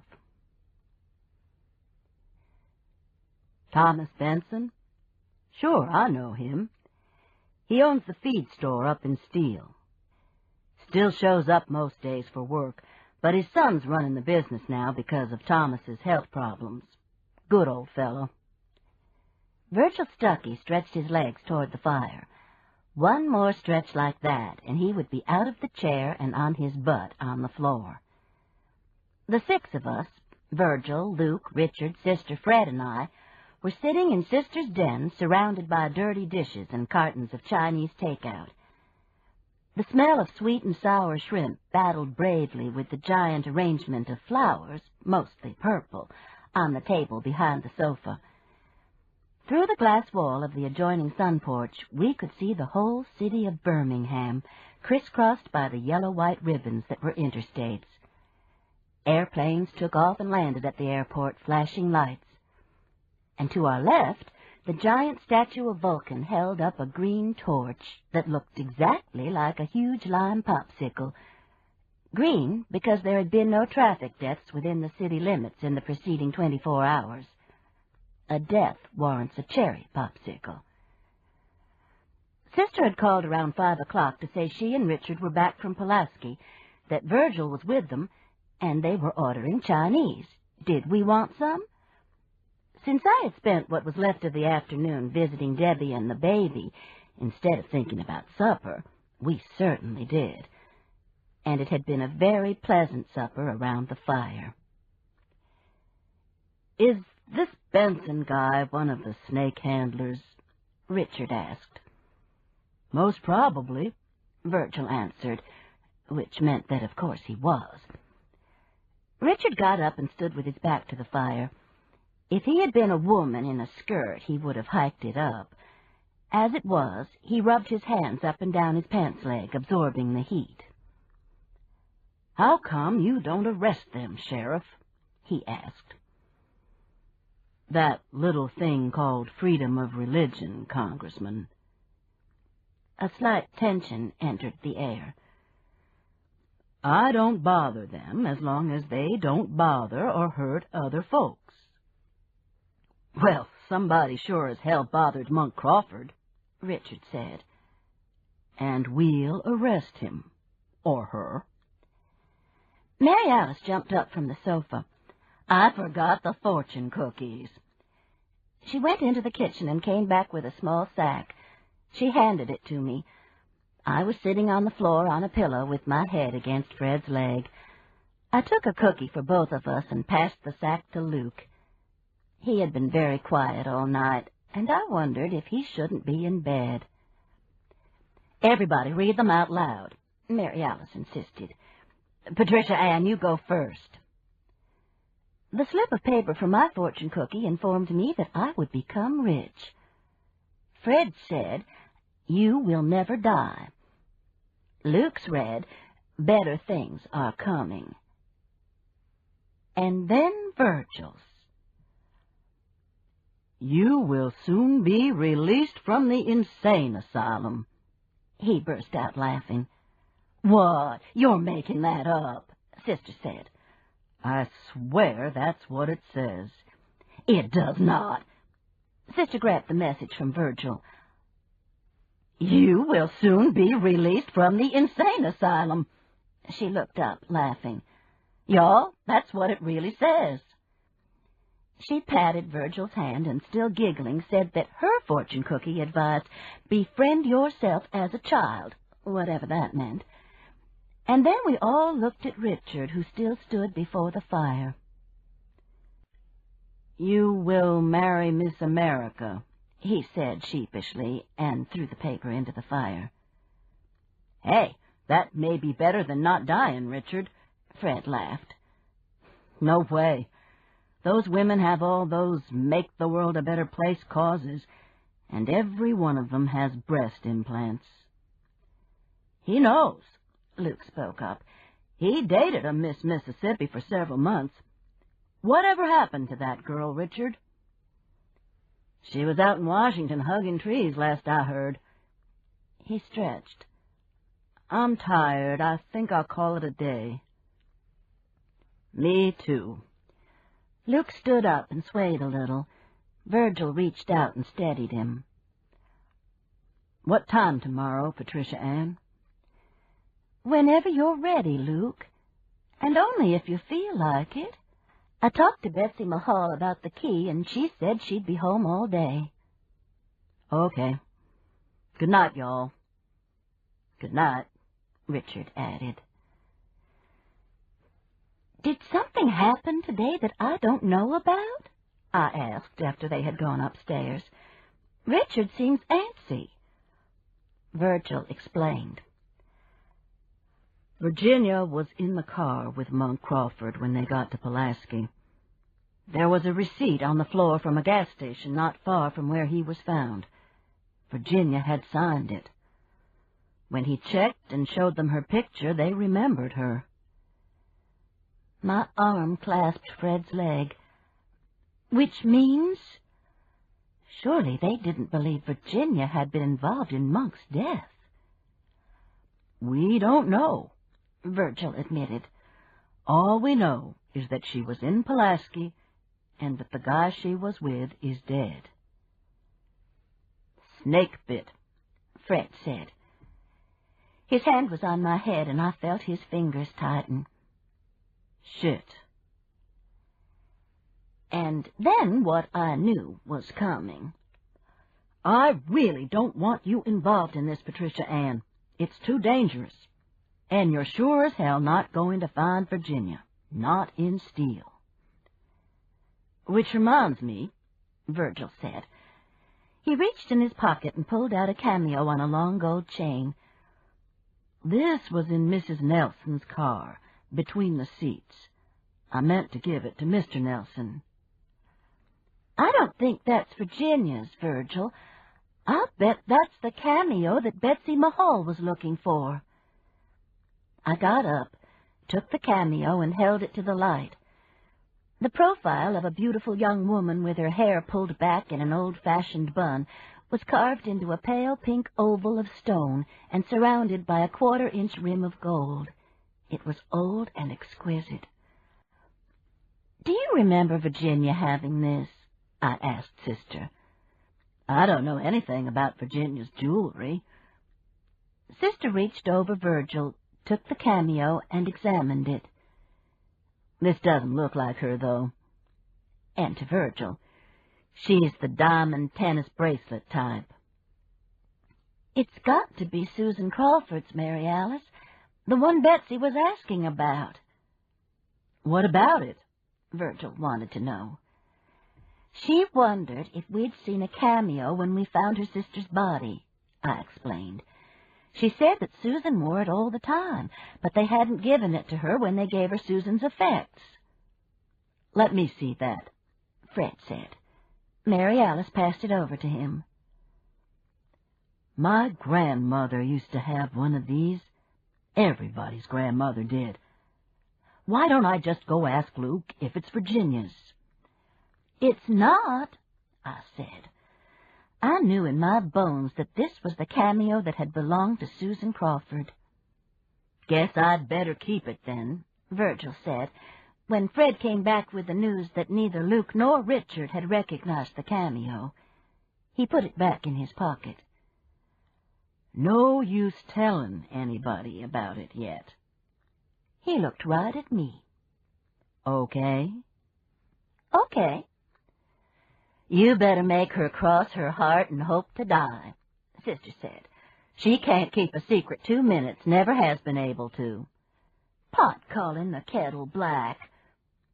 Virgil smiled. Cross your heart, Patricia Ann. You too, Mary Alice. You don't have to worry about me, Virgil, Sister said. I'm always discreet.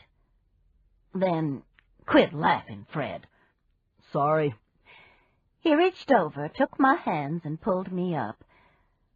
We'd better call it a night, Sister of the Discreet One. I need to help Sister clean up. I'll help her, Virgil offered. We said our good nights and thank yous and headed home. We both agreed that we liked Virgil. Fred even went so far as to say Mary Alice might have found herself a winner this time. He also warned me again not to get involved with this snake-handling foolishness. Dangerous as hell, honey. I agreed. It was a clear, cold night. A full moon was rising over Red Mountain, a moon as pink and delicate as a cameo. It was the first night since we had gotten back from Warsaw that I had had trouble sleeping. I finally gave up, went into the den, snuggled under the Afghan, and tried to read. But even the new Carolyn Hart mystery couldn't take my mind off of everything that had happened in the last few days. I thought about Richard, asking if there could have been a few minutes outside the church while Mary Alice and I had been waiting for Luke, a few minutes when we hadn't been paying attention. Long enough for someone to have attacked Luke and then darted to the house or hidden behind one of the rocks. Probably so, I decided. Or they could have run out the side as we opened the front door looking for Luke. Had I called his name as I pushed open the door? I couldn't remember, but it was possible. That would have warned them. Or they could have ducked behind one of the pews and slipped out the front during the confusion, while Mary Alice and I were discovering a bleeding Luke and a dead Susan Crawford. A Susan Crawford placed on the bench as if she were lying in state. A Susan Crawford who might have been killed in the church, but who had red clay on her boots. Which could mean nothing. The soil on Chandler Mountain wasn't red clay, but it's common enough in most parts of North Alabama. She could have gotten it on her boots walking in her own front yard, for all I knew. I sighed and turned on my side. Muffin jumped up beside me, purring, happy for night company. I stroked her and felt a slight crackle of electricity. What, I thought, if the murderer had been placing Susan's body on the bench when Luke entered the church? He could have ducked behind the box the snakes were kept in, and when Luke saw Susan and started toward her, he could have tried to run out of the side door. Luke could have turned and seen Virginia. But why? He had to be mistaken. Even if there were a reason for Virginia to want Susan dead, there was no way she could have broken her neck, twisted it around. Virginia was a woman in her 60s and no Amazon. Unless it were an accident. Was that possible? A fall on the rocks? If so, why not just call 911? Why lay her out so symbolically in the church, her hands folded? Besides, Virginia couldn't have picked Susan's body up, let alone carry it any distance. But there had to be some connection between Susan's death and Monk's. The cameo. Had Susan been in the car? Been killed in the car, the cameo slipping off as her neck was broken? Were the snakes that would mean death to Monk Crawford already in the car when he and Virginia drove to Pulaski? And how in the hell had Virginia Nelson gotten mixed up in this anyway? Email from Haley to Mama and Papa. Subject, the Pope. You will never believe this. Philip and I are going to Rome this weekend for an audience with the Pope. I swear, you all, isn't that the most wonderful thing you ever heard of? It's not going to be one of those stand-in-a-crowd things where he waves and blesses everybody at one time, either. This is going to be a sure enough, face-to-face, how do you do, bless you, my child, handshake, or whatever he does, meeting. So we're off to meet the Pope. What do you think I should wear? Ask Aunt Sister. She knows about stuff like that. I know I'm supposed to cover my head, but are you supposed to bow? Don't you kiss his ring or something? I don't speak Polish well enough to ask anybody here. Don't want them to know I'm so naive anyway.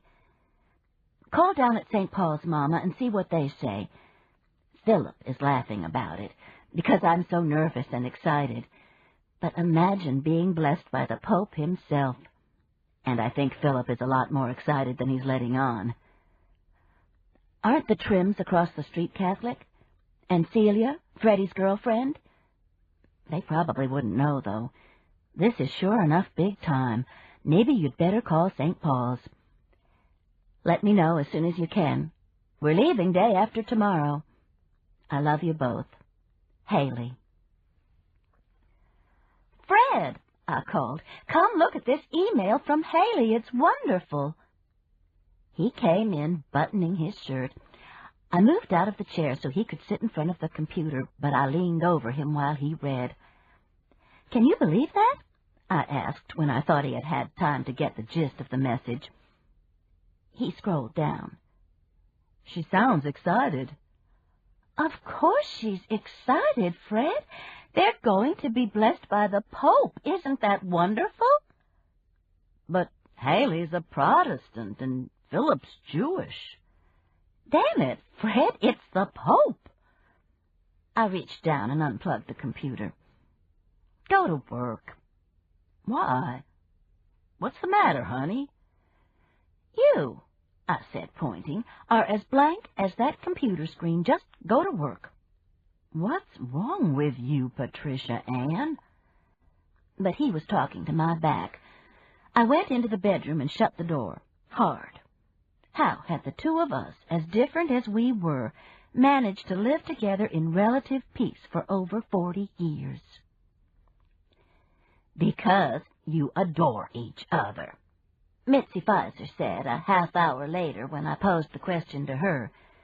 She had seen me going through the gate with Woofer and called for me to wait, that she wanted to walk with us. He's your anchor, and you're his imagination. But the Pope, Mitzi, can you imagine anybody not being excited about meeting the Pope? Mitzi laughed, and then, like Sophia on the Golden Girls, said, Picture this, the Vatican, 2001. Two old ladies from Alabama stand in the crowd for hours. The door to a balcony opens. A figure dressed in white, the Pope, steps out, waves to the crowd. The women feel faint. They are blessed, ecstatic. They float back to their hotel where their husbands say, yes, they just watched it on TV. The Pope must have cut himself shaving. He had a Band-Aid on his chin. I giggled. That's exactly what Fred and Arthur would do, isn't it? Absolutely. And then they would take us somewhere great for lunch. So we'd come out ahead any way you look at it. The way I look at it, we would. We stopped for Woofer to mark a telephone pole. How's Luke? Mitzi asked.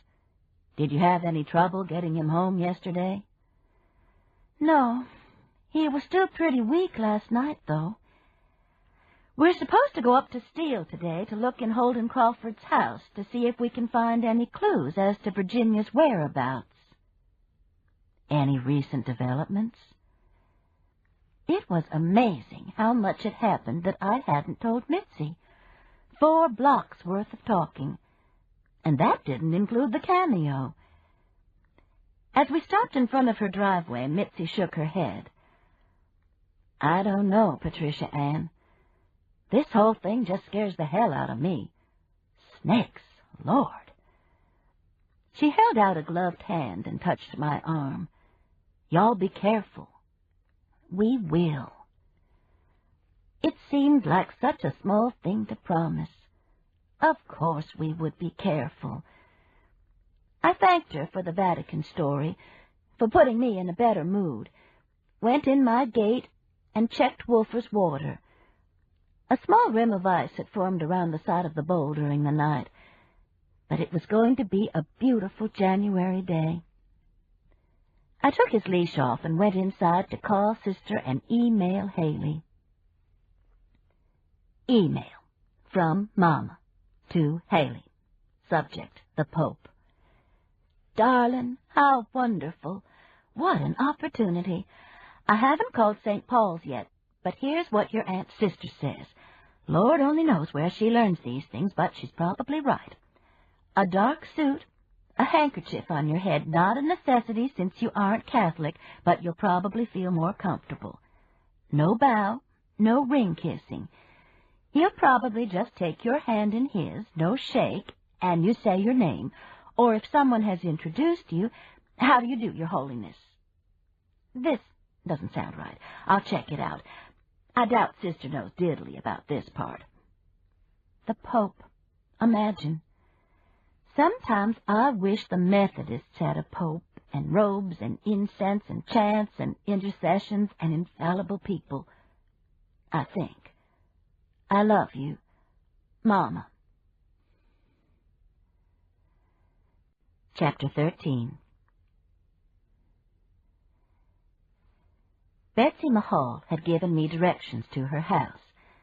Turn left on Three Fork Road, third driveway on the right.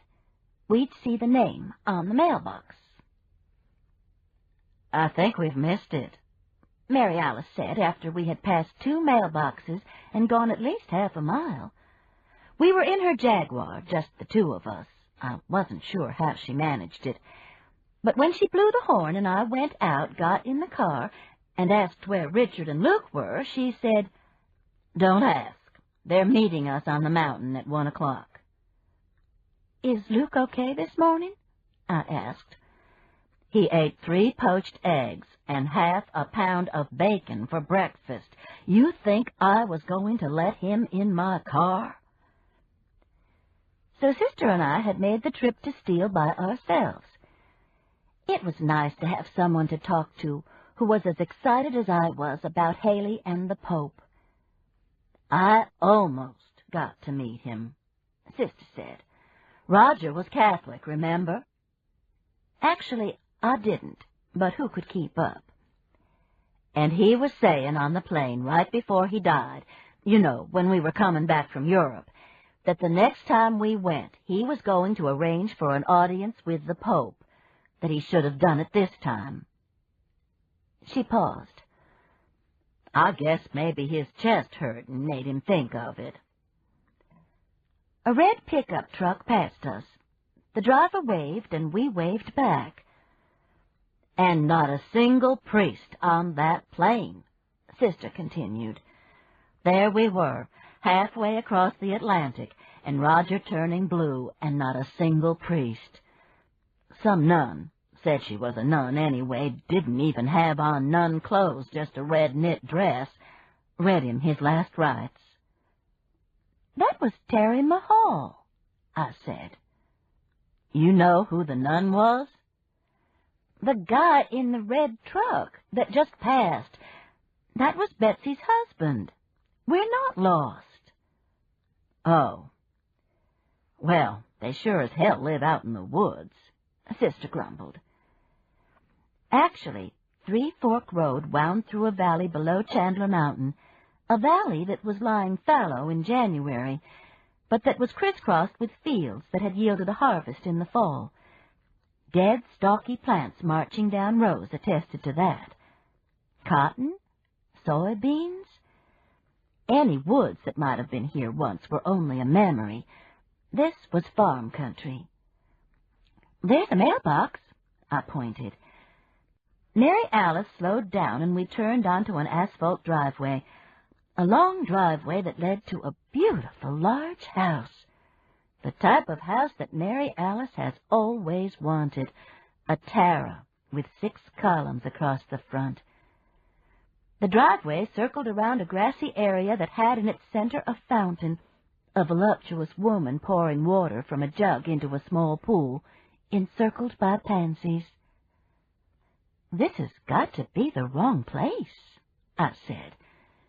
This isn't somebody who works for the telephone company's house unless he's the CEO. It said Mahal on the mailbox, Sister pointed. Look at those columns, Mouse. Those aren't that drivet stuff. I think this is a sure enough antebellum house, one the Yankees missed.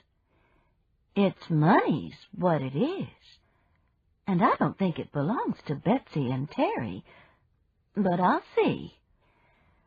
See if whoever lives there will let us in anyway, Sister said as I got out. I want to see the inside. I'll bet it's got those wonderful old Thomas Jefferson floors. You know, like at Monticello. I had no idea in the world what she was talking about. Thomas Jefferson floors. But the house was certainly impressive. I crossed a short brick walkway, stepped up 2 steps to the red tile porch that stretched the width of the house, and rang the doorbell. I heard the familiar Avon calling chime, and a dog began to bark shrilly. I also heard a man's voice say, "Hush," I assumed, to the dog. I shook my head at Mary Alice. Wrong house, it had to be. The door opened, and an elderly man in a wheelchair looked up at me. He was wearing a pale blue sweater that matched his eyes, a faded blue. A small terrier sat in his lap, teeth bared. Yes? The man looked like Colonel Sanders. White hair, goatee. For a second, I wondered if this is what happens when you get older.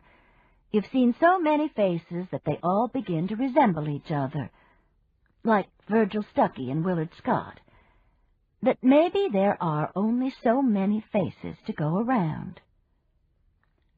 Yes? He asked again. Is this the Mahal residence? I'm Eugene Mahal. Does Betsy Mahal live here? I sure do. Betsy came down the steps into the wide hall. Mrs. Hollowell, this is my father-in-law, Eugene Mahal. I told her who I was, the old man said. Betsy reached in her jeans pocket and handed me a key. Mrs. Hollowell is going up to Monk's house, she explained to her father-in-law. What for? He asked. He and the dog both looked at me suspiciously. They're trying to find her cousin. Bunch of fools up there. Mr. Mahal whirled his chair around and disappeared into the room on the left. The dog gave a bark. Betsy stepped out onto the porch. Do be careful, she said. The key was in my hand, and I considered giving it back. We're not going to find any snakes up there, are we? Betsy shook her head. No. Terry and I were up there yesterday after the funeral looking for the cameo one more time. All's clear. I had to bite my tongue to keep from telling her the cameo had been found. As it was, I told her I was sure it would turn up soon. I'm still hoping, she said. I'd go with you today, but I have to stay with the children. Are they okay? They're fine. Ethan's napping, and Jamie's watching Mr. Rogers. And you? I'm all right. Yesterday was rough. Betsy? Her father-in-law called. I'm sorry, Mrs. Hollowell. I'd ask you in, but things are sort of in a mess right now. That's fine, Betsy. I held up the key. We'll get this back to you later this afternoon. No problem. I doubt I'll be going up there any time soon. Betsy? The call was a command. I've got to go, Mrs. Hollowell. She gave me an apologetic look. I'll talk to you later. By the time I'd crossed the porch, I heard the door closing. What was that about? Sister wanted to know. Who was the old guy? Her father-in-law. I may be wrong, but my guess is that this is his house, and they live with him. I think Betsy's got her hands full, you ask me. Did you see the floors? No, I didn't see the floors. But I had seen enough to know that the version I had had in my mind of the young Mahal small-town life, neighbors, ordinary jobs, everything fine except for the lack of children, wasn't the truth. Not by a long shot. I admitted as much to Mary Alice. "You're not like me, Mouse," she said. "You tend to pigeonhole people." Then, as we started up Chandler Mountain, "God, I hope none of those snake handlers are up at the church. They've all got to be crazy as bedbugs." I ignored this.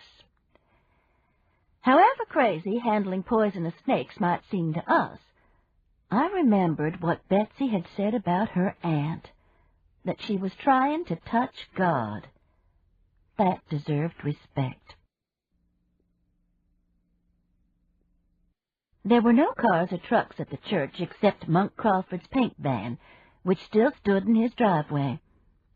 Luke and Richard hadn't gotten there yet. I held up the key. "You want to go in?" "Reckon they have a bathroom?" "I'm sure they do." "Then I want to go in." We got out and crossed the gravel walkway between the church and the house. I put the key into the lock and turned it. "I'll bet the bathroom's where they keep the snakes," I said, when I noticed Sister was dancing from one foot to the other. "Shit, Patricia Ann." I moved aside. "Well, go ahead. Just watch your step." Sister hesitated. "You're just saying that, aren't you?" Of course I was. But I wasn't entirely comfortable stepping across the threshold.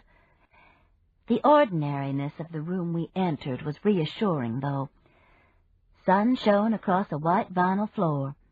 The walls were painted a pale yellow, and the windows were framed with white lace curtains. A green and yellow plaid sofa and two matching chairs in early American design faced a large TV. Several magazines were arranged neatly on a pine coffee table, and brass eagle lamps centered each end table. The brick fireplace had a gas space heater in it, and across the mantel were what appeared to be family photographs. Sister was reassured enough to go down the hall and yell back, "I found it, and it looks all right." It was freezing in the house. There was a package of matches on the mantel advertising the Homestead Inn in Nashville. I took it and squatted down to light the space heater, something I hadn't done in a long time. I turned on the gas cautiously, held the match to the heater, and pow! I was sitting on my butt with my heart racing. Damn dangerous things. Made you appreciate central heating. I scrambled up and replaced the matches beside a wedding picture. A thin young groom with a lock of dark hair falling across his forehead. I swear he looked like James Dean. He was wearing a black tux at least 2 sizes too large, and arm around his bride's waist, he was looking down lovingly at her. A plump girl in a simple white satin wedding gown. On top of her teased blonde hair was a circlet of flowers. Holden Monk Crawford and his wife. It had to be. And the other wedding picture was of their son Ethan and his wife Susan. The poses were startlingly similar, with Ethan looking down lovingly at Susan. She had worn her mother-in-law's dress, I realized, a dress that had been scaled down a couple of sizes to fit Susan's smaller body. On her head was an identical circlet of flowers, but it lay against smooth red hair. Ethan's tux was identical to his father's, too, but he was a much larger man and filled it out. Between these two pictures were smaller ones, family picnics, graduations, Ethan as a child, Ethan holding a baby, Ethan and Susan sitting before a Christmas tree, Susan holding a baby and Ethan with a toddler in his lap. Mary Alice had come up behind me and was looking over my shoulder. "This is sad," she said. I nodded. "Put your hands up," a man's voice demanded. Our hands shot up into the air. What the hell are you doing here? We're friends, Mary Alice stammered. We come in peace. A burst of laughter. We come in peace? You hear that, Mama? These folks been watching too many of those Dances with Wolves movies. We turned around cautiously to see a large bearded man dressed in overalls and a denim jacket. On his head was a ratty brown felt hat. Beside him was the ancient woman I had seen on TV, the woman who had been dipping snuff. "You can put your arms down," she said, still laughing. "Bertie's teasing you." She waddled arthritically over to a chair, bent her knees, and fell more than sat. "But just what the hell are you doing here?" We looked at Bertie. He nodded, and we put our hands down. "Sorry I don't have a peace pipe," he grinned. "You hush, Bertie," his mother said. "Let them answer." Sister and I looked at each other. I answered. "We're looking for our cousin's wife. She was here a few days ago with Mr. Crawford, and we were hoping we could find something that would help us locate her. An address or something." I shrugged. I don't know what we thought we might find, to tell the truth. "She an old, skinny, blonde woman with pretty teeth?" the woman asked. "Caps," Mary Alice said. "All caps." "Well, they look good. Real white. I bet they cost a lot." They did. "Y'all sit down on the sofa. Bertie, get me some water. It's pill time." "No, it's not, Mama. You just took them." "Well, that's why I'm so thirsty then." We sat on the sofa as we had been instructed to. "I'm Mary Alice Crane," Sister said, "and this is my sister, Patricia Ann Hollowell." The woman nodded. "Beulah Packard, and that's Bertie." "Albert Lee, ladies. How do you do?" her son called from the kitchen. In a moment he was back with a glass of water, which he handed to his mother. "Thank you, baby boy," she said. Baby boy appeared to be in his early 50s. His beard was liberally streaked with gray, but I adjusted his age down when he sat in the chair opposite his mother and pulled off the disreputable brown felt hat. His hair was thick and dark.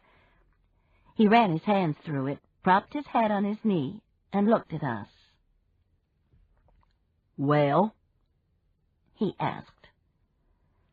"Well, what?" Mary Alice was getting her composure back. "You do know what's been going on around here, don't you?" "We're the ones who found Susan Crawford's body, if that's what you mean," I admitted. I looked from the son to the mother. "Your neighbors?" Beulah Packard nodded.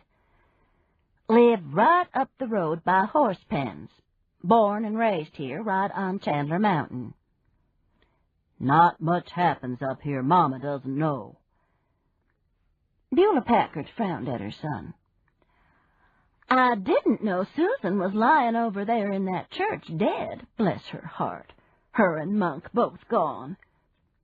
She put her glass beside her chair. "I've got the cat. Guess I'll keep her." We must have looked puzzled. "Monk's cat.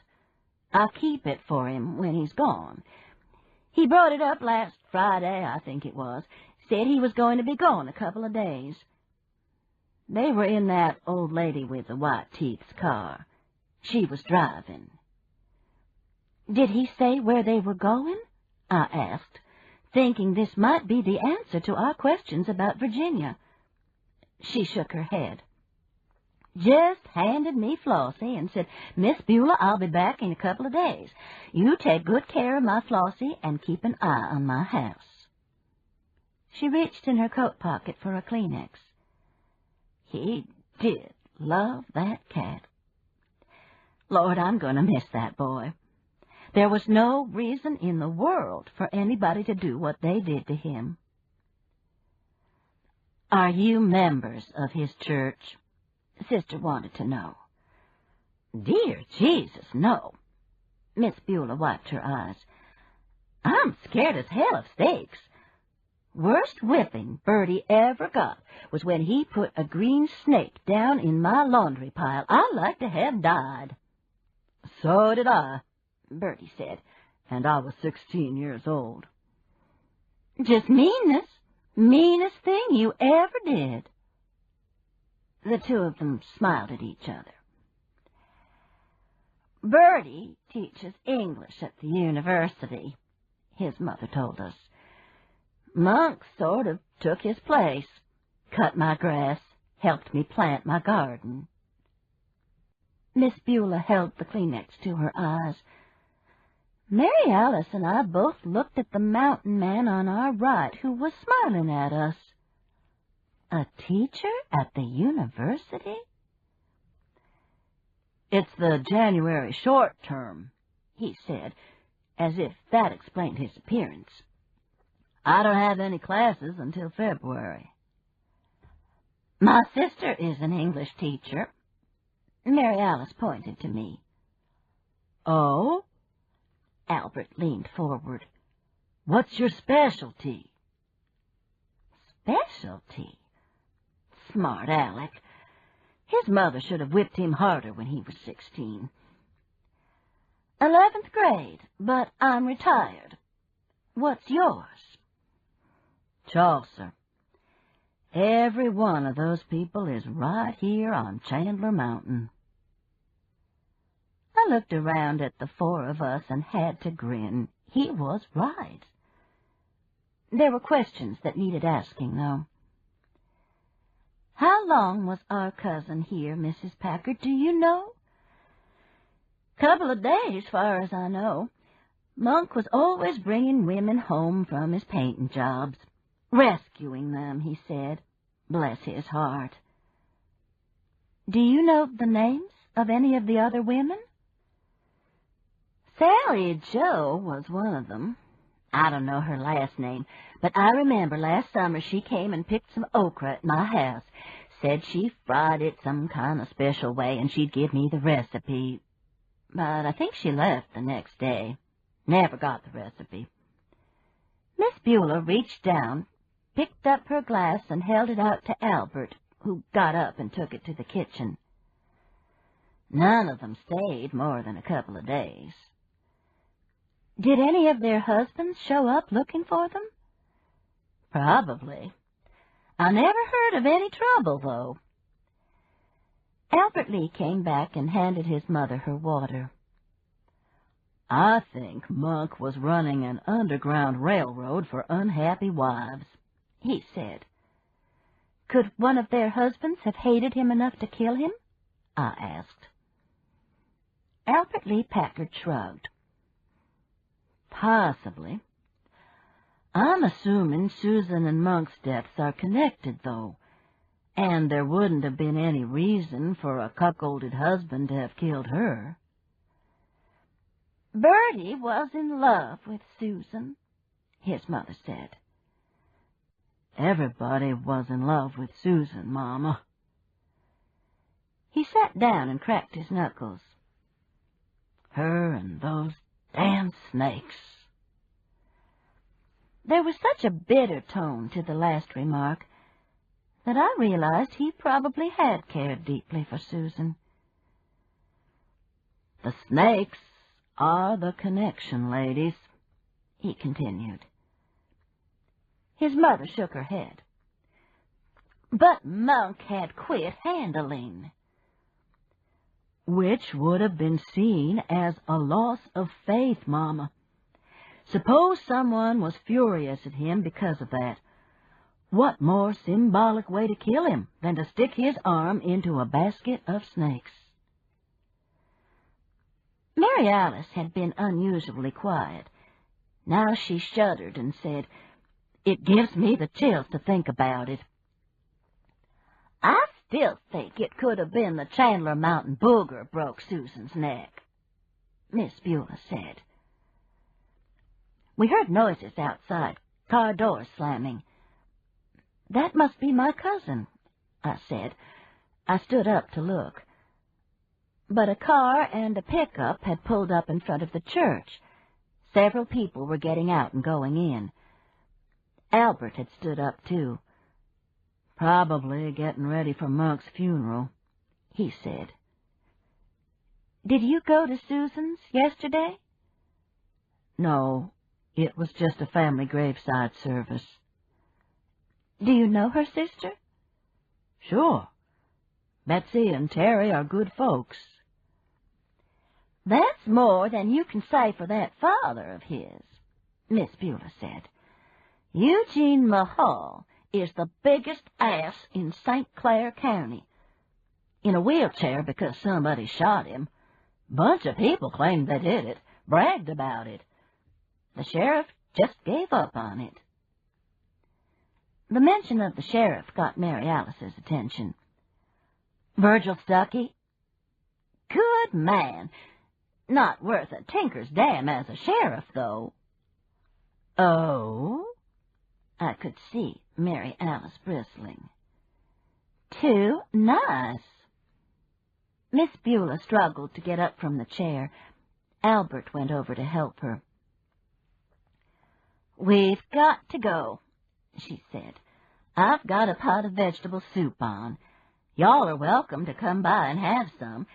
The greenhouse right on the road. Still got collards in the garden." We thanked her, but said we didn't know how long we would be at the house. As they started out of the door, she turned and said, "I've got Monk's mail. I pick it up for him when he's out of town, so I've been getting it. Y'all can look at it if you want to. There might be a letter from your cousin or something. I know there's a phone bill." "Mama, you'd better give that to the sheriff," Albert cautioned. "Shoot, he wouldn't know what to do with it." "Old fool," Sister muttered as I closed the door. "You think that son of hers really teaches at the university?" "Probably." I turned around and surveyed the room. "Reckon how much nosying around we can do without getting in trouble?" "Betsy gave you the key, didn't she? And I guess Virgil's through in here. Why?" "Just wondered." Actually, Miss Beulah's mention of the telephone bill had reminded me that there might be phone messages. I went into the kitchen where a telephone was on the counter and picked up the receiver. I recognized the rhythmic beat that Bell South uses to signify messages. It's the same answering service I have at home. Unfortunately, it requires a number that varies for each area as well as a number password. The number we use is Fred's birthday, which wouldn't help me much here. "Damn," I said. "He's got messages, but he's on Bell South." Sister had followed me into the kitchen. "I'm sure Virgil's already checked them."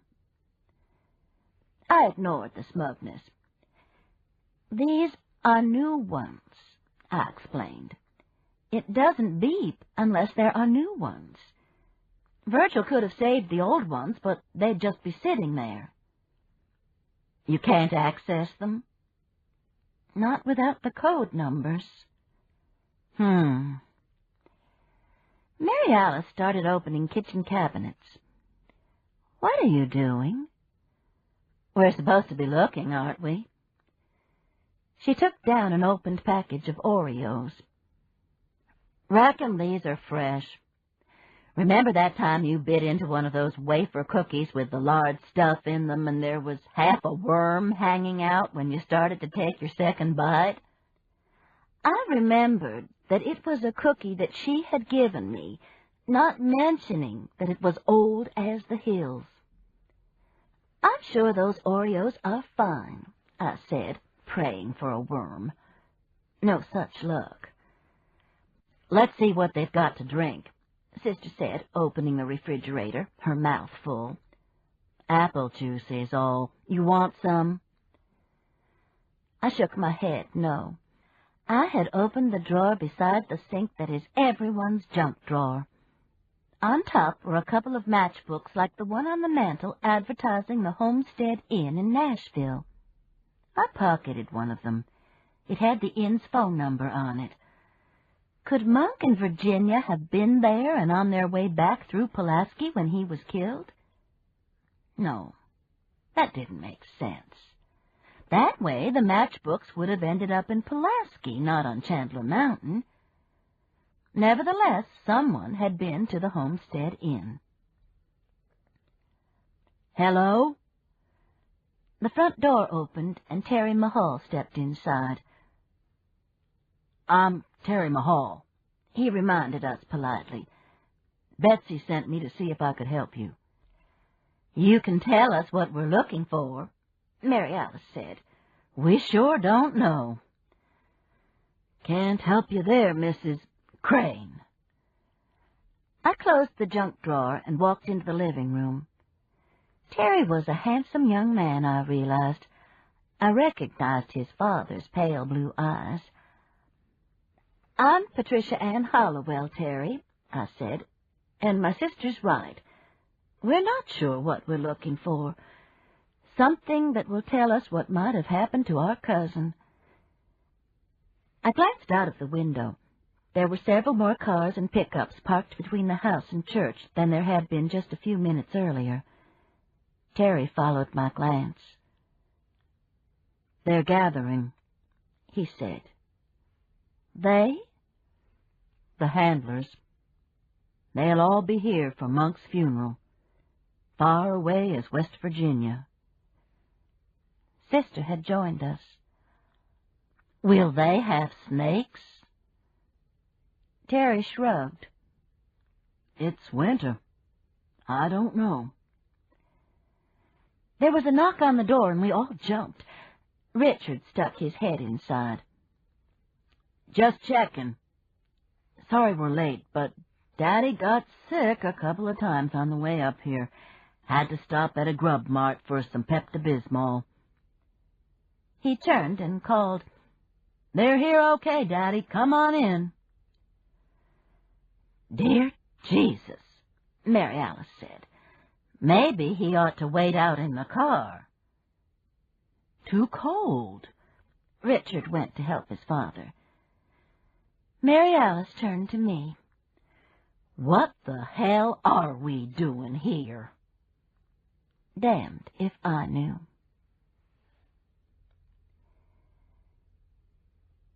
Chapter 14. An hour later, the four of us, Richard, Luke, Mary Alice, and I, were back in the living room with nothing to show for our search. Terry Mahal had left right after Richard and Luke had arrived. But before he left, he had called Betsy to ask if she knew how to get messages from Monk's telephone. She didn't know, but said she would try to find out. So far, we hadn't heard from her. Luke was lying on the sofa, Sister and I were sitting in the chairs, and Richard was standing by the fireplace looking at the pictures on the mantel.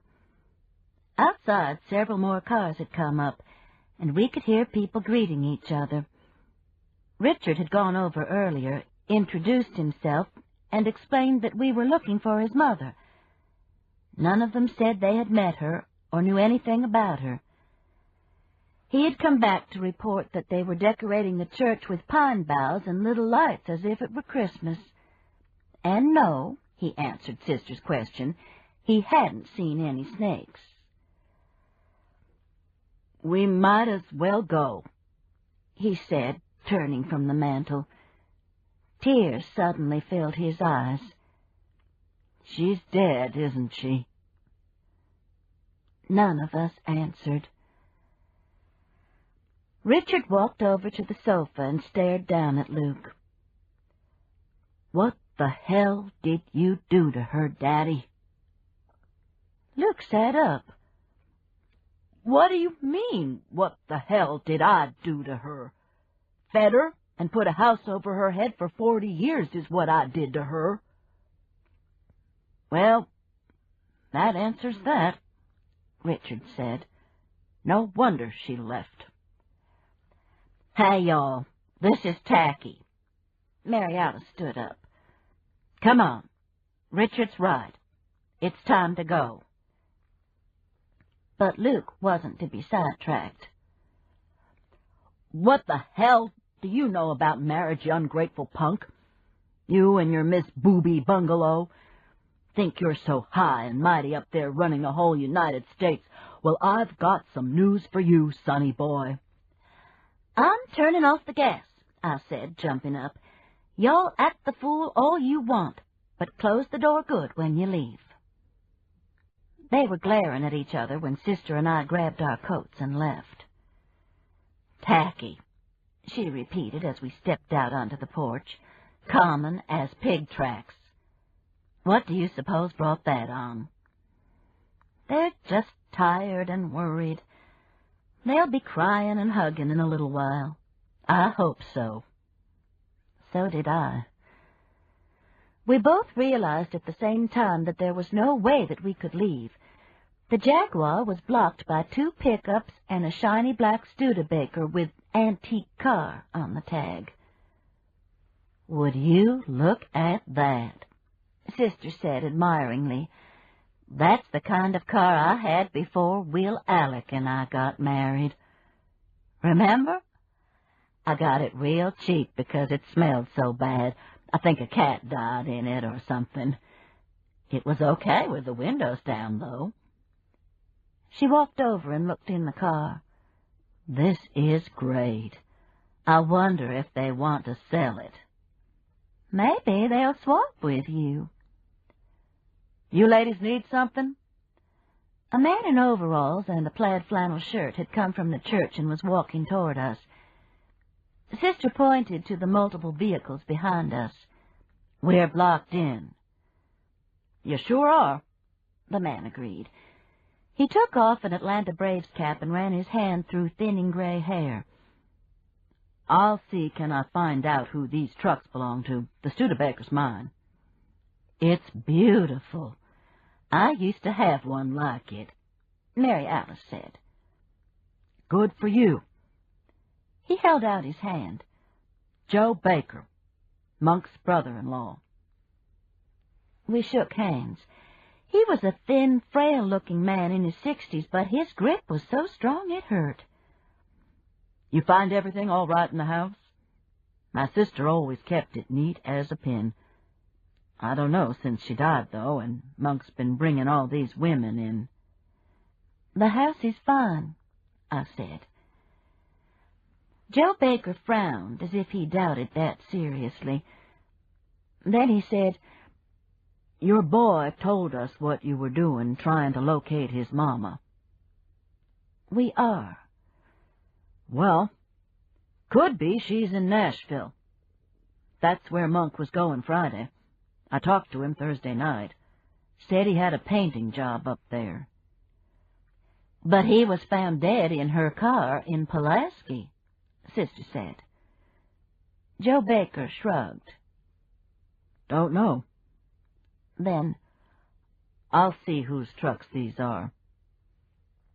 I reached in my pocket, pulled out the Heritage Inn matchbook, and handed it to Sister.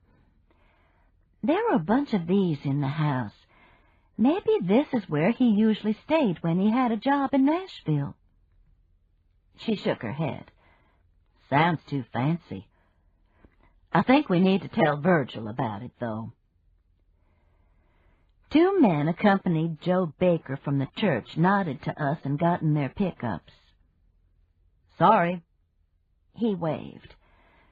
In a few minutes we were on the road and headed toward the crest of the mountain. When we got to the green house that Mrs. Packard had described, Mary Alice surprised me by pulling into the driveway. "What?" I asked. "I want to find out if she knew Monk was going to Nashville so I can tell Virgil. And we might as well eat some soup while we're here." Sister didn't hesitate. "Might as well." Albert Packard answered the door with a copy of Ulysses in his hand. I was sure he had grabbed it when he saw us through the window. I was still impressed, though. "Well, ladies, you're just in time. Mama's just taken the cornbread out." Books were everywhere. They were in bookcases along the walls, stacked in piles on the floor as well as every other surface. The only piece of furniture that didn't have books on it was the rocking chair I recognized from TV, the one Miss Beulah had been sitting in when they interviewed her. "Have you read all these?" Sister asked in amazement. "I've forgotten. Y'all come on in." We followed him through a path of books toward a sofa. "Mama," Albert called, "Mrs. Hollowell and Mrs. Crane are here." "Okay, baby boy." Baby boy moved some books to the floor and picked up a large orange tabby. The cat hung lazily over his arm. "Y'all have a seat." We did, squeezing together. Some books slid into Sister's lap. "Sorry," Baby boy said, putting the cat down and taking the books from Sister. I looked around for two things: a fire extinguisher and the tin can that Miss Beulah spit her snuff in. Neither was in evidence. "I know this looks like a mess." Albert swept his hand in a wave around the room. "But I'm an antiquarian." "Well, none of us is getting any younger," Sister commiserated. "He collects books," I explained. Another book fell into her lap. "Well, that's obvious." "God's truth." Miss Beulah stood in the arched entrance to the dining room where more books were stacked on the table. "Can't breathe in here for dust mites." "Now, Mama." Albert Lee smiled. "What's happened," he explained to us, "is that I've had this little store in Tuscaloosa for years, dealing in rare books and first editions, and I've decided to close it and go on the Internet. No use paying the rent. Most of the business is done on the net anyway." I picked up the book on the top of the pile next to me, a first edition signed copy of The Great Santini by Pat Conroy. I actually felt goosebumps. I had wandered into book heaven right here on the top of Chandler Mountain. Snake handlers and rare book dealers, what a strange combination. "I've got to find a place to store them," Albert Lee admitted. "God's truth," Miss Beulah said again. Then, "Y'all want some vegetable soup and cornbread? I promise there's not even a cookbook in the kitchen." Mary Alice didn't hesitate. I think she beat Miss Beulah back into the kitchen. I wasn't quite as fast. Albert Lee was perceptive. "You admiring the books, or did you see Mama on TV the other night?" "Both," I admitted. He laughed. "She loves to do that. She's even got one of those old sunbonnets and a long dress she wears when they're having a festival at horse pens. Hangs Aunt Beulah's handmade quilts out on the porch. Causes fender benders sometimes, people stopping so quick to pay a fortune for them." "She makes quilts?" "Somebody in the Dominican Republic does." "Well, my goodness." "Come eat some soup," he said kindly. A round oak table was set with different colors of fiesta ware on quilted placemats. In the middle was a tureen shaped like a rooster. and on an orange fiesta platter a large pone of steaming cornbread was already cut. The whole scene could have been an illustration for Southern living. Albert Lee lifted the head from the chicken. "Pass me your bowls." And we did. The next few minutes were spent concentrating on eating. I looked over at Miss Beulah, who was delicately spooning her soup away from her as if she had just graduated from some finishing school. I was stereotyping her again, I realized, to my shame. Albert Lee caught my glance and smiled. "Did you find anything at the house?" he asked, passing the platter of cornbread around for seconds. "Not really," I said. "Some matchbooks from the Homestead Inn in Nashville. But there was a guy with an old Studebaker, Monk's brother-in-law, said that Monk had paint jobs in Nashville. This could have been where he stayed." Miss Beulah took another piece of cornbread. "A man named Joe Baker?" "That was who?" Mary Alice took another piece of cornbread and passed the plate to me. "I used to have a car like that. Smelled awful, but I loved the way the front and the back looked the same, so you couldn't tell if it was coming or going." "That Joe Baker." Miss Beulah speared her knife into the butter so hard that it clinked against the dish. "Bad news. Probably the one who killed Monk. Susan, too. I wouldn't put it past him." "Now, Mama," Albert Lee admonished. "Well, you know it's the truth, Bertie. Killed 2 of his wives. One of them was snake-bit and didn't even handle, and the other one drowned in their well. Just happened to fall over a 4-foot-high rock curbing." She slathered butter on her bread. "Sure ruined that water supply." I passed on the cornbread and handed the plate to Albert Lee. "But why would he want to kill Monk and Susan?" Mary Alice asked. "Well," Miss Beulah took a bite of cornbread, chewed, and swallowed. "Monk told me that Joe Baker wanted him to give him his snakes when he quit handling. Said he thought he was due them. But Monk gave them to Susan instead." I looked down at the Southern living table, at the beautiful rare books in the next room. There was a surreal quality to this conversation, to this whole place. "More soup?" Albert Lee offered. Sister held out her bowl. "Will Joe Baker be the head honcho snake handler now?" she asked. "I expect so. Up here on Chandler Mountain, anyway," Miss Beulah said. I remembered how strong Joe Baker's handshake had been, how it had hurt my hand. He could twist someone's head around, force someone's hand into a basket of poisonous snakes. I shook my head when Albert Lee offered me more soup. "She's anorexic," Sister explained. "Doesn't eat enough to keep a bird alive." I denied the accusation, but no one was listening to me. Miss Beulah was reciting Joe Baker's criminal record, which was astounding. Several drug charges, federal racketeering, whatever that was, manslaughter, killed a woman while driving drunk, a bunch of other stuff she couldn't remember. Obviously, in Joe Baker's heyday, the 3 strikes and you're outlaw wasn't in effect.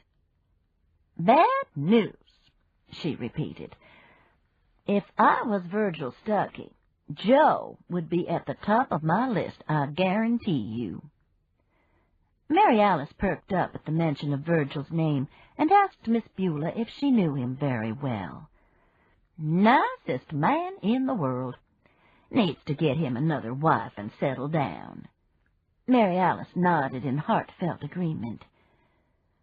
Miss Beulah pointed her spoon toward Albert Lee. "Bertie does, too. Look at that beard, scraggling down like Spanish moss. No woman in the world would put up with that.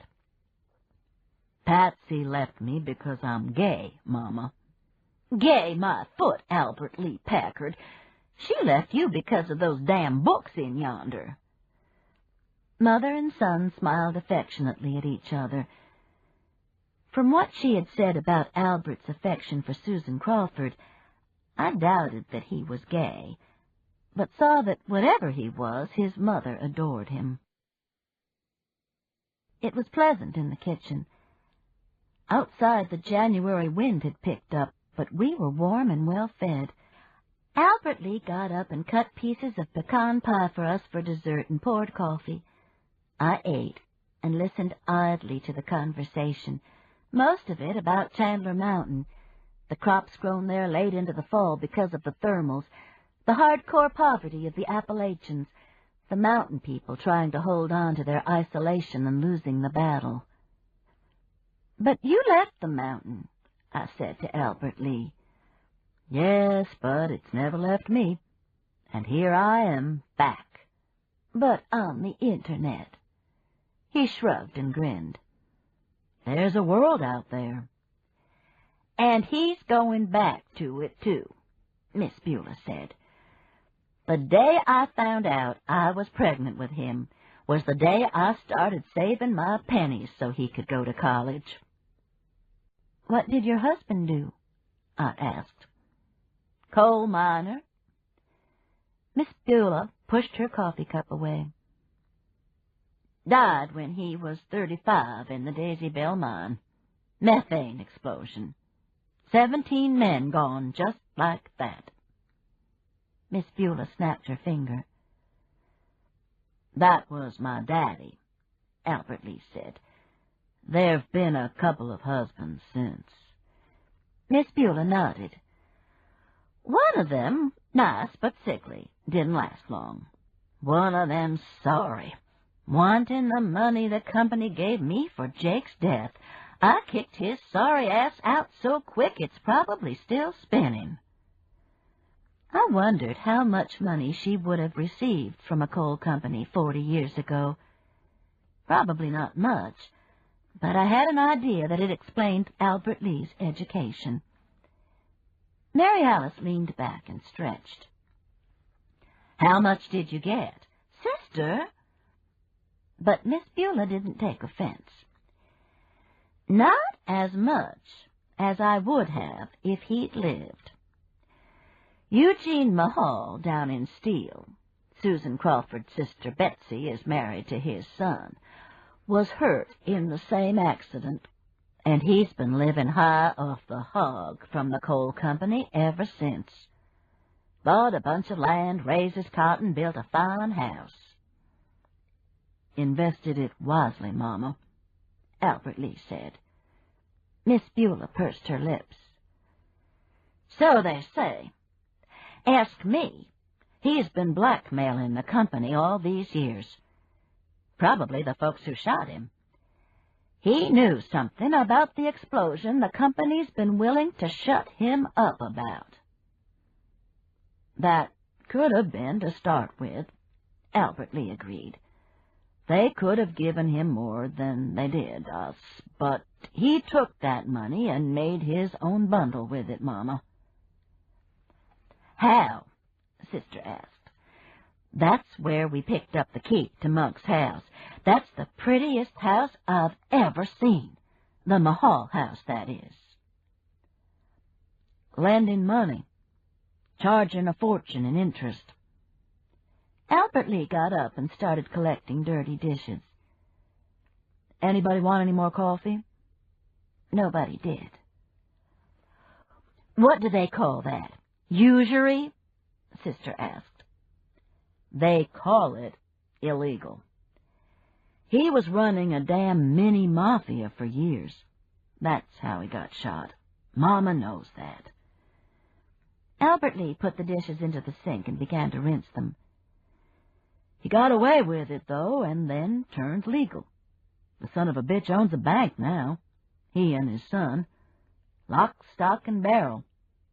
And the coal company, their biggest account." "You're kidding," I exclaimed. I thought of Betsy Mahal working at the telephone company, of my worry about their being able to afford in vitro procedures. Was nothing on this damn mountain what it seemed? I told you, I bet they have Thomas Jefferson floors in that house, Sister said. Probably, Miss Beulah agreed, as if Thomas Jefferson floors were common knowledge. I think that house is why his wife, Lou Ellen, married the old coot. Terry's mother? I asked. No, Terry's mother got taken with pneumonia a long time ago. Lou Ellen was about 25 years younger, a country singer. Said she was on the Grand Ole Opry, but nobody had ever heard of her. Leastways up here on the mountain we hadn't. Heard of Conway Twitty, but no Lou Ellen Conway.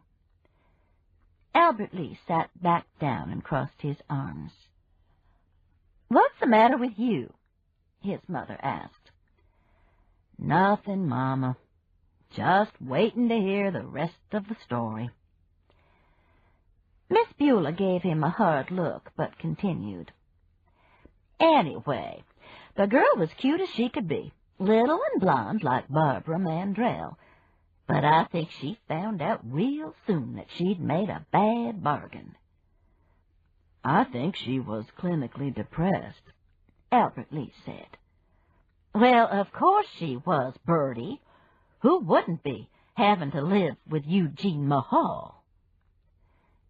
Did he lose the use of his legs in the explosion? I asked. Sure did. We thought he'd lost more, but then Terry was born, and Terry's mama was a saint, so there wasn't a handyman in the woodpile, I guarantee you. There was a challenge to Miss Beulah's voice, so we all nodded that we were sure that Terry Mahal was indeed a legitimate Mahal. Anyway, that Llewellyn hadn't been there 6 months until she started trying to commit suicide, jumped out of the second-story window 2 times, but just scratched herself up in some ligustrum. The 3rd time, they say she crawled up on the roof and broke her arm when she jumped. Why didn't she just leave him? Mary Alice asked. Well, she did, finally. Just disappeared. Old Eugene Mahal said she went back to Nashville. But everybody thinks she's part of the Welcome to Alabama rest stop ramp they were building up I-59. Lord have mercy, Mary Alice murmured. The yellow cat strolled into the kitchen and jumped up on Albert's lap. Or maybe the Chandler Mountain booger got her, he said, scratching the purring cat's head.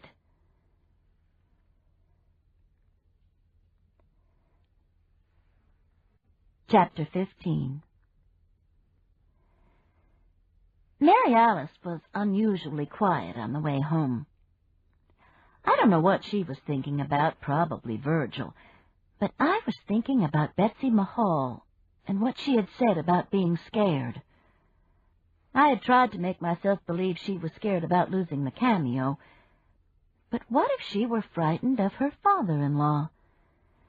Of bringing her sister's 2 tiny children into that house to live with a man who was at the least disagreeable. I had witnessed that myself. And who, according to the Packards, was a thief, blackmailer, and possibly a murderer. And what were she and Terry doing living there anyway? Was she running that large house and taking care of a grouchy, disabled father-in-law, as well as holding down a job at the telephone company? What are you thinking about? Sister asked. Betsy Mahal. I think she's got her hands full. What are you thinking about? I'm thinking that Virginia's no more dead than a Betsy bug. You know what I think happened? I didn't ask, but she told me anyway. I think Holden Crawford took her to Nashville to that Homestead Inn place and left her. She had arranged to meet someone there. Then what was he doing with her car in Pulaski? And somebody saw her with him in Pulaski, remember? Getting gas.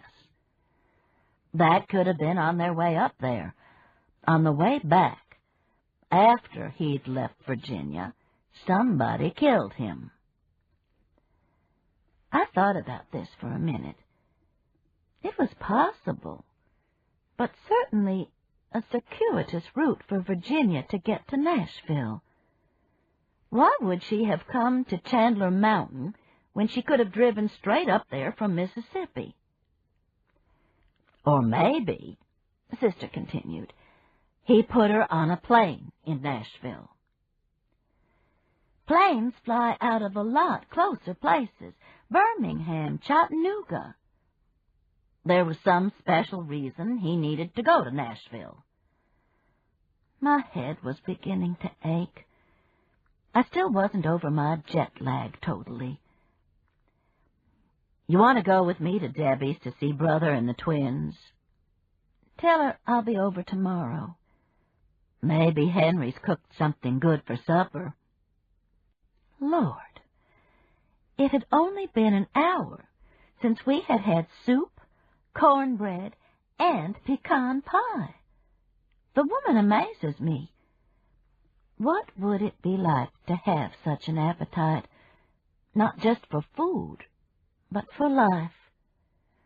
Not to worry about details like I did. Who made me the worrywart in this family? You were born worrying. It's your burden to bear.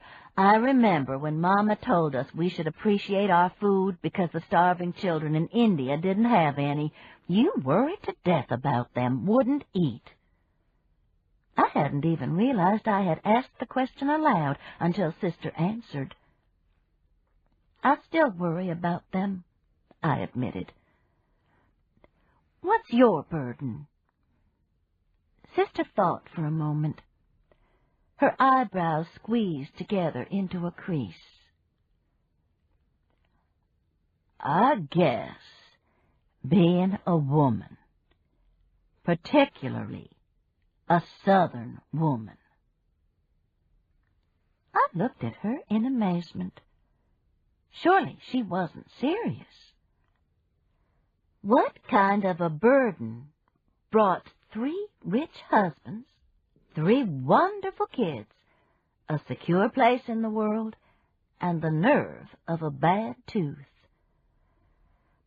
You see, we're brought up to be too sweet, too subservient to men, to society in general. When on God's earth have you ever been subservient to anybody? Or sweet, for that matter? On the Concorde, coming back from Paris, you rearranged where half a dozen people were sitting so you could be near Peter Jennings, who slept the whole way home, and I was sweet and didn't wake him up. He's got a lot of gray, I noticed. Do you think he uses Grecian formula? Or that 5-minute stuff? They could put that on him right before he goes on the air.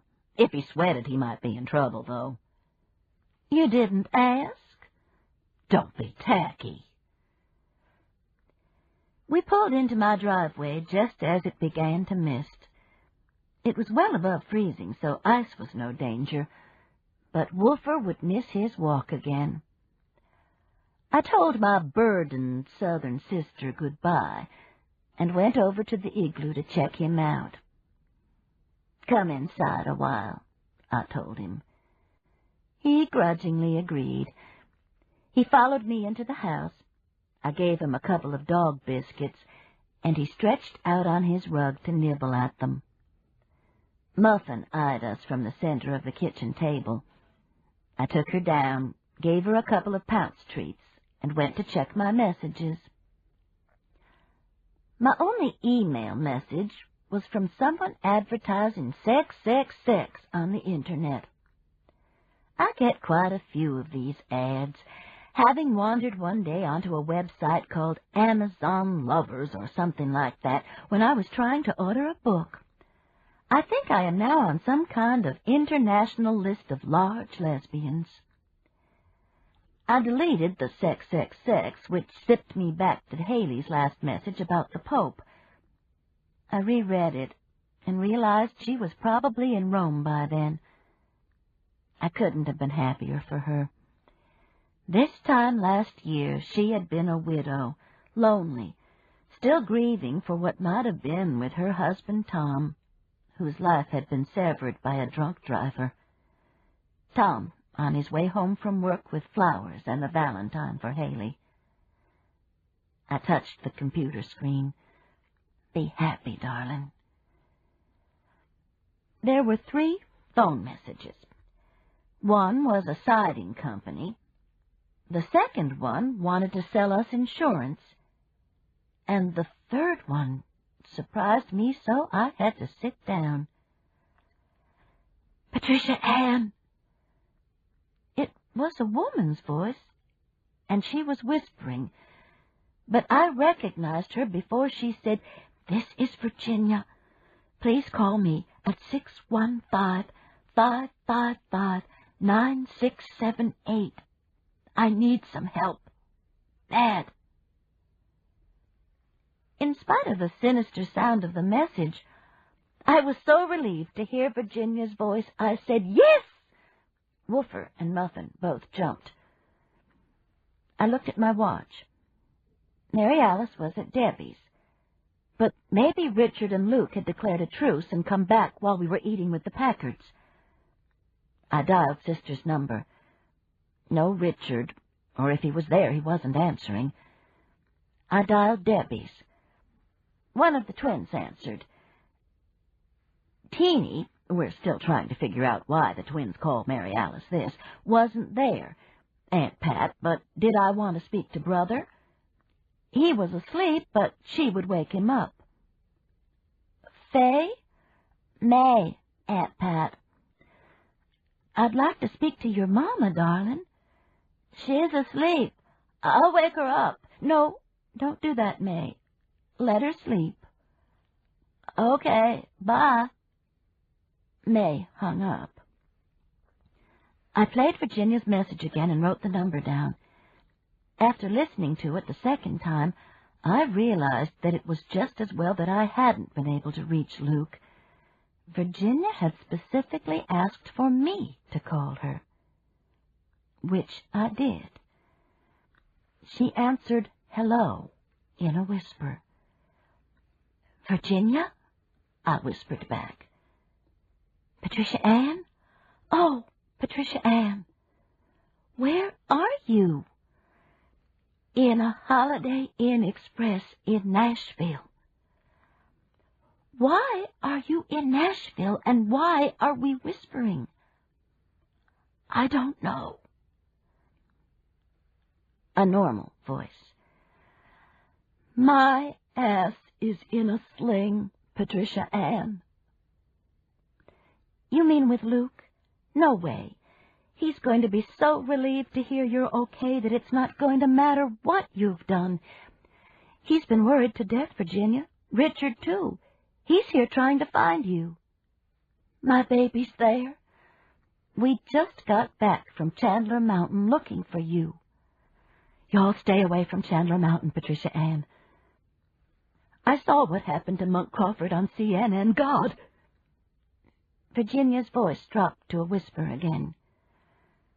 I saw more than I should have. I shivered. You saw who killed him?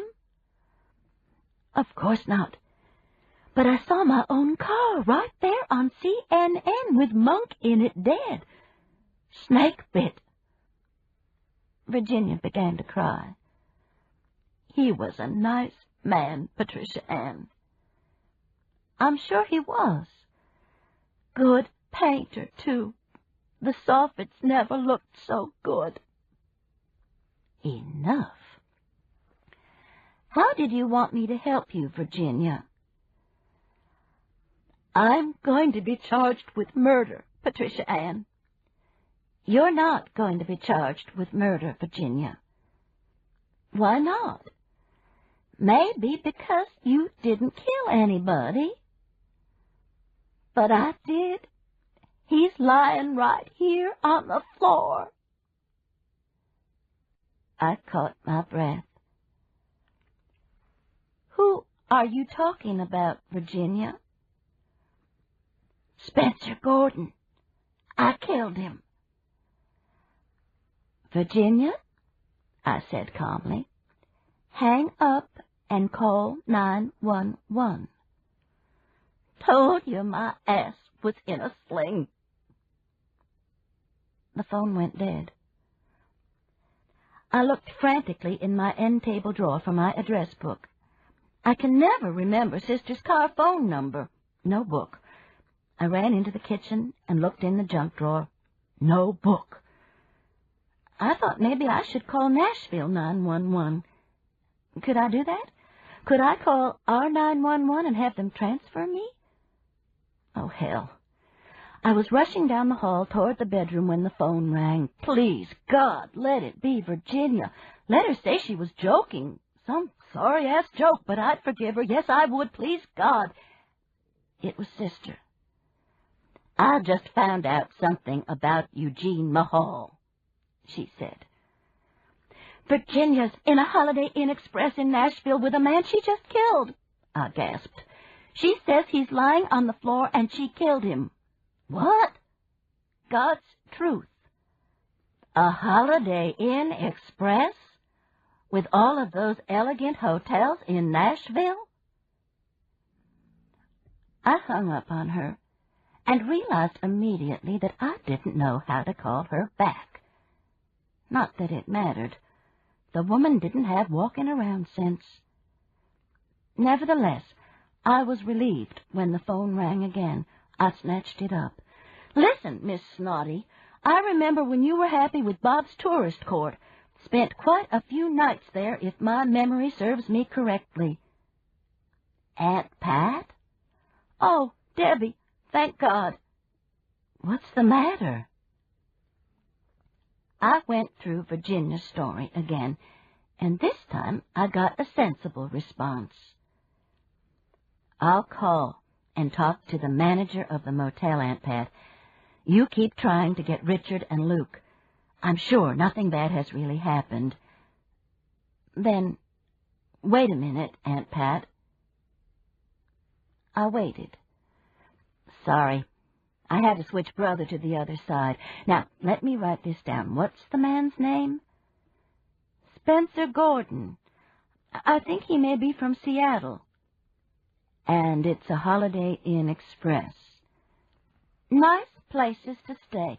Fred and I stay in them all the time. AARP discounts. I'll call you back in a little while.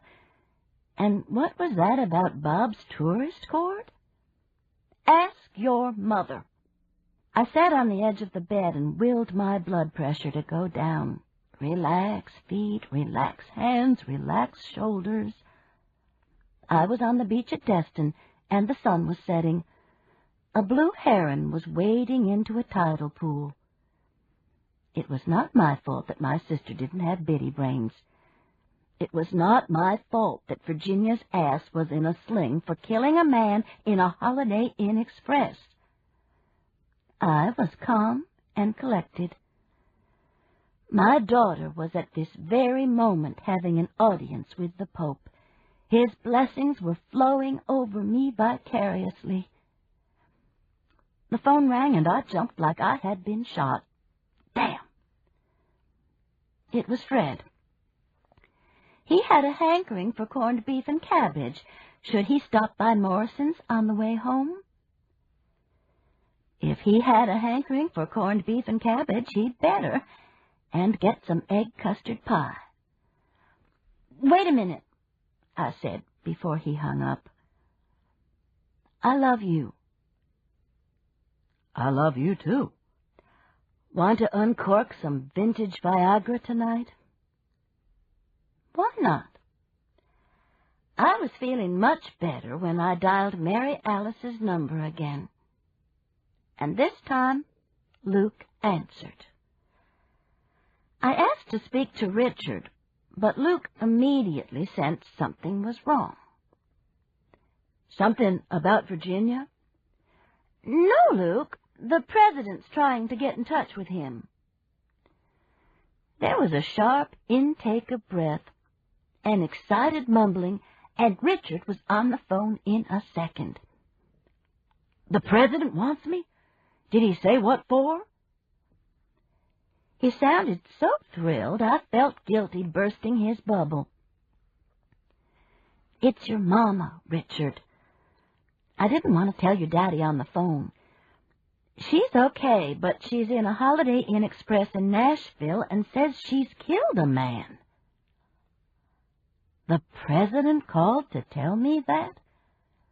That was thoughtful, wasn't it? I hoped for a moment that this was an act he was putting on for his father, but the tone of his voice was too excited.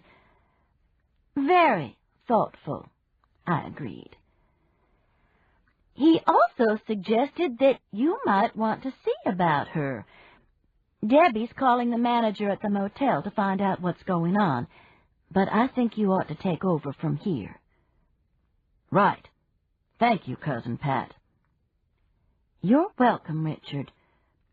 Be sure and let the president know how things turn out. I hung up and looked down at Wolfer, who was drooling over his milk bone. Want to run for Congress?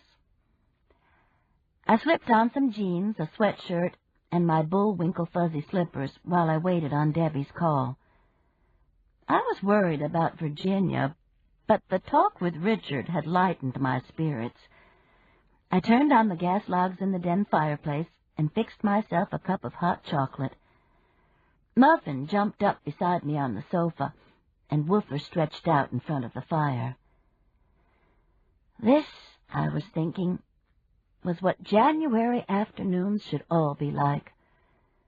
I even managed to finish the hot chocolate and was dozing when the phone rang. The man's not dead, Mary Alice announced. They're taking him to Vanderbilt Hospital, but they think he just had a spell of some kind. What kind of spell? Virginia said he was lying on the floor, and he was obviously unconscious if she thought he was dead. How should I know, Mouse? Maybe one like Aunt Gracie used to have. Remember how she would fall out, get that look in her eye, and we'd know to catch her. Good thing she was little. Have you talked to Richard? I told him his mother was in Nashville and okay, except for maybe having killed a man.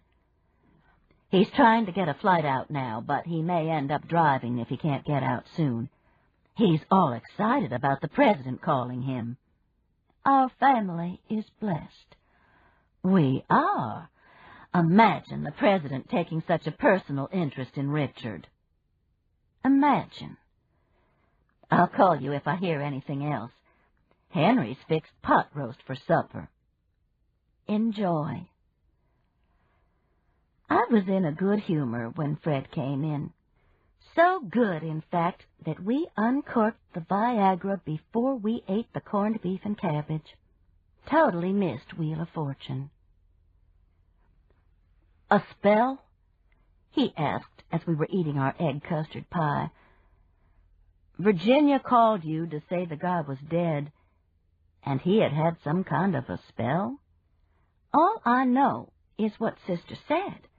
They took him to Vanderbilt Hospital. Does this have something to do with the snake-handling preacher? I doubt it. I don't know what's going on. Sister thinks Monk Crawford took Virginia to Nashville to meet this man. I guess it's possible. Mary Alice say any more about Virgil? I think she's got her a good one this time. He was telling me the best place is at Smith Lake to catch bass. He's got a cabin up there. Well, let him break the news to her. True. I'm sure both of us had the same mental picture of Sister in a lake cabin cleaning bass. We were in bed asleep by 9 o'clock. Sometime later, the phone rang and woke me up. "Migraine," Sister said. "What?" "The Gordon guy is going to be okay. He had a migraine attack, took some new medicine he had, and was sleeping it off." "On the floor? He must have taken a hell of a dose." "Well, Virginia said she didn't have her glasses on and must have guessed wrong when she gave it to him." "Do you suppose Aunt Gracie had migraines? Remember how funny her eyes looked?" "I think Aunt Gracie took paregoric, Sister. I'm going back to sleep now." "Well, I never did tell you what I found about Eugene Mahal." "What about him?" "He can walk, as good as you and I can." This woke me up. "Who says?" "I was talking to Virgil on the car phone, telling him where we'd been, and he told me. Said he'd seen him himself. Said he went out to his house to question him about Llewellyn's disappearance. You know, the country singer he married who kept jumping into the Ligustrum trying to commit suicide. And you know those glass panels on either side of the door? Virgil saw him walking down the hall, big as life. But when he opened the door, he was in the wheelchair." "Insurance fraud?" "That's what I said. But Virgil says probably not. That when he collected the insurance, he really was crippled up." "What would be the purpose, then?" "I have no idea, Mouse. Why do you always think I know all the answers?" "I'm going to sleep now." I hung up, but I didn't go back to sleep for a long time. Why would Eugene Mahal want everyone to think he couldn't walk? "I'm scared," I heard Betsy say. What a can of worms. Basket of snakes. I finally got up and fixed some decaffeinated tea. Ended up sleeping on the sofa with Muffin. Chapter 16. The next morning, I was sitting at the kitchen table reading the paper and having a second cup of coffee when there was a knock on my back door. "Any sweet rolls and coffee?" Officer Bo Mitchell of the Birmingham Police Department asked when I opened the door. "For you, always." I hugged Bo and took her coat. "Lord, you're skinny, girl." Bo twirled to show off her new figure. 125, and that's it. I'm at the sticking point now, so one sweet roll and that's it. "You look wonderful." And she did. Bo has the most beautiful skin, a light milk chocolate color, and her eyes have a slightly Asian cast. She is also one of the nicest people I know, funny and brave. Her friendship is one of the best things that has happened to me since I retired from teaching. "Sit down, and I'll get you some coffee." I put her coat over a chair in the den while she sat down at the table. "Where's Joni this morning?" I asked. Joni Salk is Bo's partner. "We had the night shift. I just came to hear about your trip. How's Haley doing?" "So good you wouldn't believe." I put a cup of coffee in front of Bo and got some sweet rolls from the refrigerator and stuck them in the microwave. She's loving being married and living in Warsaw. And, Bo, guess what? She and Philip are in Rome today.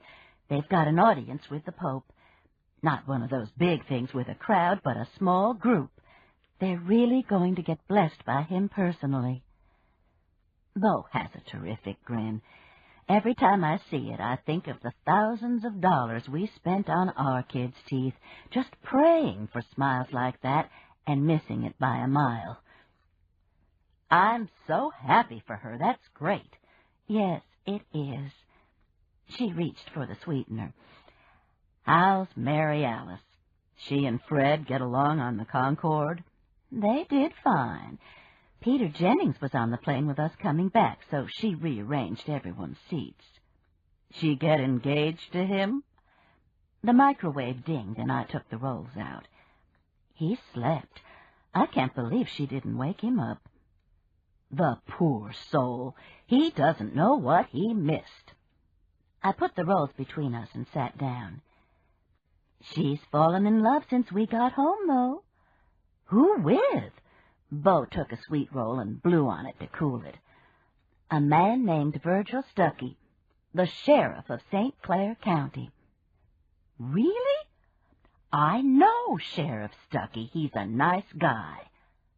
Bo looked up suddenly. "The sheriff of St. Clair County?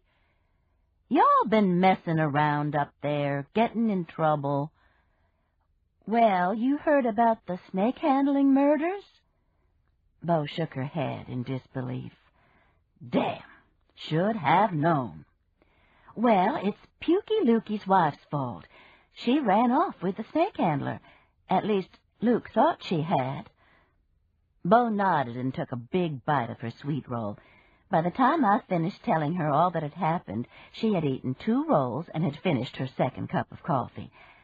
The telling, eating, and drinking were punctuated with Bo's favorite expression, "Do Jesus." Bo is a wonderful listener, probably one of the reasons she's such a good policeman. "Sounds like a mess," she said, when she realized I had finished the story, with the man in Vanderbilt Hospital who had the migraine attack and Virginia having thought he was dead. "It is," I agreed. "Thank goodness Virginia's shown up. We're out of it now. It's up to the sheriff." "That'll be the day." Bo licked some icing from her finger. "You and Mary Alice are going to help him out by finding out who did it, aren't you?"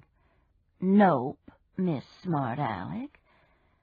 But I am going to tell him he needs to take a good look at a man named Joe Baker. We met him yesterday, and you could just see the mean in his eyes. You know how that is?" Bo nodded that she recognized mean in people's eyes. "He's Monk Crawford's brother-in-law, and now that Susan and Monk are both dead, he'll probably be the chief snake handler." "Now that's something to aspire to, isn't it? Snakes, yuck!" "You know," Bo stuck her finger in the crumbs on her plate and licked them off, "my mama was the dickens on potty training. Had us all out of diapers by the time we were 18 months old. But last fall, I was spreading pine straw under my shrubbery and picked up a handful with a little snake in it. Lord, I peed my pants." I laughed. "What kind of snake was it?" "Don't know. I threw him a winding and went to take a shower and wash my clothes." Bo placed both of her hands on the table and spread her fingers out in what looked like a gesture of surrender. "Deliver me from those things." We sat quietly for a moment, and I remembered that I hadn't told her the most important thing of all. Debbie had her baby, Bo. They're fine. Bo's smile beamed again. "That's wonderful. Mary Alice beside herself?" "Just about it. She'd given up on grandchildren until Debbie got pregnant with the twins, you know." "Haley will be next."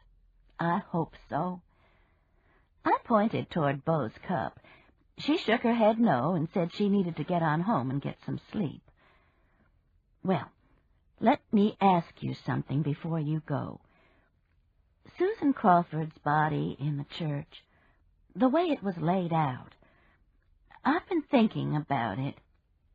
Have you ever run up on any bodies that are fixed just so, with their clothes fixed neatly and even their hair looking like it had been brushed?" "I get the drive-by shootings and the ODs under the interstate. They're laid out all right, just the way they quit breathing." "Well, what about women murderers? Do you think they would tend to straighten up the bodies more? Patricia Ann, have you lost your mind? Of course not. They'd get the hell out as quick as any man. Quicker, maybe. You think tidying up is some kind of innate female thing, regardless of the circumstances? Lord, girl. Tell you what, though. Bo followed me into the den where I had put her coat. We did have a case in West End where an 80-year-old man killed his wife who had Alzheimer's, smothered her with a pillow. He had her all bathed and in her prettiest nightgown when he called us. Even had makeup on her. Bo held out her arms for her coat. Only time I ever cried at a murder scene, and didn't feel a damn bit bad about it. A man named Jeff Maloney answered the call with me, and he was sniffling too. Damn. And someone broke Susan Crawford's neck, and then laid her out like they loved her. Bo slipped into her coat. Maybe it wasn't the same person. Maybe someone found her dead and took her into the church. I hadn't thought of that possibility. But after Bo left with promises of calling soon, I had Joe Baker killing Susan and Monk finding the body and laying her out in the church. Or Eugene Mahal killing Susan. I could think of no reason for my suspicion except that he had lied about walking. And Betsy finding the body. She could have been the woman Luke swore he saw in the church. But that didn't make sense. Betsy would have called the police immediately if she had found Susan's body. Surely she would have. I finished loading the dishwasher and turned it on. One thing I was sure of now. Whoever had put Susan Crawford's body in the church, whoever had straightened her clothes and combed her hair, had cared deeply for her. It was a beautiful sunny day. The temperature was supposed to be in the 60s with rain that night and much cold weather the next day. Muffin was lying in the bay window watching two squirrels trying to get sunflower seeds from my squirrel-proof bird feeder that really works. The squirrels jump on the wooden perch and their weight closes the feeder. A remarkable invention, except I feel so sorry for the squirrels after they have worked a long time that I'll go and throw some seeds on the ground for them. Woofer and I took a quick walk. Most of the Christmas decorations were down by now, but there were a couple of holdouts. There's a house a block away from us that has a chimney on the front. They put their wreath up Thanksgiving and take it down Easter. Don't ask. But it's a good way to give directions in February and March. Go past the wreath house, turn left. I had thought I would have a message from Mary Alice, that she might have heard from Richard, but there was nothing but a dial tone. I turned on the computer. Not even the sex people were trying to communicate with me this morning. I got in the shower feeling slightly depressed and knowing why. The last couple of months had been so busy, planning for the trip to Warsaw, the trip itself, Christmas, Brother's birth, Virginia's disappearance, and the whole Chandler Mountain snake-handling affair. A morning by myself was a letdown. Next week, I would start tutoring again at the middle school. Next week, I would shampoo the rugs and maybe invite some people for dinner. Arthur and Mitzi from next door. Frances Zada, of course, if she was in town and not in Destin. I let the hot water run over my head and relaxed. Soon, mixed with the smell of shampoo, was the smell of bacon frying. It was a pleasant smell, one the aromatherapy people should consider using. A smell that shouldn't have been in my house. But that didn't alarm me because I figured I knew the source. I rinsed my hair, put on my white terry cloth robe, and headed for the kitchen. "Why don't you get some real bacon?" Sister complained. "All I could find was this turkey stuff." lower in cholesterol. She was sitting at my table with what appeared to be several pieces of French toast and half a pound of bacon on the plate in front of her. "Did you fix me some?" I asked. "You can have some of this. I think my eyes were bigger than my stomach." I would not answer that. I got a plate and helped myself to a piece of French toast and a couple of pieces of bacon. Sister pushed the bottle of syrup toward me. "Unusual hairdo." I couldn't resist. Sister's hair was pulled back into random patches, some of them caught with bobby pins. "I've been to Delta Hairlines. It's the Dharma look." I'm sure I looked blank. "You know, Dharma, from Dharma and Greg, the television show. Don't you and Fred ever watch anything but Wheel of Fortune and Biography?" "We're always in a hurry to get to bed." "You wish." I poured syrup over the French toast. "You hear from Richard and Luke this morning?" "Richard called while I was eating breakfast." I pointed to the French toast. "What's this, then?" Sister didn't miss a beat. "Brunch. Anyway, he ended up driving because there wasn't a direct flight until this morning, and he said it was quicker than having to fly through Atlanta and change planes." "How's his mama?" "Feisty enough to tell Luke she was filing for divorce." "Must have regained her feist when she found out she wasn't a felon." Sister frowned at me and chomped into a piece of bacon. "What about the Gordon guy?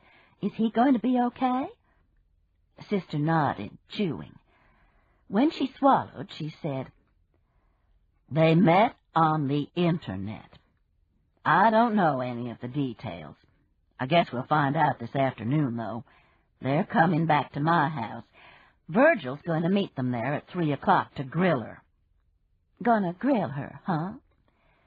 Sister speared another piece of French toast and held it in the air. A drop of syrup dripped onto her plate. "Should be interesting. You want to come?" You bet I did. I wanted to know what had happened on Chandler Mountain, things that Virginia might have the answers for, things that the Chandler Mountain booger couldn't be blamed for, things that Betsy Mulhall was frightened of. On a hell-warmed-over scale of 1 to 10, Virginia's looks would warrant a solid 8. Granted, the afternoon light in Sister's sunroom was not flattering to anyone older than Tiffany, who was placing snacks on the coffee table and smiling at Richard. Obviously, this was going to be an informal interrogation. But Virginia looked rough. Her hair was a mahogany red, pulled straight back, and either greased down with VO5 or in bad need of a shampoo. There were dark circles under her eyes, and her lips looked strange, puffy. Surely Luke hadn't hit her.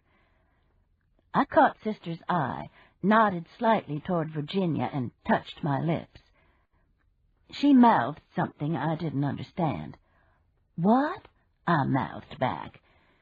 She reached into the end table drawer, and in a moment handed me a Post-it with collagen written on it. I folded the paper and put it in my pocket.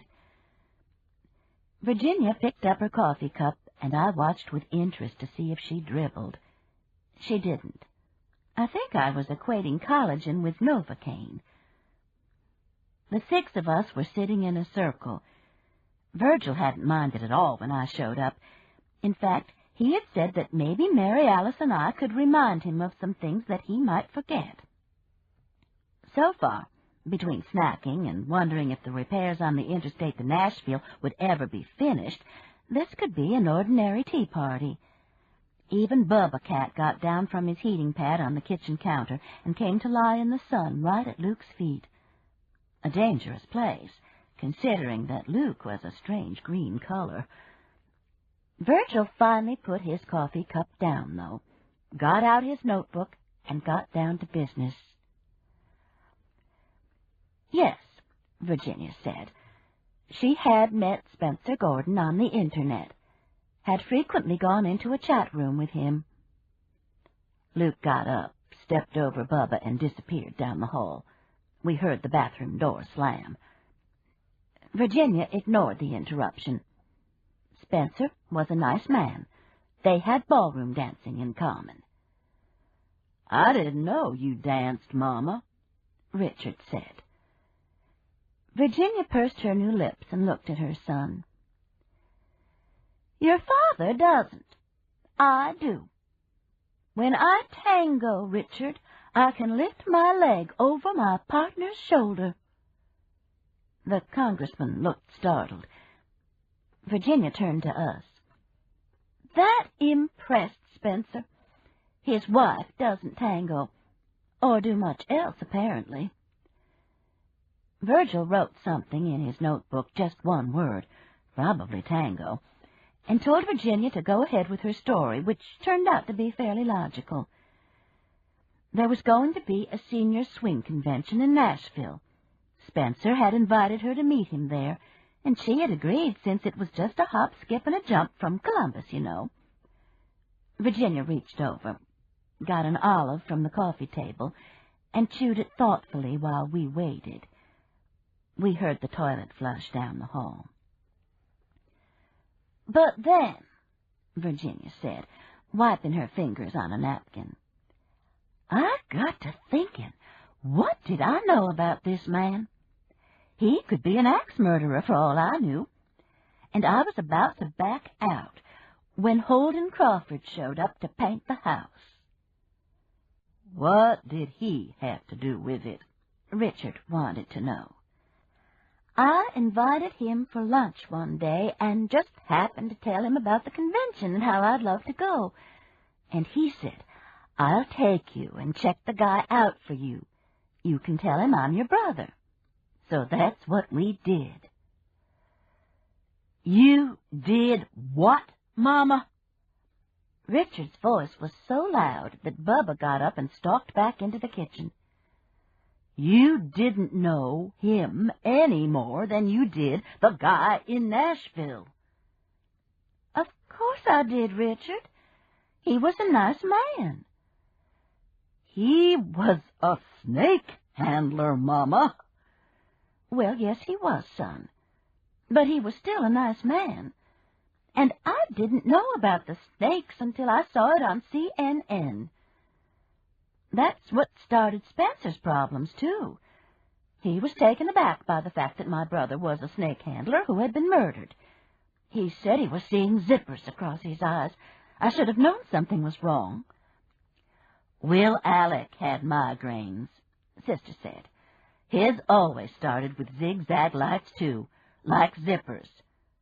I'm surprised that Gordon guy didn't have some of that new medicine to stop them." "He should have." Virginia reached for another olive. The floor above us creaked. Luke had gone upstairs. Virgil looked as if he were taken aback and seeing zippers, too, but he took a deep breath and asked Virginia to tell him about the couple of days she had spent on Chandler Mountain. "Boring. Holden didn't even have cable. But he said he had some business he had to take care of before we went to Nashville. And no, Sheriff, I don't have any idea what it was. A couple of guys came by. One was his brother-in-law." Virginia frowned. "Holden didn't like him. They were having a fuss about something, and his daughter-in-law, Susan, came by with the grandchildren, cute as they could be. Susan was, too." Virginia sighed. "I can't believe she's dead, too. Holden really loved her and those children." "You said a couple of guys?" Virgil asked. "A young man," Holden said, had a crush on Susan. He just came to the door, and they talked a minute." "Did he have a beard?" I asked. I was thinking of Albert Lee Packard. To Virginia, he would be a young man. "I don't remember one." "Then it wasn't Albert Lee, with his memorable Spanish moss. What kind of car was this man driving? Virgil wanted to know. I didn't see it. Richard stood up. I think I'd better go see about Daddy. He nearly got himself killed, you know, Mama, looking for you. Should have learned to dance. Richard stomped out, and Virgil closed his notebook, which, best as I could tell, had maybe a dozen words written in it. Mrs. Nelson, I think we'd better continue this tomorrow in my office. Okay? I'll bring her, Sister volunteered immediately. What time? I'll take her, I said. I've got to take Betsy Mahal's key back to her anyway. We'll all go, Sister said. Virgil ran the palm of his hand across his mouth. A gesture that I would learn to recognize meant I give up. About 2, he said. He reached in his pocket and pulled out Susan Crawford's cameo. And, Patricia Ann, if you're going to see Betsy, give her this. We've checked it out. I'd be happy to. It'll make her feel better. Oh, I recognize that, Virginia said. Holden's daughter-in-law was wearing that when we went to the grocery in Oneonta, and I think one of the babies must have broken the chain. I found it in the car on the way to Tennessee. Holden was supposed to give it back to her. But neither of them had lived to see the other again. It belongs to her daughter now. I slipped the cameo into my purse.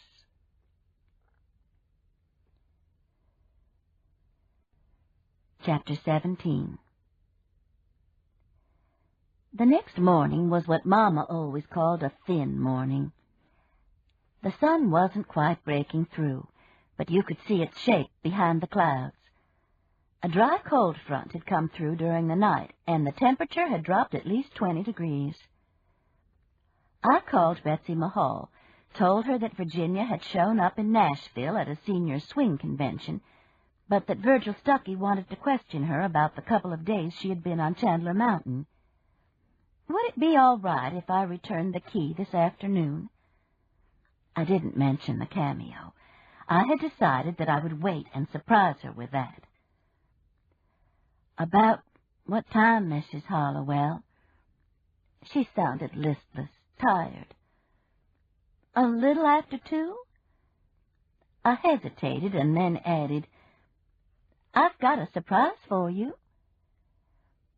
There was a pause on the other end of the line. Maybe I should just tell her I had the cameo.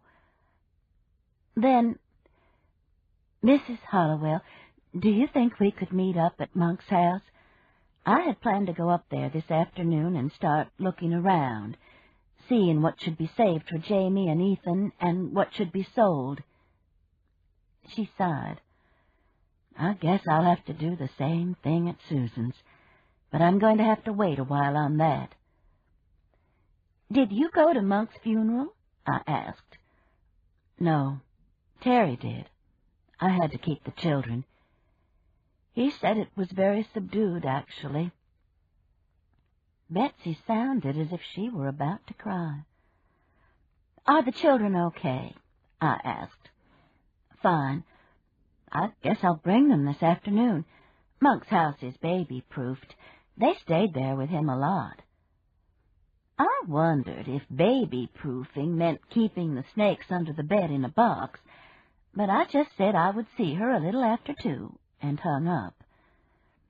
I called Mary Alice and told her that I was going up to Chandler Mountain, so I'd go in my car. Go with me and Virginia, she said. I'll take you up there. No, I'll go in my car. That way I won't be in a hurry. Wait a minute, Sister said. I heard her put the phone down and close the door. You don't understand, she said when she came back. I think the collagen seeped up into Virginia's brain, or the mahogany dye has seeped down, or both. The woman's certifiable mouse. What's she done? Right now she's teaching Tiffany how to tango. I giggled. Not funny. You got any of that riddling stuff left from when you taught school? I think she needs some. You think they gave it to the teachers to hand out like candy? From what I read in the papers. No, I don't have any riddling. But it does sound like she might have some problems. Get Richard to take her to a doctor. He and Luke won't come downstairs. They hear the tango music. Sister paused. The whole damn neighborhood hears the music. Then I know I'm going in my car. Bye, Sister. Wait a minute. What? I could practically hear the wheels in her brain turning. I swear, I'll forgive you for losing my Shirley Temple doll. I knew she was lying. We'll go to our graves with her holding that against me. 56 curls, Patricia Ann. She's been saying for 55 years. 56 perfect little corkscrew curls, and those precious little red leather shoes with one button, and you lost her. The fact that she had even mentioned the subject of forgiving me for Shirley Temple, a crime I didn't even remember committing, told me how desperate she was, though. Make Richard take her, I said. But Virgil is expecting me. Virgil has a pot belly. You can't say anything about Fred's anymore. Silence. Then, I know, but it's okay. Of course, I ended up going with them. Maybe I just lost my mind and thought there was a slight chance that Sister really might forgive me for the Shirley Temple doll. Maybe I was still under the influence of jet lag. Or maybe, God forbid, I'd never figured out how to keep Sister from bossing me around. I think I know which maybe it was. So we headed back up I-59, 3 old ladies on a thin day in January in a Jaguar. I was getting familiar with the territory.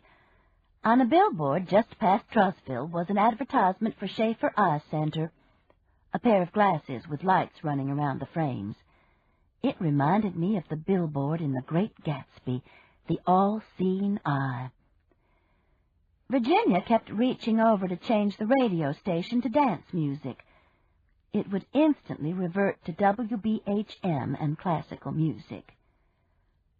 "Something's wrong with this radio," Virginia said. "Got good taste," Mary Alice said, her hand hiding the controls on the steering wheel. "Huh." Virginia gave up on the radio, pulled off her shoes, and propped her feet on the dashboard. Her fingers played a piano tune on the knees of her black slacks. I tried to figure out the tune and finally decided it was either Jingle Bells or Chopsticks. "Have you heard from the Gordon guy?" I asked. Virginia didn't miss a note. "Gone home to Seattle. He's fine." The tune changed. Virginia's thumbs slid across the tops of her knees. A tango? I don't think he was competition material anyway. Too double-jointed. "Shame," Mary Alice said. Virginia looked at her suspiciously, decided that Sister really was commiserating with her, and agreed that, yes, it was a shame, especially in the jitterbug. You couldn't have those knees suddenly popping out at a funny angle. "How old was this man?" Mary Alice asked. "Late 60s, I guess, maybe 70. "Sure you weren't mistaking a wobble for a double joint?" "Huh. Think I don't know a wobble from a double joint?" Virginia resumed her piano playing.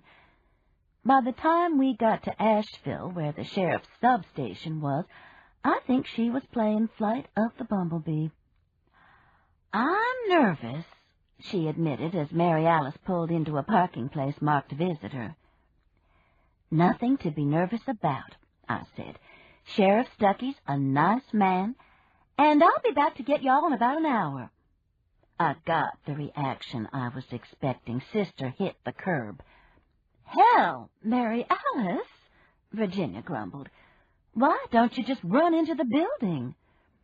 She had been leaning over putting on her shoes and had smacked her head against the dashboard. She pulled the visor down and examined her forehead in the mirror. I may have a bruise. No, you won't. And we'll be back in about an hour. More like an hour and a half, since we've got to go up that mountain. You're not coming in? I thought you were coming in with me. Patricia Ann knocks down mailboxes. She does? Virginia looked back at me. Why? I hit one mailbox when I was 15 and learning to drive, I said. Pure luck. She aims for them all, and she keeps thinking she's going to trick me into letting her drive my Jag. Well, my goodness. Virginia collected her purse and opened the door. Won't you at least come in for a minute? I'll come speak to Virgil a minute. Invite him to supper. Sister carefully removed the keys and told me I could get in the front seat.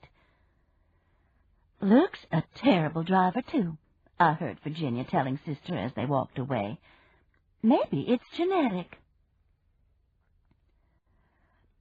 When we got to Monk Crawford's house, there was no sign of Betsy's car. You've got the key. We could go in, Sister suggested, pulling into the graveled area between the house and church. I don't think we should do that. Why not? We were in there going through everything the other day. Fortunately, I didn't have to answer. Betsy Mahal walked out onto the porch and waved at us. Y'all come on in. Terry brought me, she explained as we joined her. He had to go to Oneonta on business. He'll be back after a while. Where are the children? I asked as we went into the house. They're up at Miss Beulah's. Y'all want some coffee?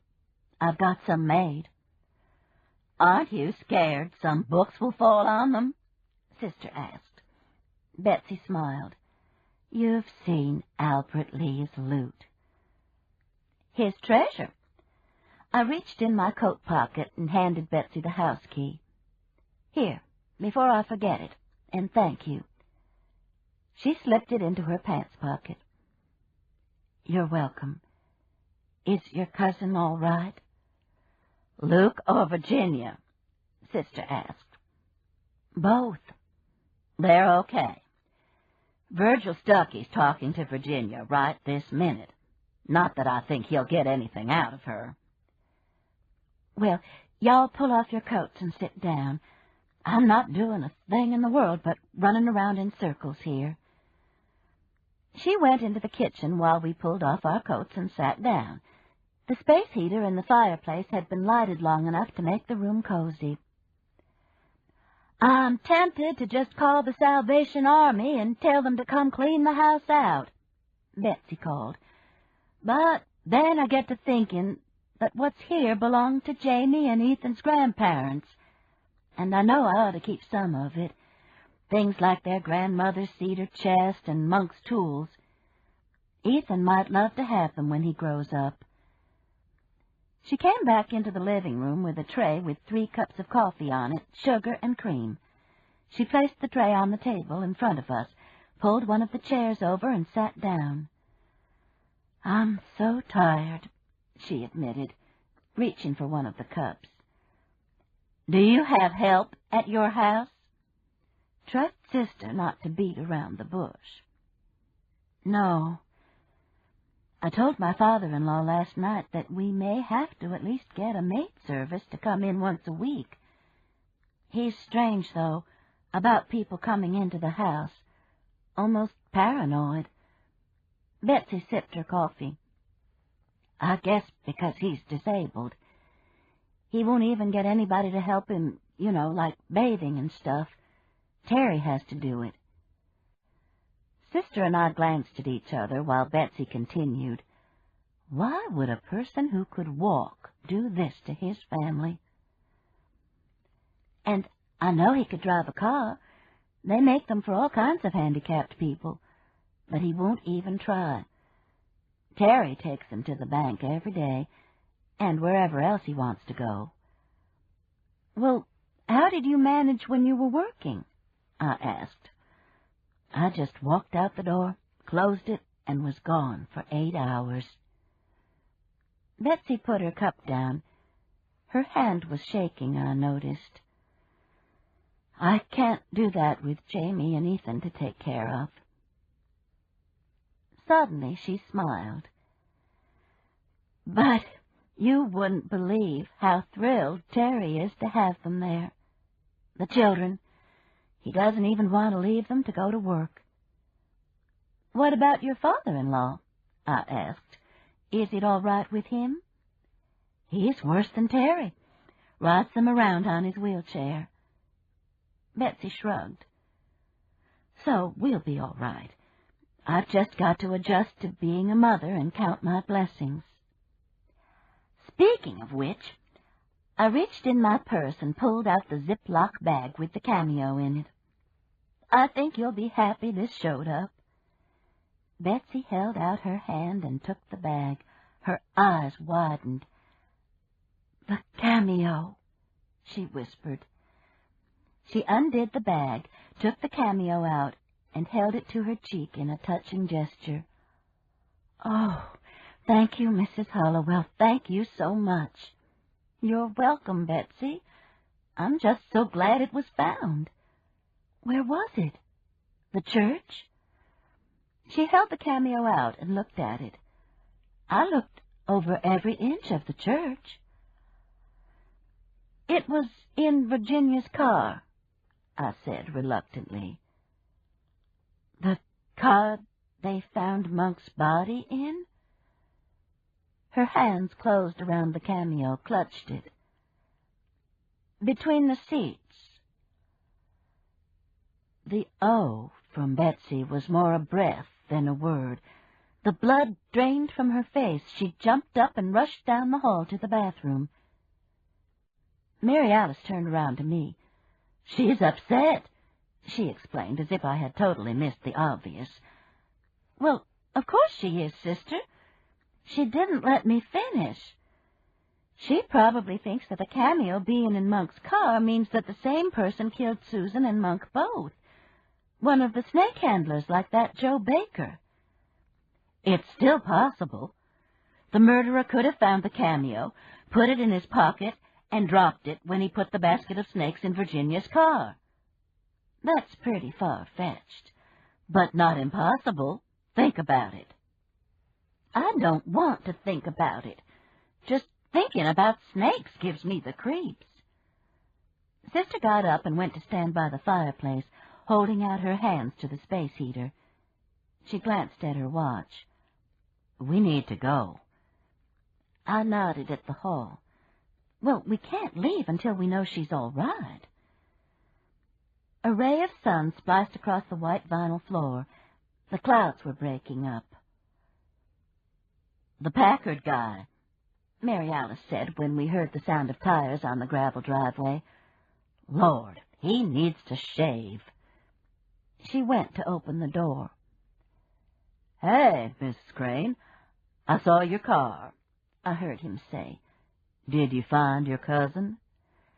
"She was in Nashville at a dancing convention." I heard Albert chuckle. "I figured she was all right. I told you Monk was running an underground railroad for frustrated women." "Come on in." "No, thanks. I've got to get home. I promised Mama I'd help her figure out how to stay out of jail. That woman, I swear. When somebody pays her $200 cash for a quilt, she doesn't think she should pay tax on it. The IRS is disagreeing." "Well, You tell your mama she has my sympathy. I don't think she should have to either. I'll do that. Has Betsy left? Sister shook her head. She's still here. You want to come in? No, just tell her I'll see her later. And I'm glad your cousin showed up. Thanks. We are too. Tell your mama hey. Sister closed the door and turned to me. Imagine charging that poor old lady tax on quilts. No way I was going to get drawn into this. Was that Albert? Betsy was standing in the hall doorway, wiping her face with a washcloth. Sister nodded. He said he'd talk to you later. How are you feeling? I asked. I already knew the answer. She looked like hell. Better. I'm sorry. Betsy came over and sat back in the chair she had vacated so quickly. She held the washcloth against her throat. I don't know. Things just hit me all of a sudden. I can understand that, I said. She held up the cameo. But I thank you so much for this, Mrs. Hollowell. I'm glad Jamie will have it. And Betsy, my cousin Virginia found it in her car when they were on their way to Tennessee.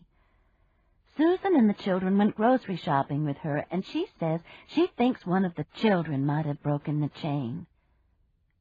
Betsy nodded. Thank you.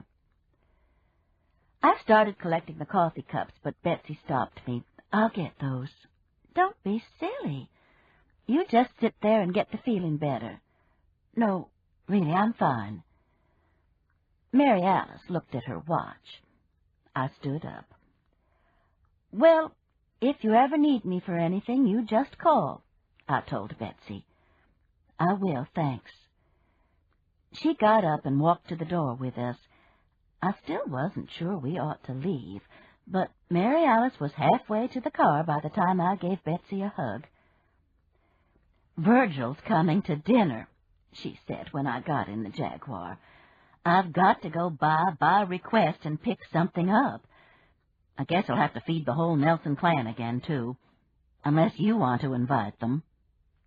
Send them to Morrison's cafeteria. Gravel spun under the tires as Sister backed out and headed up the mountain. What's that rattle? I asked. Did you shake something loose when you hit the curb at the sheriff's? Of course not. If I'd hit the curb that hard, the airbags would have deployed. Well, something's loose. The noise seemed to be coming from the back. I turned and shrieked just as the biggest rattlesnake I had ever seen in my life struck where my arm had been and where Sister's hand was now. Sister centered the Packard's mailbox, and the airbags deployed. It was a nightmare that I would live over and over again for months, being engulfed in an airbag, with my last view being that of a huge poisonous snake latched on to my sister's hand.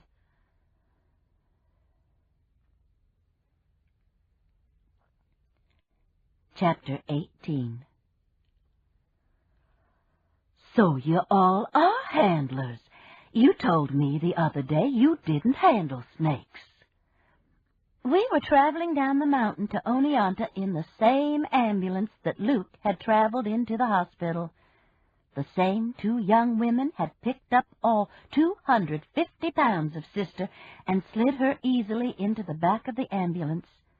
The same driver, the same paramedic, Tammy, sitting across from me.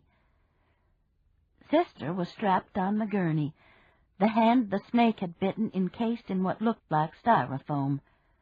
Her eyes were closed, and she was deathly pale, but every few minutes she managed to say, "This is all your fault, Patricia Ann."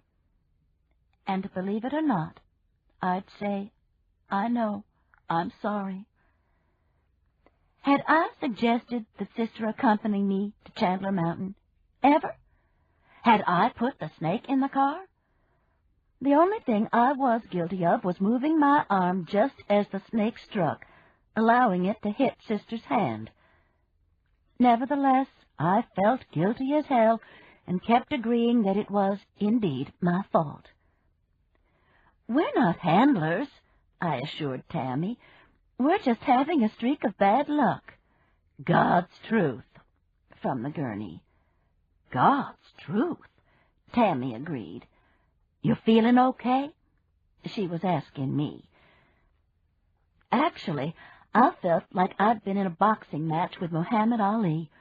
No, Cassius Clay, before he was Muhammad Ali, when he was still slinging those 20-year-old punches in every direction and winning the Olympics.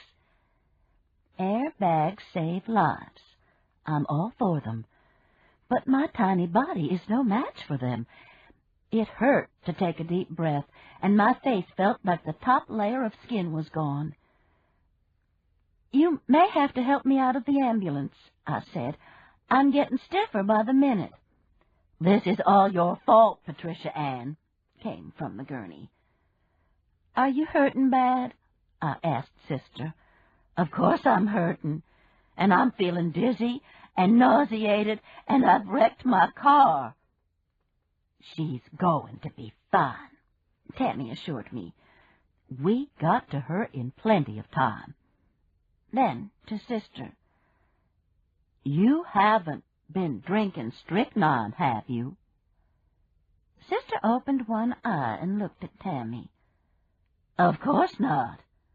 Why would I drink strychnine?" "Oh, that's right. You're not a handler. Some of them drink it." "Strychnine? Like the poison?" "Sometimes." Mary Alice groaned. "How's your log cabin coming along?" I asked Tammy. "Haven't done much on it the last couple of days." Tammy tapped at a gauge, picked up a telephone, and read some numbers into it. She turned back to me. "Been too busy." "Lots of emergencies?" She nodded. "People wait until after Christmas to die. Happens that way every year. Never fails." "That makes sense," Sister said. "You don't want to miss Christmas." "I bought these purple boots in Warsaw, Poland, this Christmas." Tammy lifted the blanket and looked at the boots. "I forgot about those. We need to get them off. We don't want anything constricting your extremities." "My extremities aren't constricted. Don't you dare touch my boots." Sister tried to sit up, but the straps allowed only a sideways movement of her head. "She's fond of the boots," I explained. Tammy shrugged and brushed her bangs out of her eyes. They immediately fell back in. I'll bet her mother was dying to get to her with the scissors, or some bobby pins. I glanced at Sister. The Dharma look was a good one if you were going to be bitten by a snake and hit by a mailbox. You couldn't tell if it was messed up or not. "How did y'all get tangled up with that snake, anyway?" Tammy asked, giving up on the boots. "The guy who called us said it was a huge one." "Somebody put it in our car." I shivered and looked out at the now familiar limestone rock walls of the road, at the leaning pines. They looked, I realized, like the universal sign for picnic area, a sign that has always bothered me because the tree looks like it may fall at any minute on the unwary picnickers. The trees along this road loomed the same way. Tammy tapped the gauges again.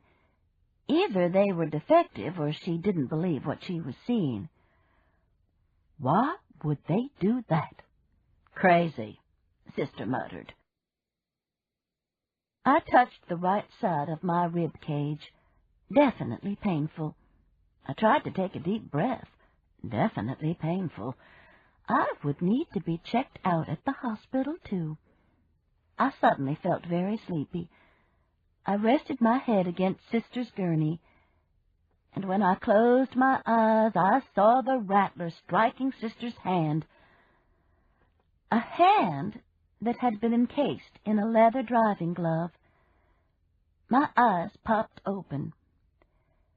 Tell the children I love them, Mouse, Sister whispered faintly. Tell them yourself.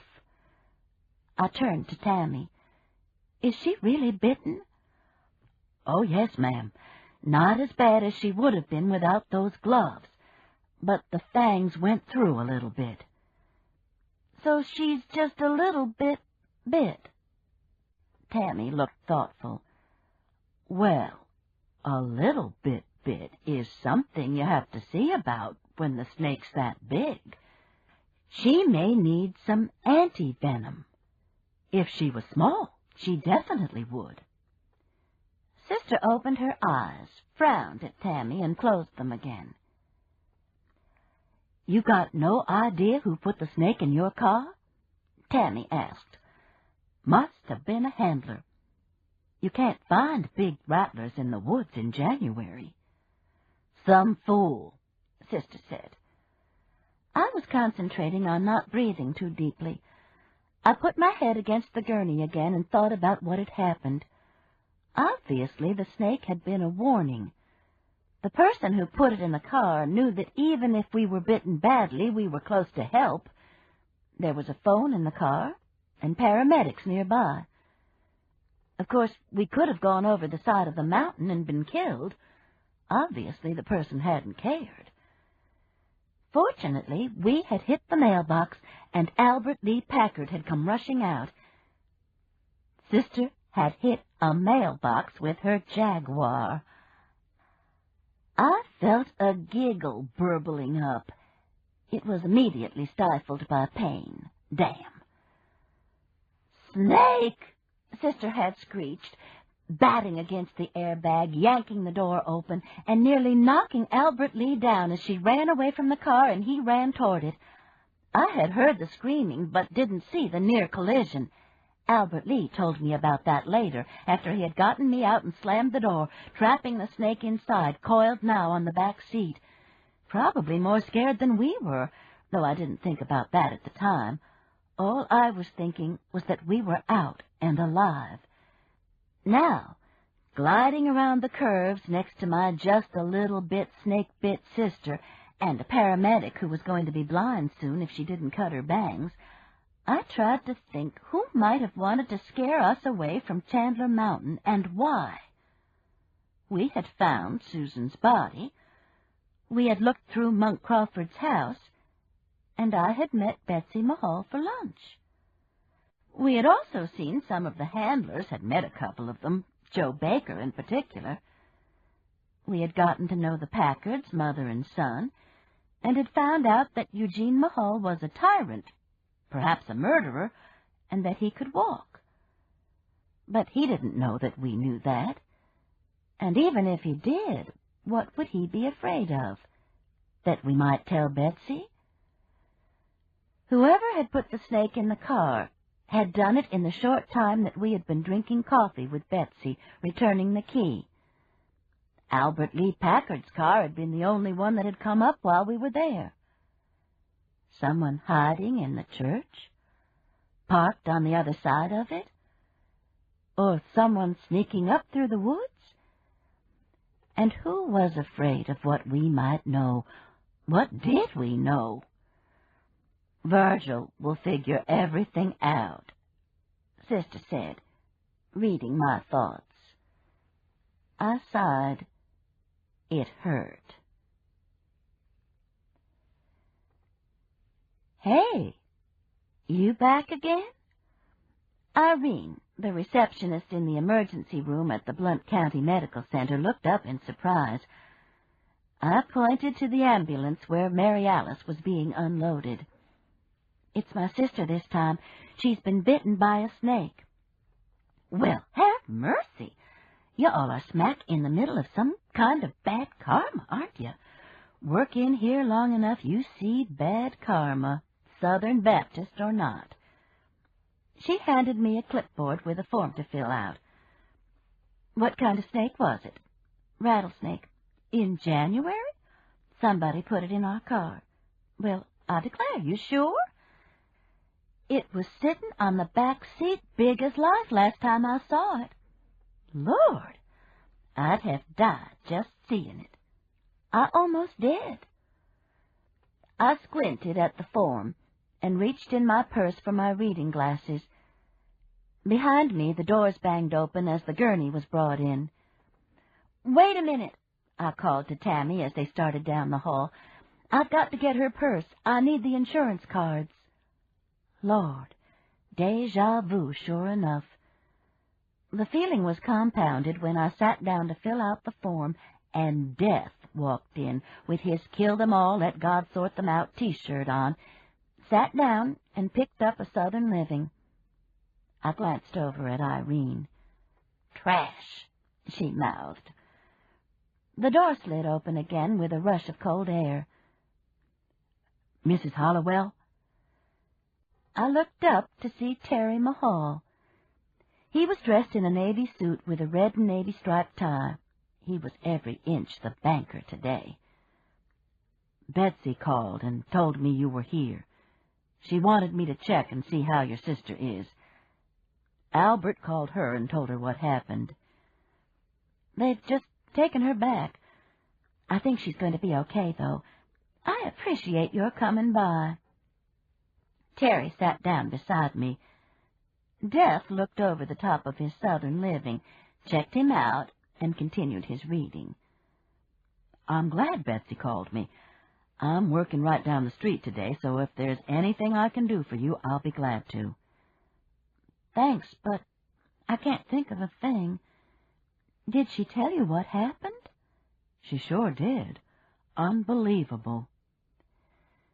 Jeff's cute little wife walked in, and he stood up. For the first time, Terry got a look at the T-shirt. "Lord," he mumbled. Then, after they walked out, "I hope we're not financing anything for him." I shrugged, which hurt. I may have groaned a little. "Are you okay?" Terry asked. "I think so." "Your face is scratched pretty bad, and burned. The airbag?" I nodded. "Well, I think we need to get you checked out, too." He got up and started toward Irene, then turned back to me. "Okay?" Polite man. I was happy for him to take charge. "Okay." 15 minutes later, I was being wheeled down to X-ray. An hour later, I was sharing a cubicle with Sister. My 2 cracked ribs were wrapped, the abrasions on my face were covered with antibiotic salve, and I was feeling no pain. "What did they give you?" Sister asked. "You're pie-eyed." "I don't know, but this is a nice place." "Hell, they haven't done a thing for me. Keep looking in my eyes and making me pee in a bottle." "Well, my goodness, I bet that's hard to do." I studied the vertical blue and gray lines in the wallpaper. Interesting. "That Mahal guy said to tell you he had to go, but he would check on you later." "That's nice." "And Virgil's on his way down here. He says Virginia called Richard to come get her." "She and Luke should get married." "Dear God, what did they give you?" I didn't know, and I didn't care. The blue and gray lines in the wallpaper were beautiful. "My baby," Fred said. "My sweet baby." He ran his hand over my hair. "Sister hit a mailbox," I said. "I know she did." He took my hand and held it. "It was a goddamn Godzilla of a rattlesnake." Sister started crying. I opened my eyes. A nurse was taking my blood pressure, and Sister was sobbing into the shoulder of Virgil Stuckey's uniform. "Where's Fred?" I asked. The nurse took the cup off of my arm and pushed my hair back to examine the abrasions on my forehead. "He'll be here in a little while," Virgil said. "I called him." You're fine. The nurse patted my arm. Go back to sleep. And I did. Wake up, honey. It's time to go home. This time I knew I wasn't dreaming. Where's Sister? I asked. Virgil's taking her home. They left when I got here. She's fine. How about you? I sat up very carefully. Surprisingly, there was little pain. I'm okay. You're drunk as a coot. They're going to wheel you out to the car. Sister hit a mailbox, Fred. That's what I heard. He grinned. Mark that one off your list. I can't wait to tell Haley and Debbie, you little snitch. What goes around comes around. It sounded like it made sense. It was the next afternoon before I got around to emailing Haley, though, and then I wasn't sure how much I should tell her. Her Aunt Sister hitting the mailbox, definitely. But how much did I want to tell her about the snakes and the murders?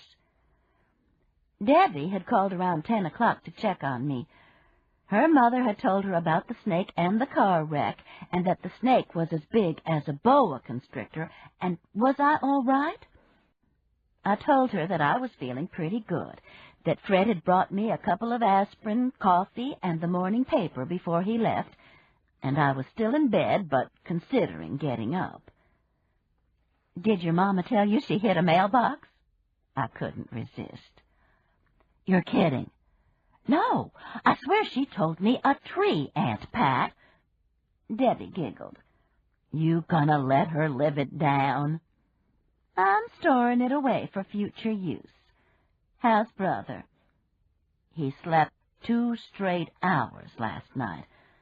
I guess that's progress. Have you heard from Haley? I haven't turned on the computer since yesterday morning. I think they'll be back from Rome today. I hesitated. I don't think I'll tell her about the snake and the wreck. I thought for a moment. Well, about the wreck, I can't resist. But not why it happened. No use worrying her. I can't believe somebody put a big rattlesnake in Mama's car, and that it bit her. She lucked out with the gloves, I admitted. I trust the 2 of you are going to stay away from Chandler Mountain.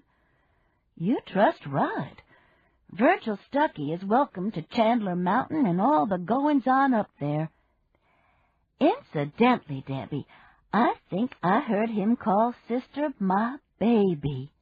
You really may get yourself a stepfather out of this one.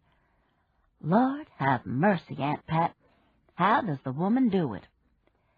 Haley says it's pheromones, and the woman ought to bottle them. We hung up laughing. At least Debbie was laughing. My ribs were too painful. Go back to Chandler Mountain? No way. I took the phone off the hook, turned gingerly on my side, and went back to sleep with no thought of the old saying about the mountains coming to Mohammed. A good thing, or I wouldn't have slept so soundly. Chapter 19.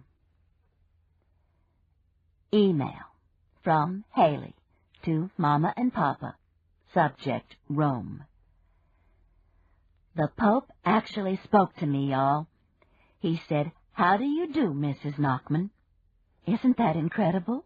How do you do, Mrs. Knockman? We've been married 5 months, and I think it was the first time that I really felt like Mrs. Knockman, not like Haley Hollowell Buchanan pretending to be Haley Knockman. And he held out his hand, and I didn't think I was supposed to shake it, so I held out my hand to let him take the initiative, and he took it in both of his and just held it. And he asked where we were from, and I told him Birmingham, Alabama.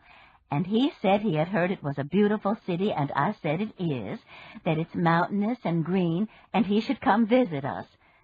And then he asked if I wanted him to bless me, and I said yes. And could he include my family? Which he did, so all of you are blessed. He's not as frail as I thought he would be, and he has the most unforgettable eyes. They're like blue marbles. Philip says he thinks they're some kind of special contact lenses. Whatever. They're remarkable. Then we visited the tourist sites, even threw some coins in the Trevi Fountain because we want to go back someday. Telling you about that is going to wait until tomorrow, though. We've just gotten back and it's late and we're tired. A good, happy tired. Love to everyone. Tell them all that they're blessed. Haley. The back door slammed and Sister called, "Mouse?" "In the boys' room with the computer." I heard her stop by the refrigerator, heard ice clunking, and then the opening of a cabinet. "We're all blessed," I told her when she came into the room, eating chocolate chip cookies and drinking a Coke. I moved aside so she could read Haley's email. "Probably the reason Luke and Virginia and Richard left," she said when she finished reading. "They've gone home?" "Richard's gone back to Washington. Luke and Virginia have gone to Columbus." "They were speaking?" Sister got up from the computer and sat on one of the twin beds that have been in the room since Freddie and Alan were children. I've never been able to totally turn the room over to an office, and the beds come in handy sometimes. "Sort of," she said.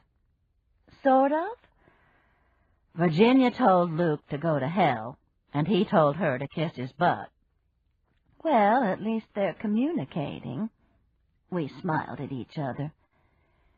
Sister crammed a whole chocolate chip cookie in her mouth, held up her hand, chewed, swallowed, and said that they had to stay where Virgil could get in touch with them. "He talked to them a long time last night, though," she added. "Luke admitted that maybe it wasn't Virginia who hit him over the head in the church, that it was more an impression of someone coming at him, and he'd just seen Susan's body and was rattled." She took a long swallow of Coke. "And Virginia said it sure as hell wasn't her, that she was in Nashville by then getting ready to senior swing." She held out the package of cookies. "Want some?" I shook my head. "Are you feeling okay?" "Fine. I had a little headache when I woke up, and then Virginia told me they were leaving. I didn't even have to take an aspirin. How about you? You look like hell." "I don't feel as bad as I look. How did you get over here?" "The JAG folks gave me a demonstrator to drive while mine's in the shop. Nice. I may upgrade." "Those JAG folks aren't fools. Does Virgil have any idea what's going on up on Chandler Mountain?" "I don't think he's supposed to talk about it." Which probably meant he didn't have a clue. Sister downed another cookie, chug-a-lugged the rest of the Coke, and announced that she was on her way to the big, bold, and beautiful shop for some loungewear, that Virgil was coming over for supper, and she figured something in velour would be nice. What did I think? And did I want to go with her? Bonnie Blue would pee her pants when she heard about the rattlesnake. I doubted that, but Bonnie Blue Butler is one of the shrewdest women I've ever known. I thought it would be interesting to run the whole story by her, and I hadn't seen her since before we went to Warsaw. She hadn't heard about our trip. "Don't worry about the way you look," Sister said. "If anybody notices, they'll just think you've been in a bad fire and haven't had skin grafts yet." "Dude, Jesus!" Bonnie Blue exclaimed when she looked up from the package she was wrapping and saw me. "Did the Concorde fall down?" "Mary Alice hit a mailbox yesterday." When I saw the expression on Bonnie Blue's face, I decided right then and there that the pain was going to be worth it. "No," she said to Sister. "You hit a mailbox and skinned this girl up like this?"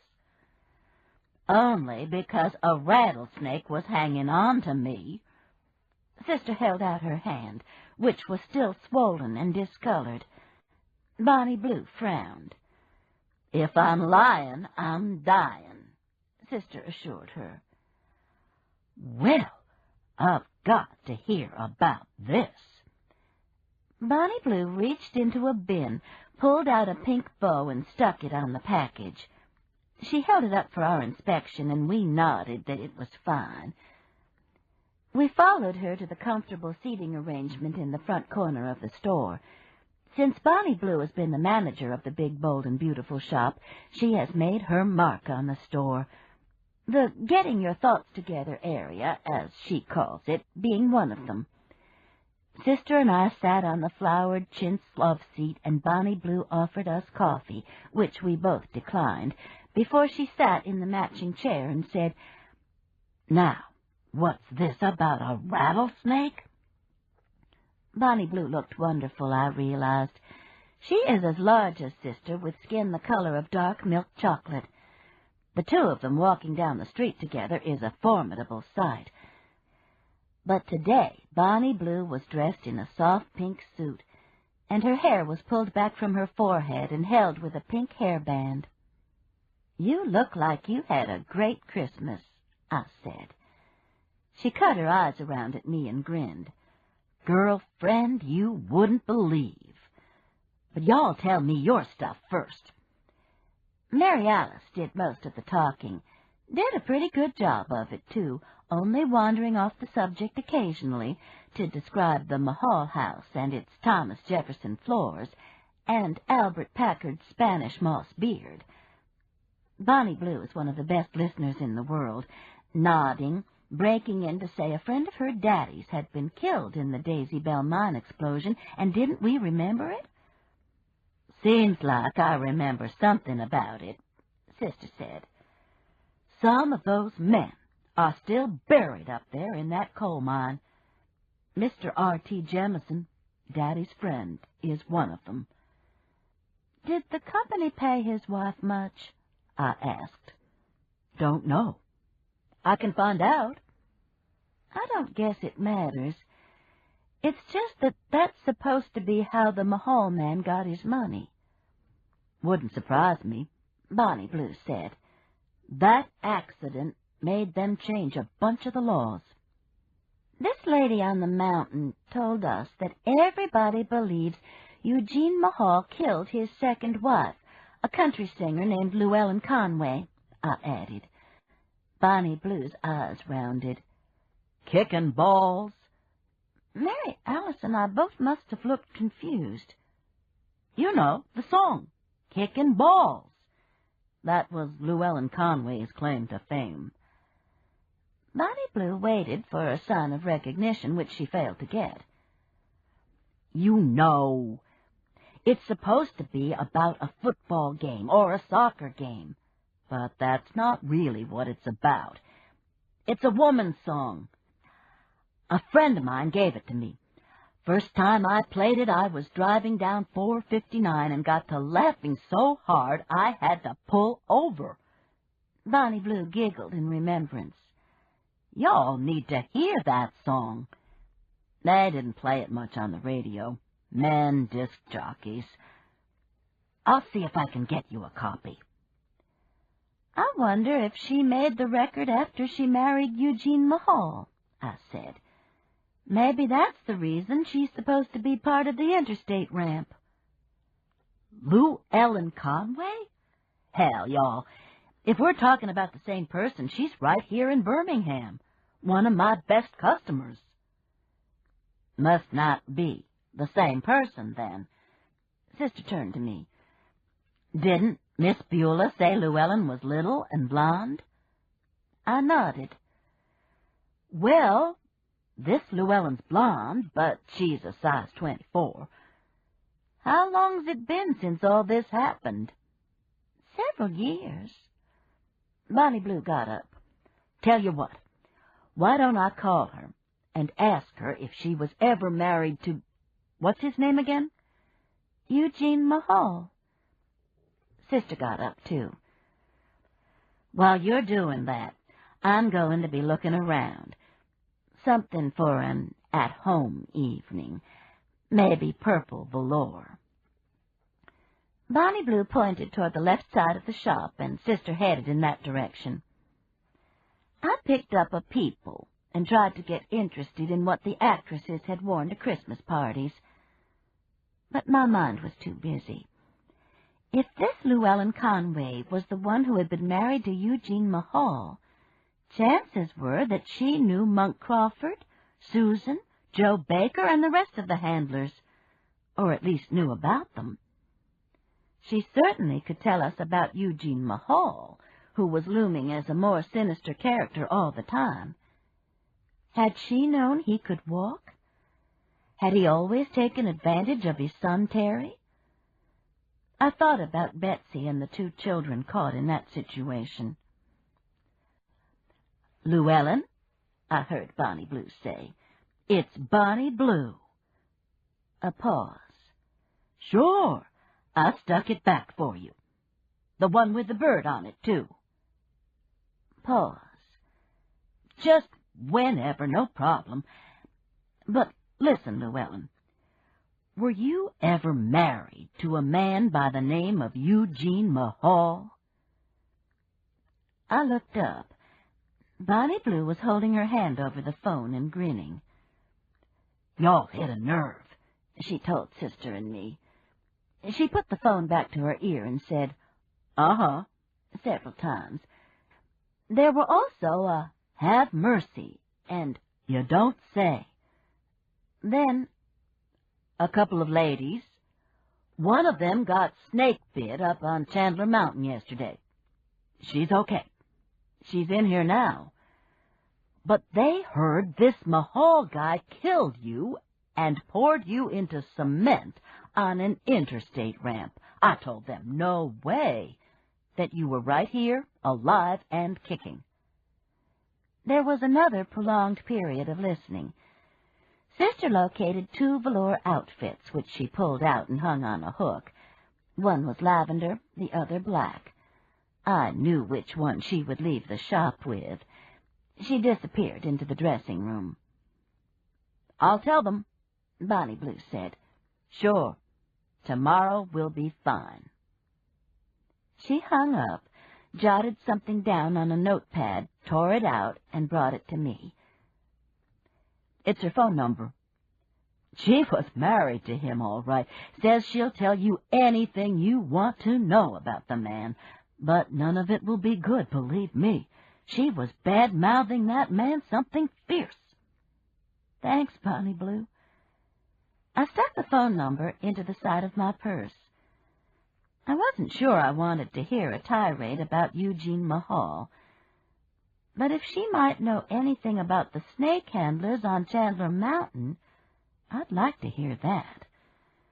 I'd give her a call, find out if she thought Betsy had any reason to be scared in that house. "How about this?" Sister was standing before us in the lavender velour suit. "You look like an iris," Bonnie Blue said, clasping her hands together in joy. An iris. The woman had risen to manager of the shop within 6 months of starting work there. Easy to see why. "You've got you a new man, Mary Alice, I can tell."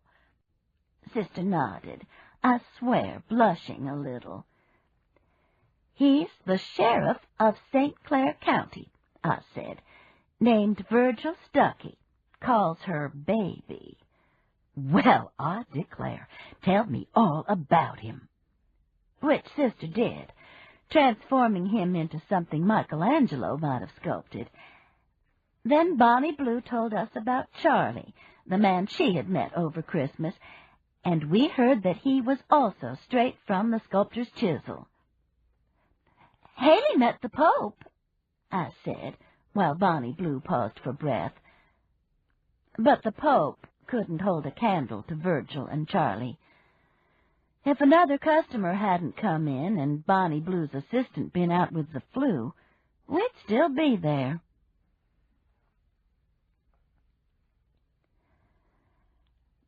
I considered taking Woofer for a walk when I got home, but clouds were building in from the west, and the sharp wind that had sprung up was stinging my face.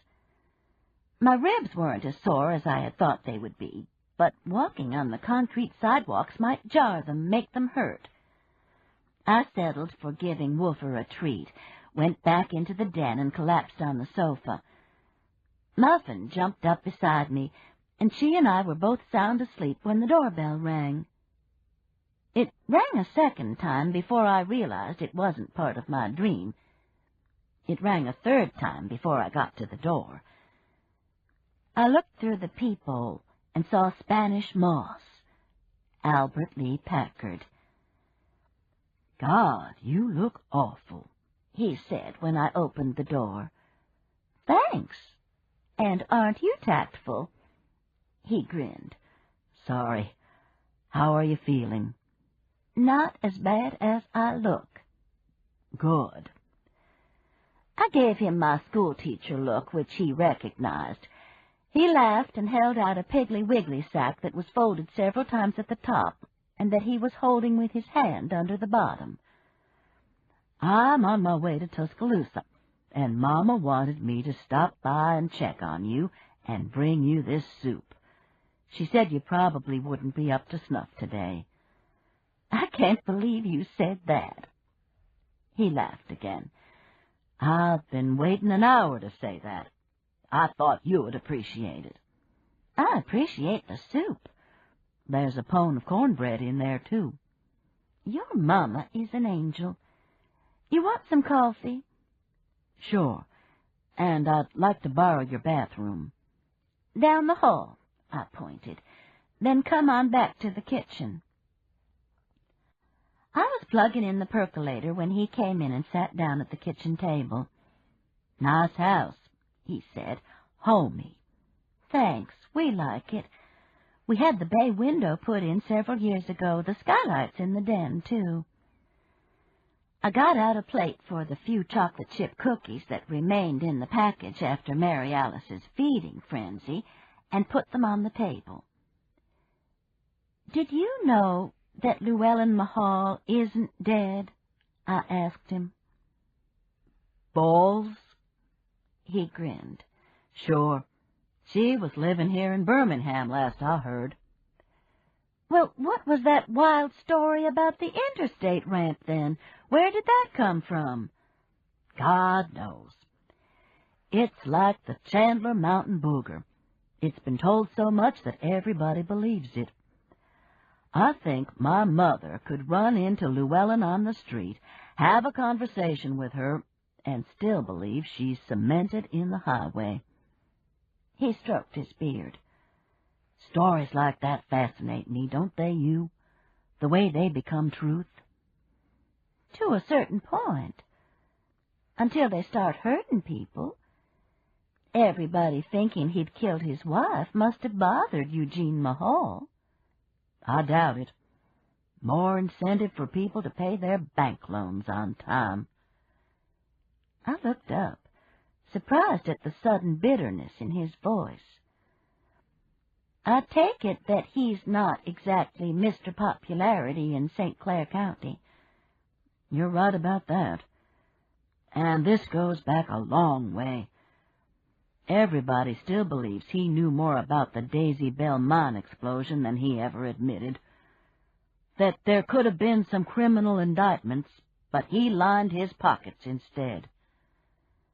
"This isn't an interstate ramp story." "I don't think so." The coffee quit perking. I got up, poured us each a cup, and sat back down. "Tell me about Terry and Betsy," I said, passing the sugar. "We were surprised when we found out they were living with him." "He probably insists on it." I think they ask Old Man Mahal's permission to breathe. Terry tried sowing a few wild oats when he was a teenager, nothing much, and he got slapped in a military academy. And I think Betsy's so crazy about Terry that she'll put up with anything. Albert put 2 teaspoons of sugar in his coffee and stirred. Betsy says he's fond of the children, that he rides them around on his wheelchair. Albert shrugged and sipped his coffee, holding his beard back. She says Terry's thrilled to have them, too, which is good. Not surprising. They're Susan's children. Albert dabbed at his beard with a napkin and then reached for a cookie. I'm sure I looked startled. He stopped with the cookie halfway to his mouth. What? Terry was crazy about Susan when they were teenagers. You didn't know? That was when he got into some trouble, when she married Ethan Crawford.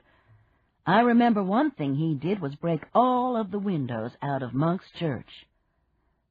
That was a long time ago. Albert nodded. But last year, he asked Betsy for a divorce after Ethan was killed. He did? Because of Susan?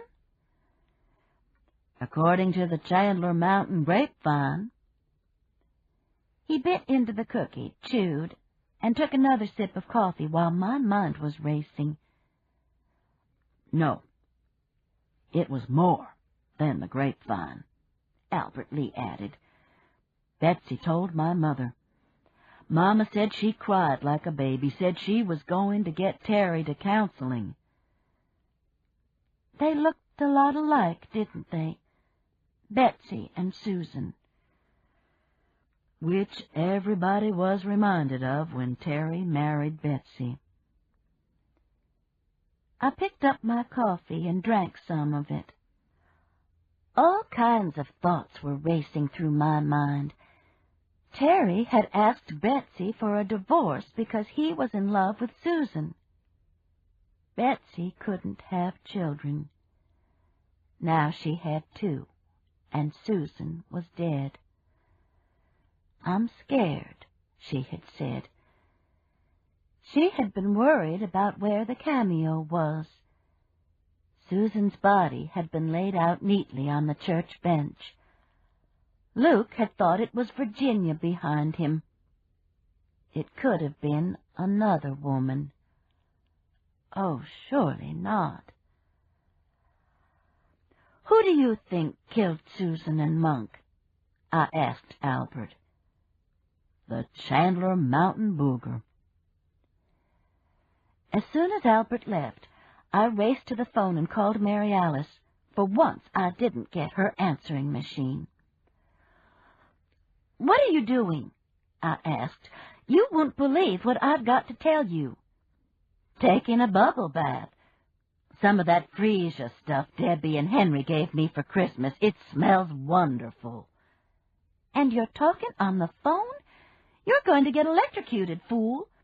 Don't be silly, Mouse. It's the cell phone, anyway. What's up? I told her about Albert Lee Packard's visit, about Terry Mahal being in love with Susan Crawford and asking Betsy for a divorce. I told her the whole story and ended with, I think Betsy may have killed her sister. Wait a minute, Sister said. I heard water running into the tub. It was getting cold, she explained when she picked up the phone again. Well, what do you think? I asked. I think not. And why not? I could envision a whole bathtub full of bubbles and Mary Alice. How could she have carried her into the church? Betsy's a little woman. So was Susan, and the adrenaline was pouring. People pick up pianos when the adrenaline's pouring. Well, how could she have put the rattlesnake in my car? She was right there with us the whole time. Somebody else had to sneak up and do that. Damn. She was right. I'll figure it out, I said. Enjoy your bath. You should take one, too, and relax. I know you don't have any bubble bath, but that Palmolive liquid that you bathe Woofer with for fleas ought to work. I hung up. Email from Mama and Papa to Haley. Subject, happy about the Pope. Honey, I'm so delighted that you had a wonderful trip to Rome and actually got to shake the Pope's hand. We're all fine. No news. Love to both of you. Mama. Well, I certainly couldn't tell her about her aunt's sister being bitten by a rattlesnake and us having a wreck, especially after she'd just had us blessed.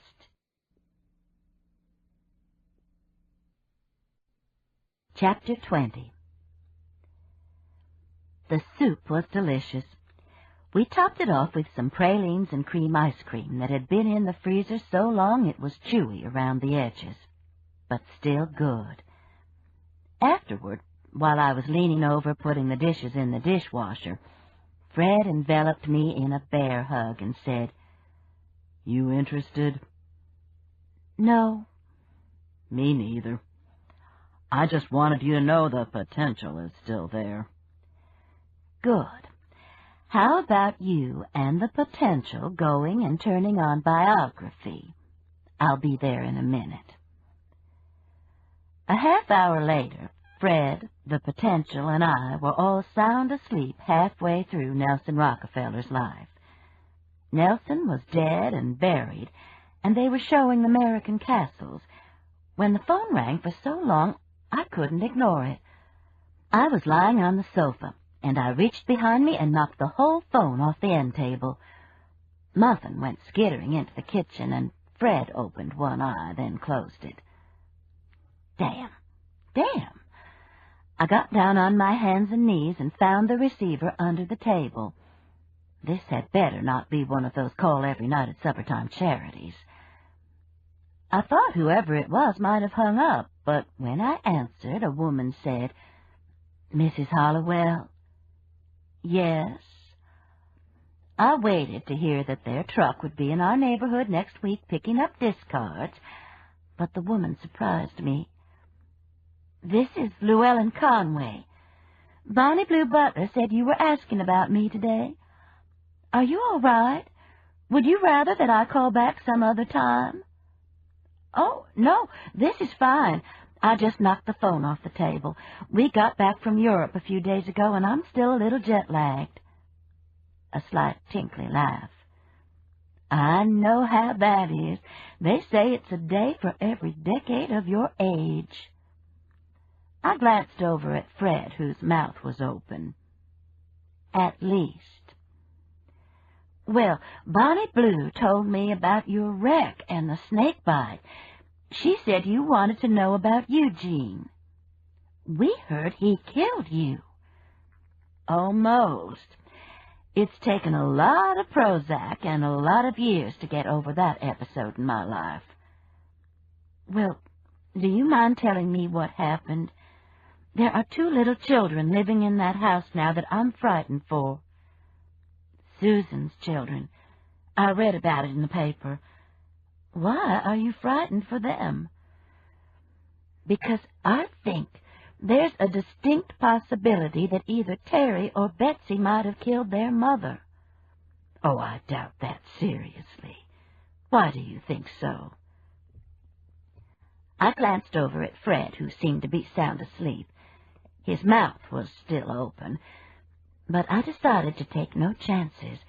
He hates for me to get tangled up in anything more dangerous than meeting with the investment club that Sister and I belong to, which, come to think of it, can be pretty dangerous at times. Anyway, I don't like to worry him. "Let me go in the bedroom and take this," I said. Sitting on the bed, I told her the whole story. including Albert Lee Packard's visit and the news that Terry had been planning on leaving Betsy for Susan. I also included the fact that it was believed on Chandler Mountain that Eugene Mahal had feathered his nest with the mining company's money. I finished with, "And did you know he can walk?" "A few steps. He'd do a lot better if he'd stuck to his physical therapy." Llewellyn cleared her throat. "Now, let me tell you what I know." "Okay." "Let me light a cigarette." There was a pause. Then, Eugene Mahal adored his wife.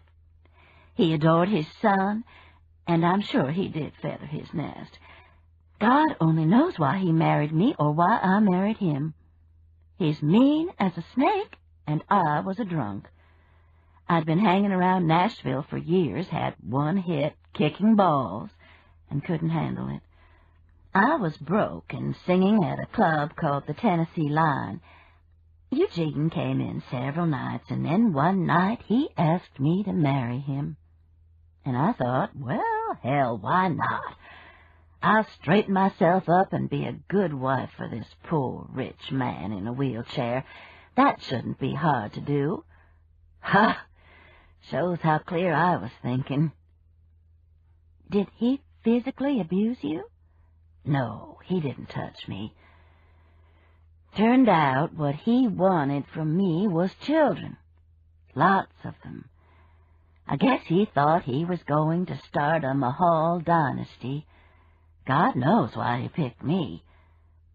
And I failed to tell him about my little hysterectomy.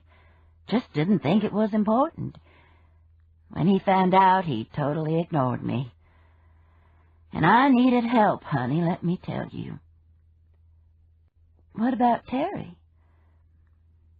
If I could have had children, I wouldn't. Not after I saw the way Eugene treated Terry. I don't think the child's ever had a thought of his own. I doubted that last statement. I asked Llewellyn if she had known any of the snake handlers. I knew Monk Crawford, and Susan, of course. I know Eugene had a fit when he found out that Terry's girlfriend was one of that crowd, told him he couldn't date her. Well, do you think he'll welcome her children? He'll conveniently forget their background, turn them into Mahal clones. There was silence for a moment. I could imagine Llewellyn taking long drags from her cigarette, the smoke curling toward the ceiling. "How did you get out?" I asked. I had no idea if she would answer or not, but it seemed important to know. Monk Crawford came to paint the house one day. When he left, I went with him. That sounded so familiar I almost laughed. For a moment, I wondered how things were going in Columbus with Luke and Virginia. "But, Mrs. Hollowell," she continued, "I truly don't think you have to worry about those children's safety. Children are what Eugene's always wanted." And what Terry and Betsy hadn't been able to give him. I thanked her for her help and hung up with the promise to let her know if I learned anything about the murders. Then I stepped into a warm shower, closed my eyes, and tried to relax. Terry Mahal had handed over to his father what he had always wanted, the beginning of a dynasty. Or had it been Betsy? One more reason for Susan Crawford's death. The next morning was cold but clear. I warmed the leftover soup from the night before and put it into a thermos for Fred's lunch, kissed him goodbye, and went to check my email. Nothing. Even the large lesbians seemed to have deserted me. I got Wolfer's leash, and we walked around several blocks. My face still looked as if I had been in a fight, but it felt better. As we came back by Mitzi's house, she opened the front door and called, "How's brother?" "Fine. I'm going over there this morning. You want to go?" "Can't. I've got to keep Andrew Cade while Bridget goes shopping. Tell Debbie I'll be over soon, though." I wanted grandchildren close enough to keep while their mothers went shopping. Lisa and Alan and our 2 grandsons have always lived in Atlanta, a little too far for a drop-in visit. "Haley, get pregnant with twins," I said to the morning sky. "A boy and a girl. I'll babysit all you want." I gave Mitzi a wave and opened the gate. A couple of treats for Woofer, which he took into his igloo, and I was in the kitchen pouring myself my second cup of coffee. Morning sun was gleaming across the white table in the bay window. Muffin was lying across the heating vent, and cat hairs were flying. Probably worse than Mary Alice's Bubba cat on his heating pad on the kitchen counter. I moved Muffin over to her rug. She immediately got up and moved back to the vent. How was I going to bear parting with her when Haley came back? It was an ordinary day. I sat at the table and glanced through the paper. Bosnia, Kosovo. The statue of Vulcan was falling apart. The crack in his butt had widened some more. He would have to be taken down to be repaired. I tried to imagine Red Mountain without Vulcan's bare rear end mooning us every time we drove anywhere on the south side of the mountain. They couldn't take him down. Surely there was some other solution. It was still an ordinary day when Sister came in the back door and said she was going over to Debbie's and did I want to go. I did. Well, let her run to the bathroom a minute. She had so much to tell me about last night I wouldn't believe. The first inkling that it was not an ordinary day was when she came back into the kitchen holding up a brown leather wallet.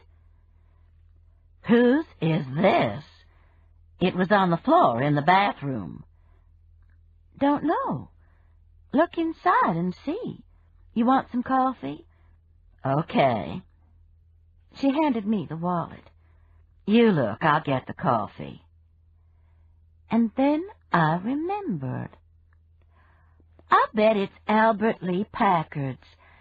He used the hall bathroom when he came by here to bring the soup. I opened it and saw the picture on his driver's license. His beard hung below the camera's headshot, so it was impossible to see how long it was. "That's one more ugly beard," Sister said, looking over my shoulder. "How old is he, anyway?" I looked at the date on the license. 46. "He ought to do better than that. Makes him look like a troll. Billy Goat Gruff." Sister sat down and reached for the sugar. "What else is in there?" "None of our business." "Well, of course it is." She put down the sugar and took the wallet from me. "It was on your bathroom floor." Sometimes Sister's reasoning defies reason. Let's see. $48, a Visa and a library card, Blue Cross, and a whole pack of pictures. "Put that up," I said. "I'll call his mother and tell her it's here. I'll bet he's worried to death about it." Mouse, all of these pictures are of the dead girl." Maybe that was the moment that the day really ceased being ordinary. "What? Susan Crawford?" I reached over and grabbed the insert of pictures. Sister was right. There was Susan Crawford in a bathing suit. Susan Crawford pregnant, her hands folded on her large belly. Susan Crawford in a glamour pose, one made in a studio, her red hair pulled over her shoulder provocatively. I pulled it from its plastic cover and looked at it closely. What a beautiful girl she had been. Betsy was pretty, but Susan had been a knockout. "There's something written on the back," Sister said. I turned it over. In a childish, half-cursive, half-printed handwriting was the inscription, "To my Chandler Mountain Booger, with love, Susan." Who do you think killed Susan, Albert? "The Chandler Mountain Booger." The words were as clear as if Albert Lee were in the kitchen. I handed the picture to Mary Alice and pressed my shaking hands together. "What's the matter?" she asked. "You sick?" "I know who killed Susan Crawford." "Who?" I nodded toward the picture she was holding. "The Chandler Mountain Booger, Albert Lee Packard." She looked at the inscription on the back of the picture. "What makes you say that? This booger thing is just a joke." "This part isn't." I told her what Albert Lee had said the night before. "I don't believe that for 1 minute. I know for a fact that Virgil thinks Joe Baker killed Susan and Monk. And why would Albert Lee have done it anyway?" "He was in love with her. Had been for years." "So?" "When Ethan died, maybe Albert Lee thought it was finally his chance, and she turned him down." "That's dumb. I've turned lots of men down, and they haven't killed me." I closed my eyes and thought. I knew I was right, but I was having trouble putting 2 and 2 together here. He was the only person we know who was out there when the snake was put in your car, remember? "But he's not a snake handler." "Doesn't matter. He could have gotten a snake anywhere on that mountain." I picked up the wallet and looked in it again. Behind the money was a cash receipt from Rich's, $2,472.92, fine jewelry. It was dated December 23rd. I handed it to Sister. "Engagement ring?" She shrugged. "Could have been anything." "Not on a teacher's salary, especially a book collector." The doorbell rang. I caught my breath. "It's Albert Lee. I know it is." And I did know it, just as sure as I knew he had killed Susan Crawford. "Here." I handed her the wallet. "Put the pictures back in and throw it in the bathroom, quick." "Hell, last night you figured out it was Terry and Betsy." But she pushed her chair back while she was inserting the pack of pictures. "Take your time so I can get back in the kitchen. It's probably not him anyway." But my intuition was right. I got the same view of the scraggly beard through the peephole that I had gotten the day before. "Okay," Sister called.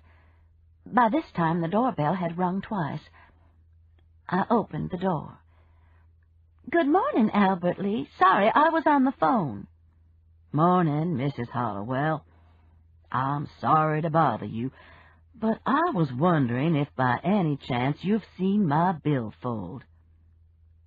"Why, no, Albert Lee."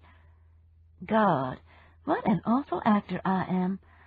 I should have just handed the damn thing to him and hoped he would believe we hadn't looked in it. "Well, do you mind if I look in your bathroom? I was thinking it might have slipped out in there." "You're welcome to look.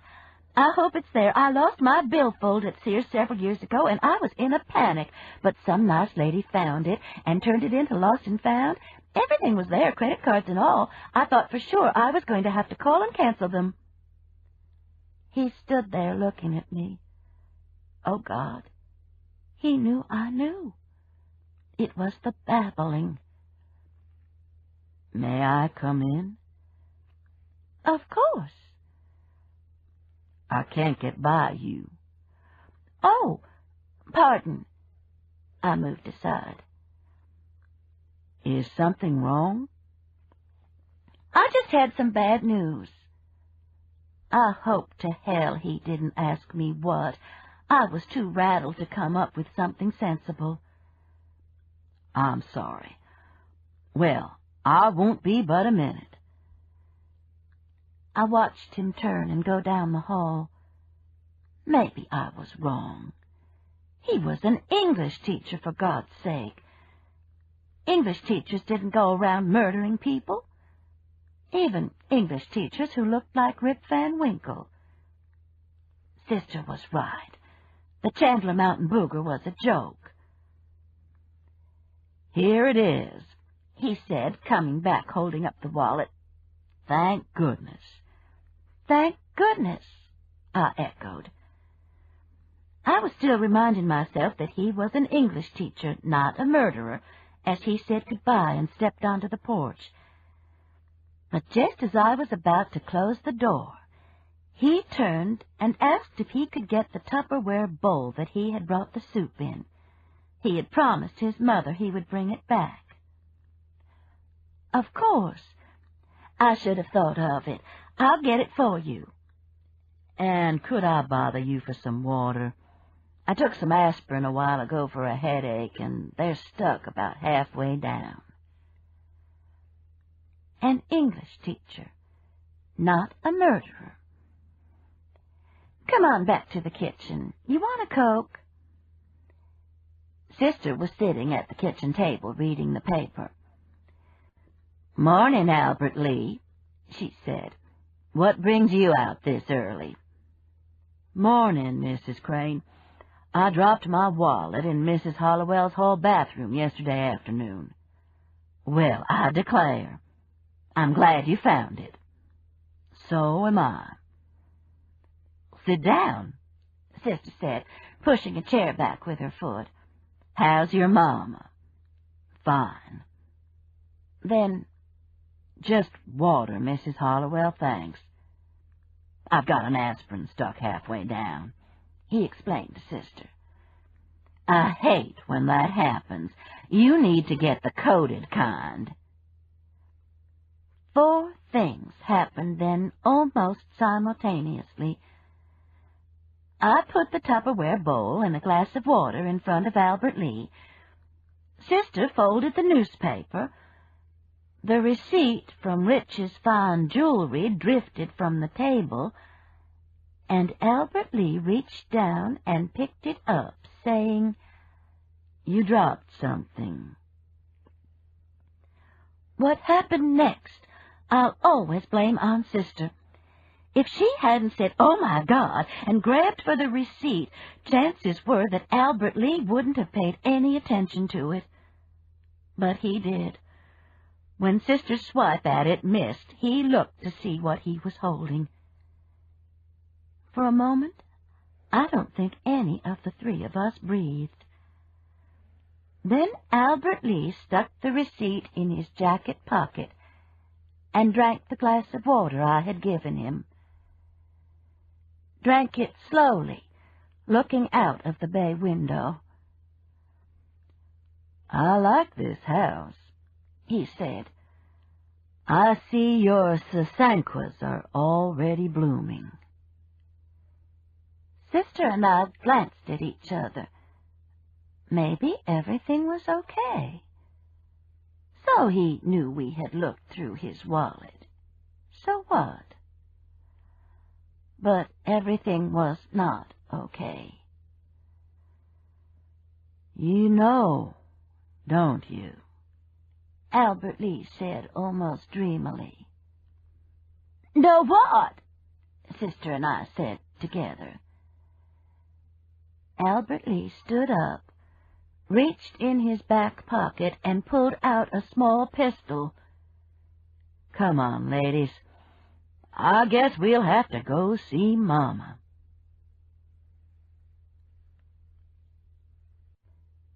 Chapter 21. Damn, damn, damn, Sister said in my ear while I was wrapping the tape around her ankles. this is all your fault. She was sitting in the back seat of Albert Lee's car, stuffed in, really. Albert's neon had not been designed with Sister in mind. Shut up! I had already taped her wrists together with the clear reinforced tape that I was sure Albert Lee used when he shipped books. It had been in the glove compartment of his car, and surely he didn't go around taping women up all the time. "We're going to be all right," I whispered to Sister. "The man's an English teacher." She banged her chin into the back of my head. It hurt like hell. I'd never before realized how pointed her chin was. "Ow!" I flinched back and felt a tiny circle of steel between my shoulders. Something wrong? Albert Lee asked. "She hurt me," I said, rubbing my head. Well, shame on you, big sister. Don't try that on me. He reached over with a penknife in his left hand, cut the tape, and pressed it down against Sister's ankle. Then he motioned with the pistol for me to get into the front seat, which I did, and he taped my wrists and ankles. So much for our neighborhood watch program. Here we were being kidnapped in broad daylight at gunpoint, and what everybody was watching was The Price is Right or All My Children. Albert Lee, why are you doing this? Sister asked. You're just going to get yourself into more trouble. Not if you just disappear off the face of the earth. He got in the car and pulled away from the curb. What is it you think we know, anyway? We don't know a damn thing except you're kidnapping us, Sister said. You know I killed Susan. I don't know you killed Susan. Do you know he killed Susan, Patricia Ann? I don't know it. Of course you do. You'd been through my wallet. You saw all the pictures, the receipt. You're jumping to conclusions, Albert Lee, I said. And so did you, the right one. He had turned right onto Valley Avenue by this time. "Let us out," I said. The danger of the situation was just registering with me. We were being kidnapped by a murderer with a gun who was going to make us disappear off the face of the earth. "Let us out, Albert Lee. I don't know what happened to Susan, but kidnapping us is just going to compound your troubles." Shut up. Just shut up. I need to talk to Mama. The crack in Vulcan's butt is really getting wider, Patricia Ann. Look, Sister said, apropos of nothing.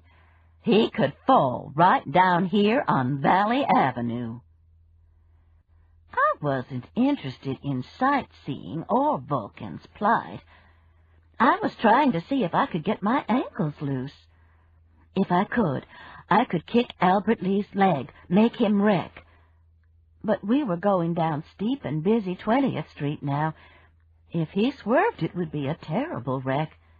Chances were that we would hit another car head-on, a car full of innocent people. "Why are you turning on First Avenue, Albert Lee?" Sister asked when he turned on his right signal. "Aren't we going to Chandler Mountain?" "Goddamn interstates." I looked over at Albert Lee. He didn't look good. He was pale and sweat was beaded on his forehead. "Let us out, Albert Lee," I pleaded.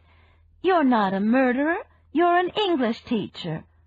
"And you're crazy." We crossed the viaduct over the Sloss Furnace Museum.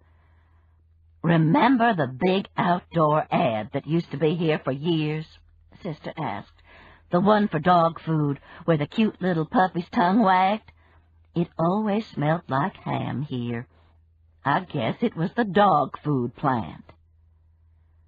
I swear, My sister never fails to amaze me.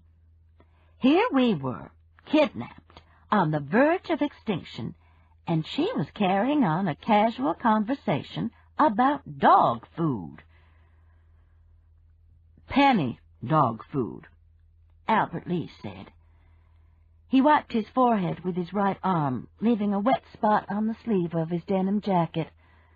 The butt of the pistol was clearly visible in the shallow jacket pocket. That's right, Sister said. Penny. I couldn't remember which brand it was. Do you suppose it cost a penny when it first came out? Neither Albert Lee nor I answered. We rode in silence for a few minutes. Then Sister said, "Oh, you're going up Highway 11. One of my husbands used to own some property up here. I should have held on to it. It's probably worth a fortune now.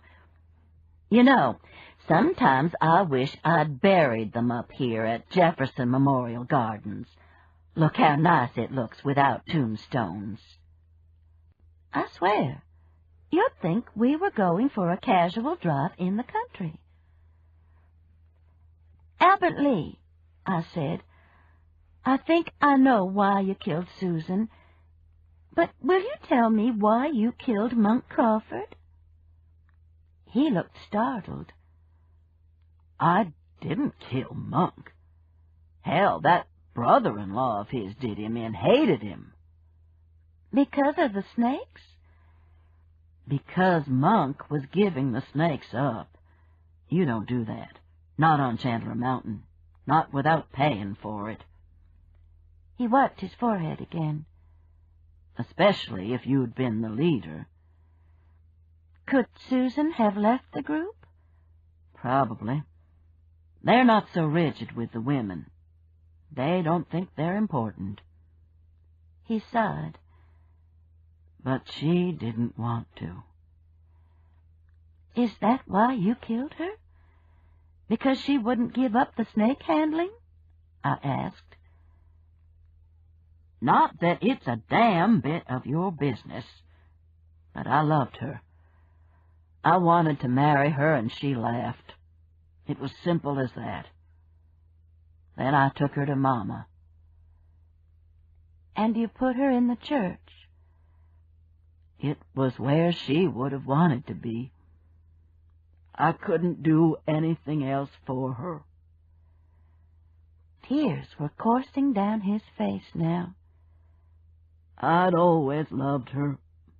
I always will. "Oh, look," Sister said. "We're in Trussville. I love the barbecue place here, don't you, Albert Lee?" Albert Lee turned around. "Shut up."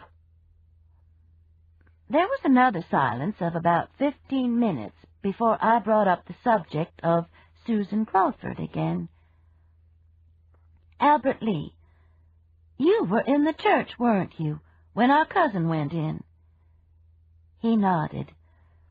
Brushing Susan's hair. Did you see that hair? A Rossetti painting. What did you do? Ducked behind a pew. Mama saw him coming in. She hit him so I could get out. And now we were going to die because Luke had walked into a church. Pukey Lukey was going to be the death of us. "You're going to get on the interstate in Springville, aren't you?" Sister asked. Hadn't she been paying any attention to what we were talking about? I was trying to figure out some kind of strategy here, and she was doing a travel log. The woman was nuts. "Guess I'll have to," Albert Lee said, wiping his face again. In spite of being scared to death, I felt sorry for him.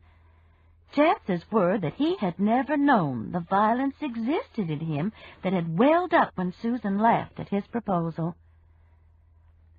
We turned off Highway 11 in Springville and headed for the interstate. God damn interstates. I hate them, Albert Lee said, turning onto the entrance ramp. Below us, the pond I had admired several days before shimmered in the sun. The black and white cows grazed in the pasture. And below us, several police cars blocked the entrance. "Shit!" Albert Lee said, slamming on his brakes and throwing the car into reverse. But more police cars had pulled in behind us, lights flashing, sirens wailing. Men in uniform surrounded us, guns drawn. "Oh, shit," Albert Lee said, clasping his arms around the steering wheel and laying his head on them. "You did what?" "She led us all the way," Virgil Stuckey said. "Isn't she something?" We had just been untaped and were watching Albert Lee being led to a patrol car. Virgil had his arm around Sister and was looking at her as if she had just invented the wheel. "I dialed 911 on my cell phone while Albert Lee was getting in the car," she said. "Every time I mentioned a place, I was telling them where we were going." "Well, I'll be damned," I said. "I'm proud of you." Sister gave an "aw shucks" shrug. "I saw a woman on CNN who had done it in Atlanta when she was carjacked," she admitted. "And my purse was on the floor right in front of me, and I remembered it." "She probably saved your life, you know," Virgil said. And I knew I would hear about it for the rest of my life. I watched a handcuffed Albert Lee being put into the back of a patrol car. I couldn't believe it. And him an English teacher. "I heard," the phone message from Debbie said, "and I'm signing you both up for karate lessons. God knows you need them. And, Aunt Pat, if you haven't read your email yet, turn it on and then call me." Email from Haley to Mama and Papa. "I'm emailing Debbie and telling her to save the neuter cow. I'm going to need it Labor Day." Labor Day. Isn't that a nice coincidence? I was suspicious when you were here for Christmas, but not positive. We're both so happy. No more unruffled retirement for you, Mama. I love you both so much. Haley. I had just turned off the computer and was sniffling for joy when the phone rang. "Now, aren't you glad I saved your life?" Sister asked. "Told you." The end. Set the time and scream the light, hold in touch in neon light. Every time a tale untold, in its embrace, dreams unfold.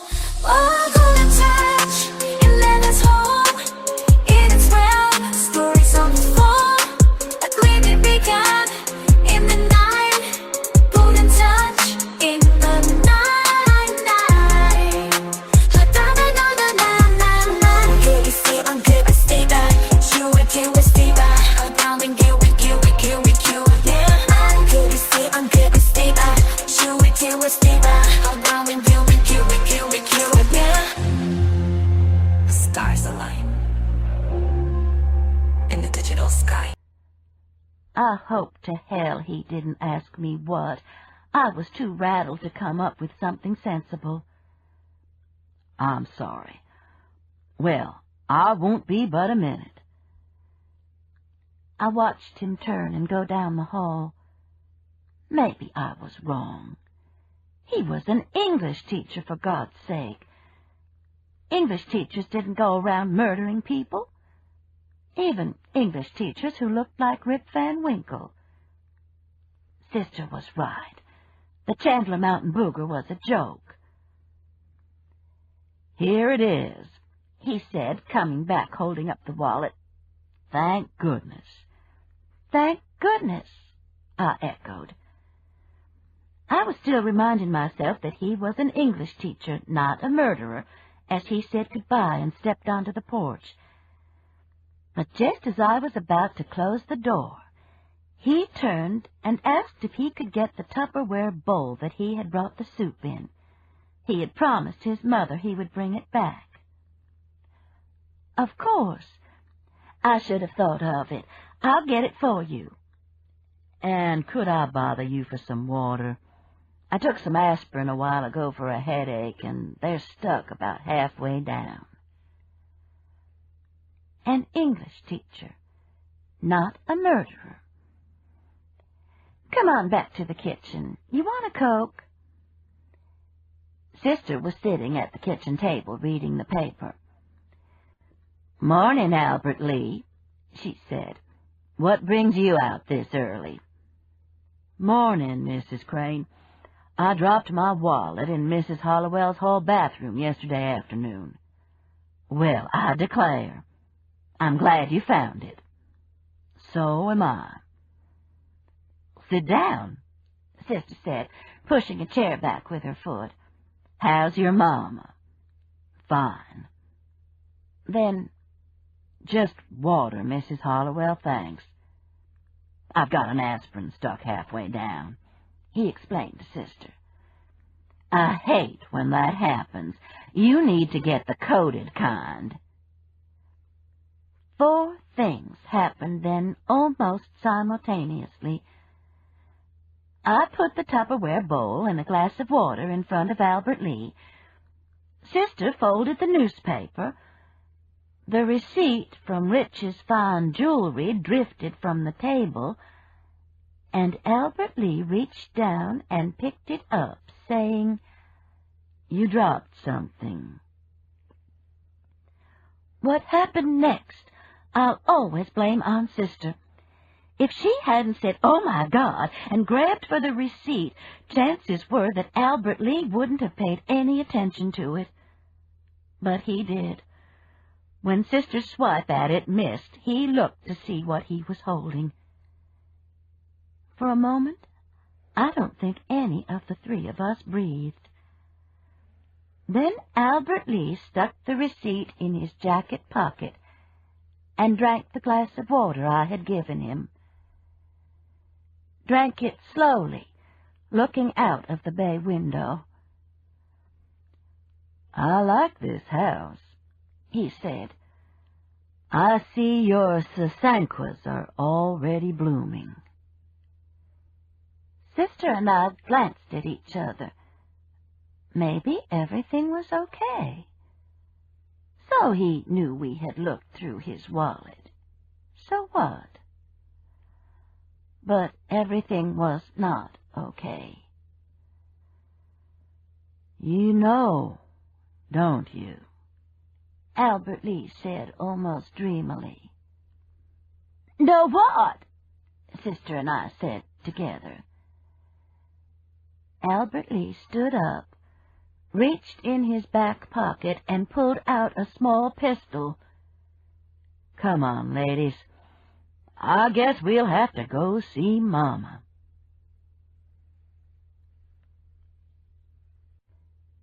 Chapter 21.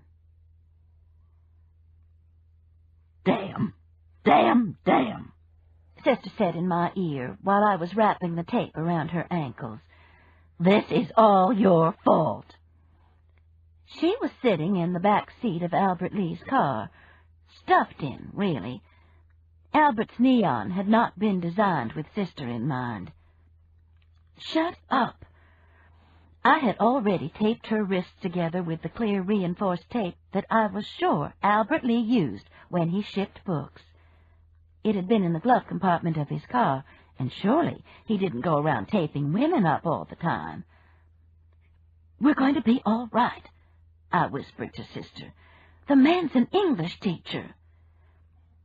She banged her chin into the back of my head. It hurt like hell. I'd never before realized how pointed her chin was. "Ow!" I flinched back and felt a tiny circle of steel between my shoulders. "Something wrong?" Albert Lee asked. "She hurt me," I said, rubbing my head. "Well, shame on you, big sister. Don't try that on me."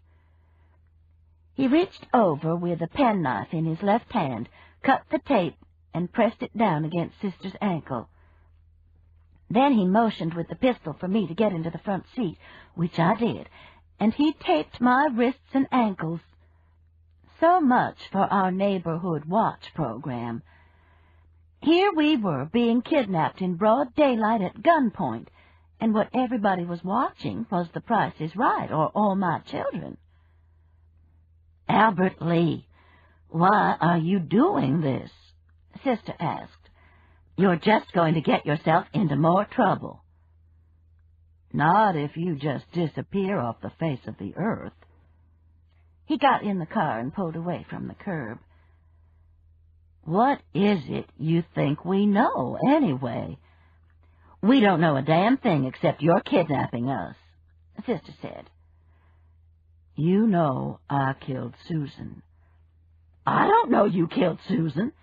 Do you know he killed Susan, Patricia Ann?" "I don't know it." "Of course you do. You'd been through my wallet.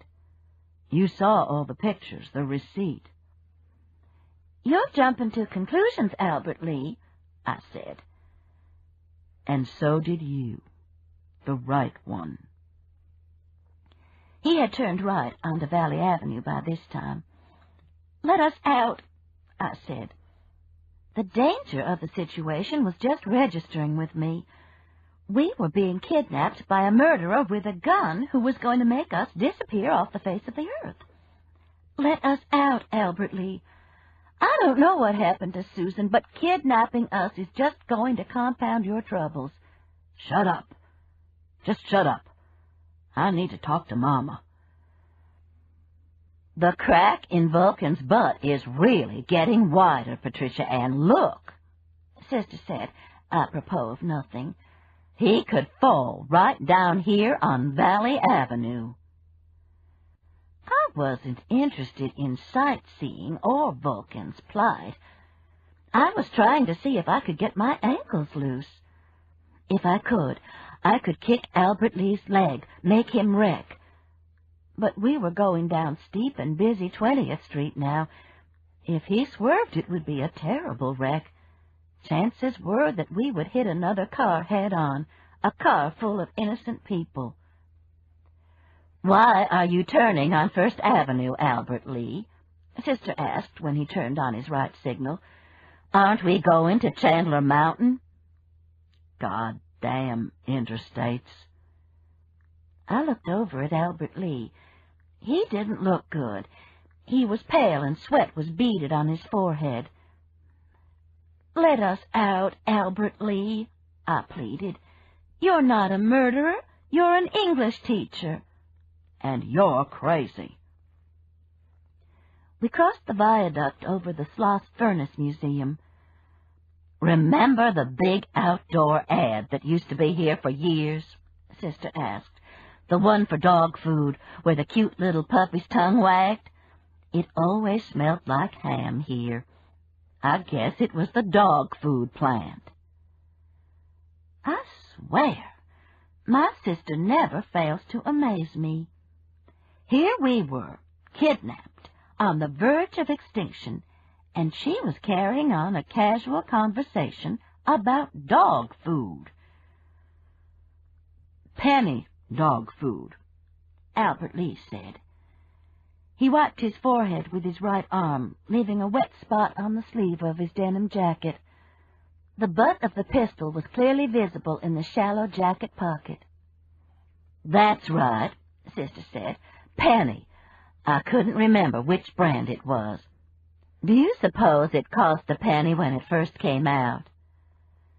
Neither Albert Lee nor I answered. We rode in silence for a few minutes. Then Sister said, "Oh, you're going up Highway 11. One of my husbands used to own some property up here. I should have held on to it. It's probably worth a fortune now. You know, sometimes I wish I'd buried them up here at Jefferson Memorial Gardens. Look how nice it looks without tombstones." I swear, you'd think we were going for a casual drive in the country. "Albert Lee," I said, "I think I know why you killed Susan, but will you tell me why you killed Monk Crawford?" He looked startled. "I didn't kill Monk. Hell, that brother-in-law of his did him and hated him." "Because of the snakes?" "Because Monk was giving the snakes up. You don't do that. Not on Chandler Mountain. Not without paying for it." He wiped his forehead again. "Especially if you'd been the leader." "Could Susan have left the group?" "Probably. They're not so rigid with the women. They don't think they're important." He sighed. "But she didn't want to." "Is that why you killed her? Because she wouldn't give up the snake handling?" I asked. "Not that it's a damn bit of your business. But I loved her. I wanted to marry her, and she laughed. It was simple as that. Then I took her to Mama." "And you put her in the church?" "It was where she would have wanted to be. I couldn't do anything else for her." Tears were coursing down his face now. "I'd always loved her. I always will."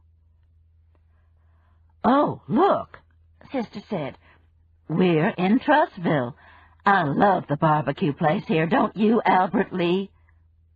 Albert Lee turned around. "Shut up." There was another silence of about 15 minutes before I brought up the subject of Susan Crawford again. "Albert Lee, you were in the church, weren't you, when our cousin went in?" He nodded. "Brushing Susan's hair. Did you see that hair? A Rossetti painting." "What did you do?" "Ducked behind a pew. Mama saw him coming in. She hit him so I could get out." And now we were going to die because Luke had walked into a church. Pukey Lukey was going to be the death of us. "You're going to get on the interstate in Springville, aren't you?" Sister asked. Hadn't she been paying any attention to what we were talking about? I was trying to figure out some kind of strategy here, and she was doing a travel log. The woman was nuts. "Guess I'll have to," Albert Lee said, wiping his face again. In spite of being scared to death, I felt sorry for him. Chances were that he had never known the violence existed in him that had welled up when Susan laughed at his proposal. We turned off Highway 11 in Springville and headed for the interstate. "God damn interstates. I hate them," Albert Lee said, turning onto the entrance ramp.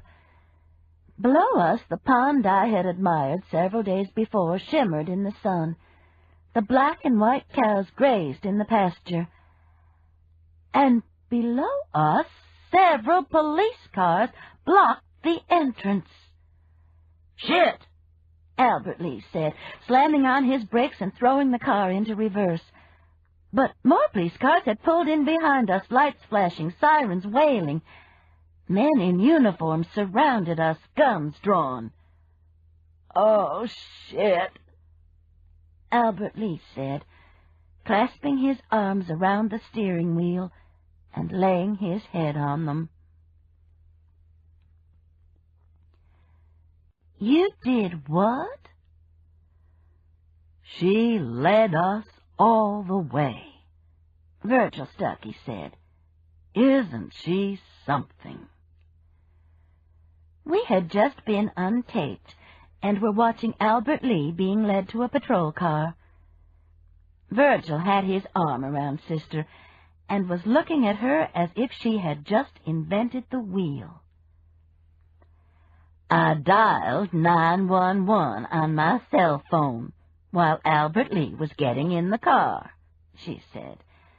Every time I mentioned a place, I was telling them where we were going. Well, I'll be damned, I said. I'm proud of you. Sister gave an aw shucks shrug. I saw a woman on CNN who had done it in Atlanta when she was carjacked, she admitted.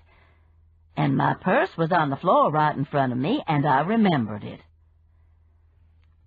She probably saved your life, you know, Virgil said.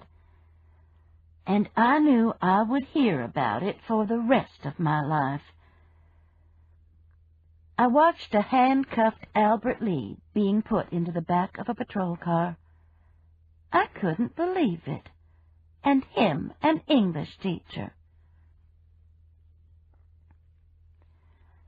I heard, the phone message from Debbie said, and I'm signing you both up for karate lessons. God knows you need them. And, Aunt Pat, if you haven't read your email yet,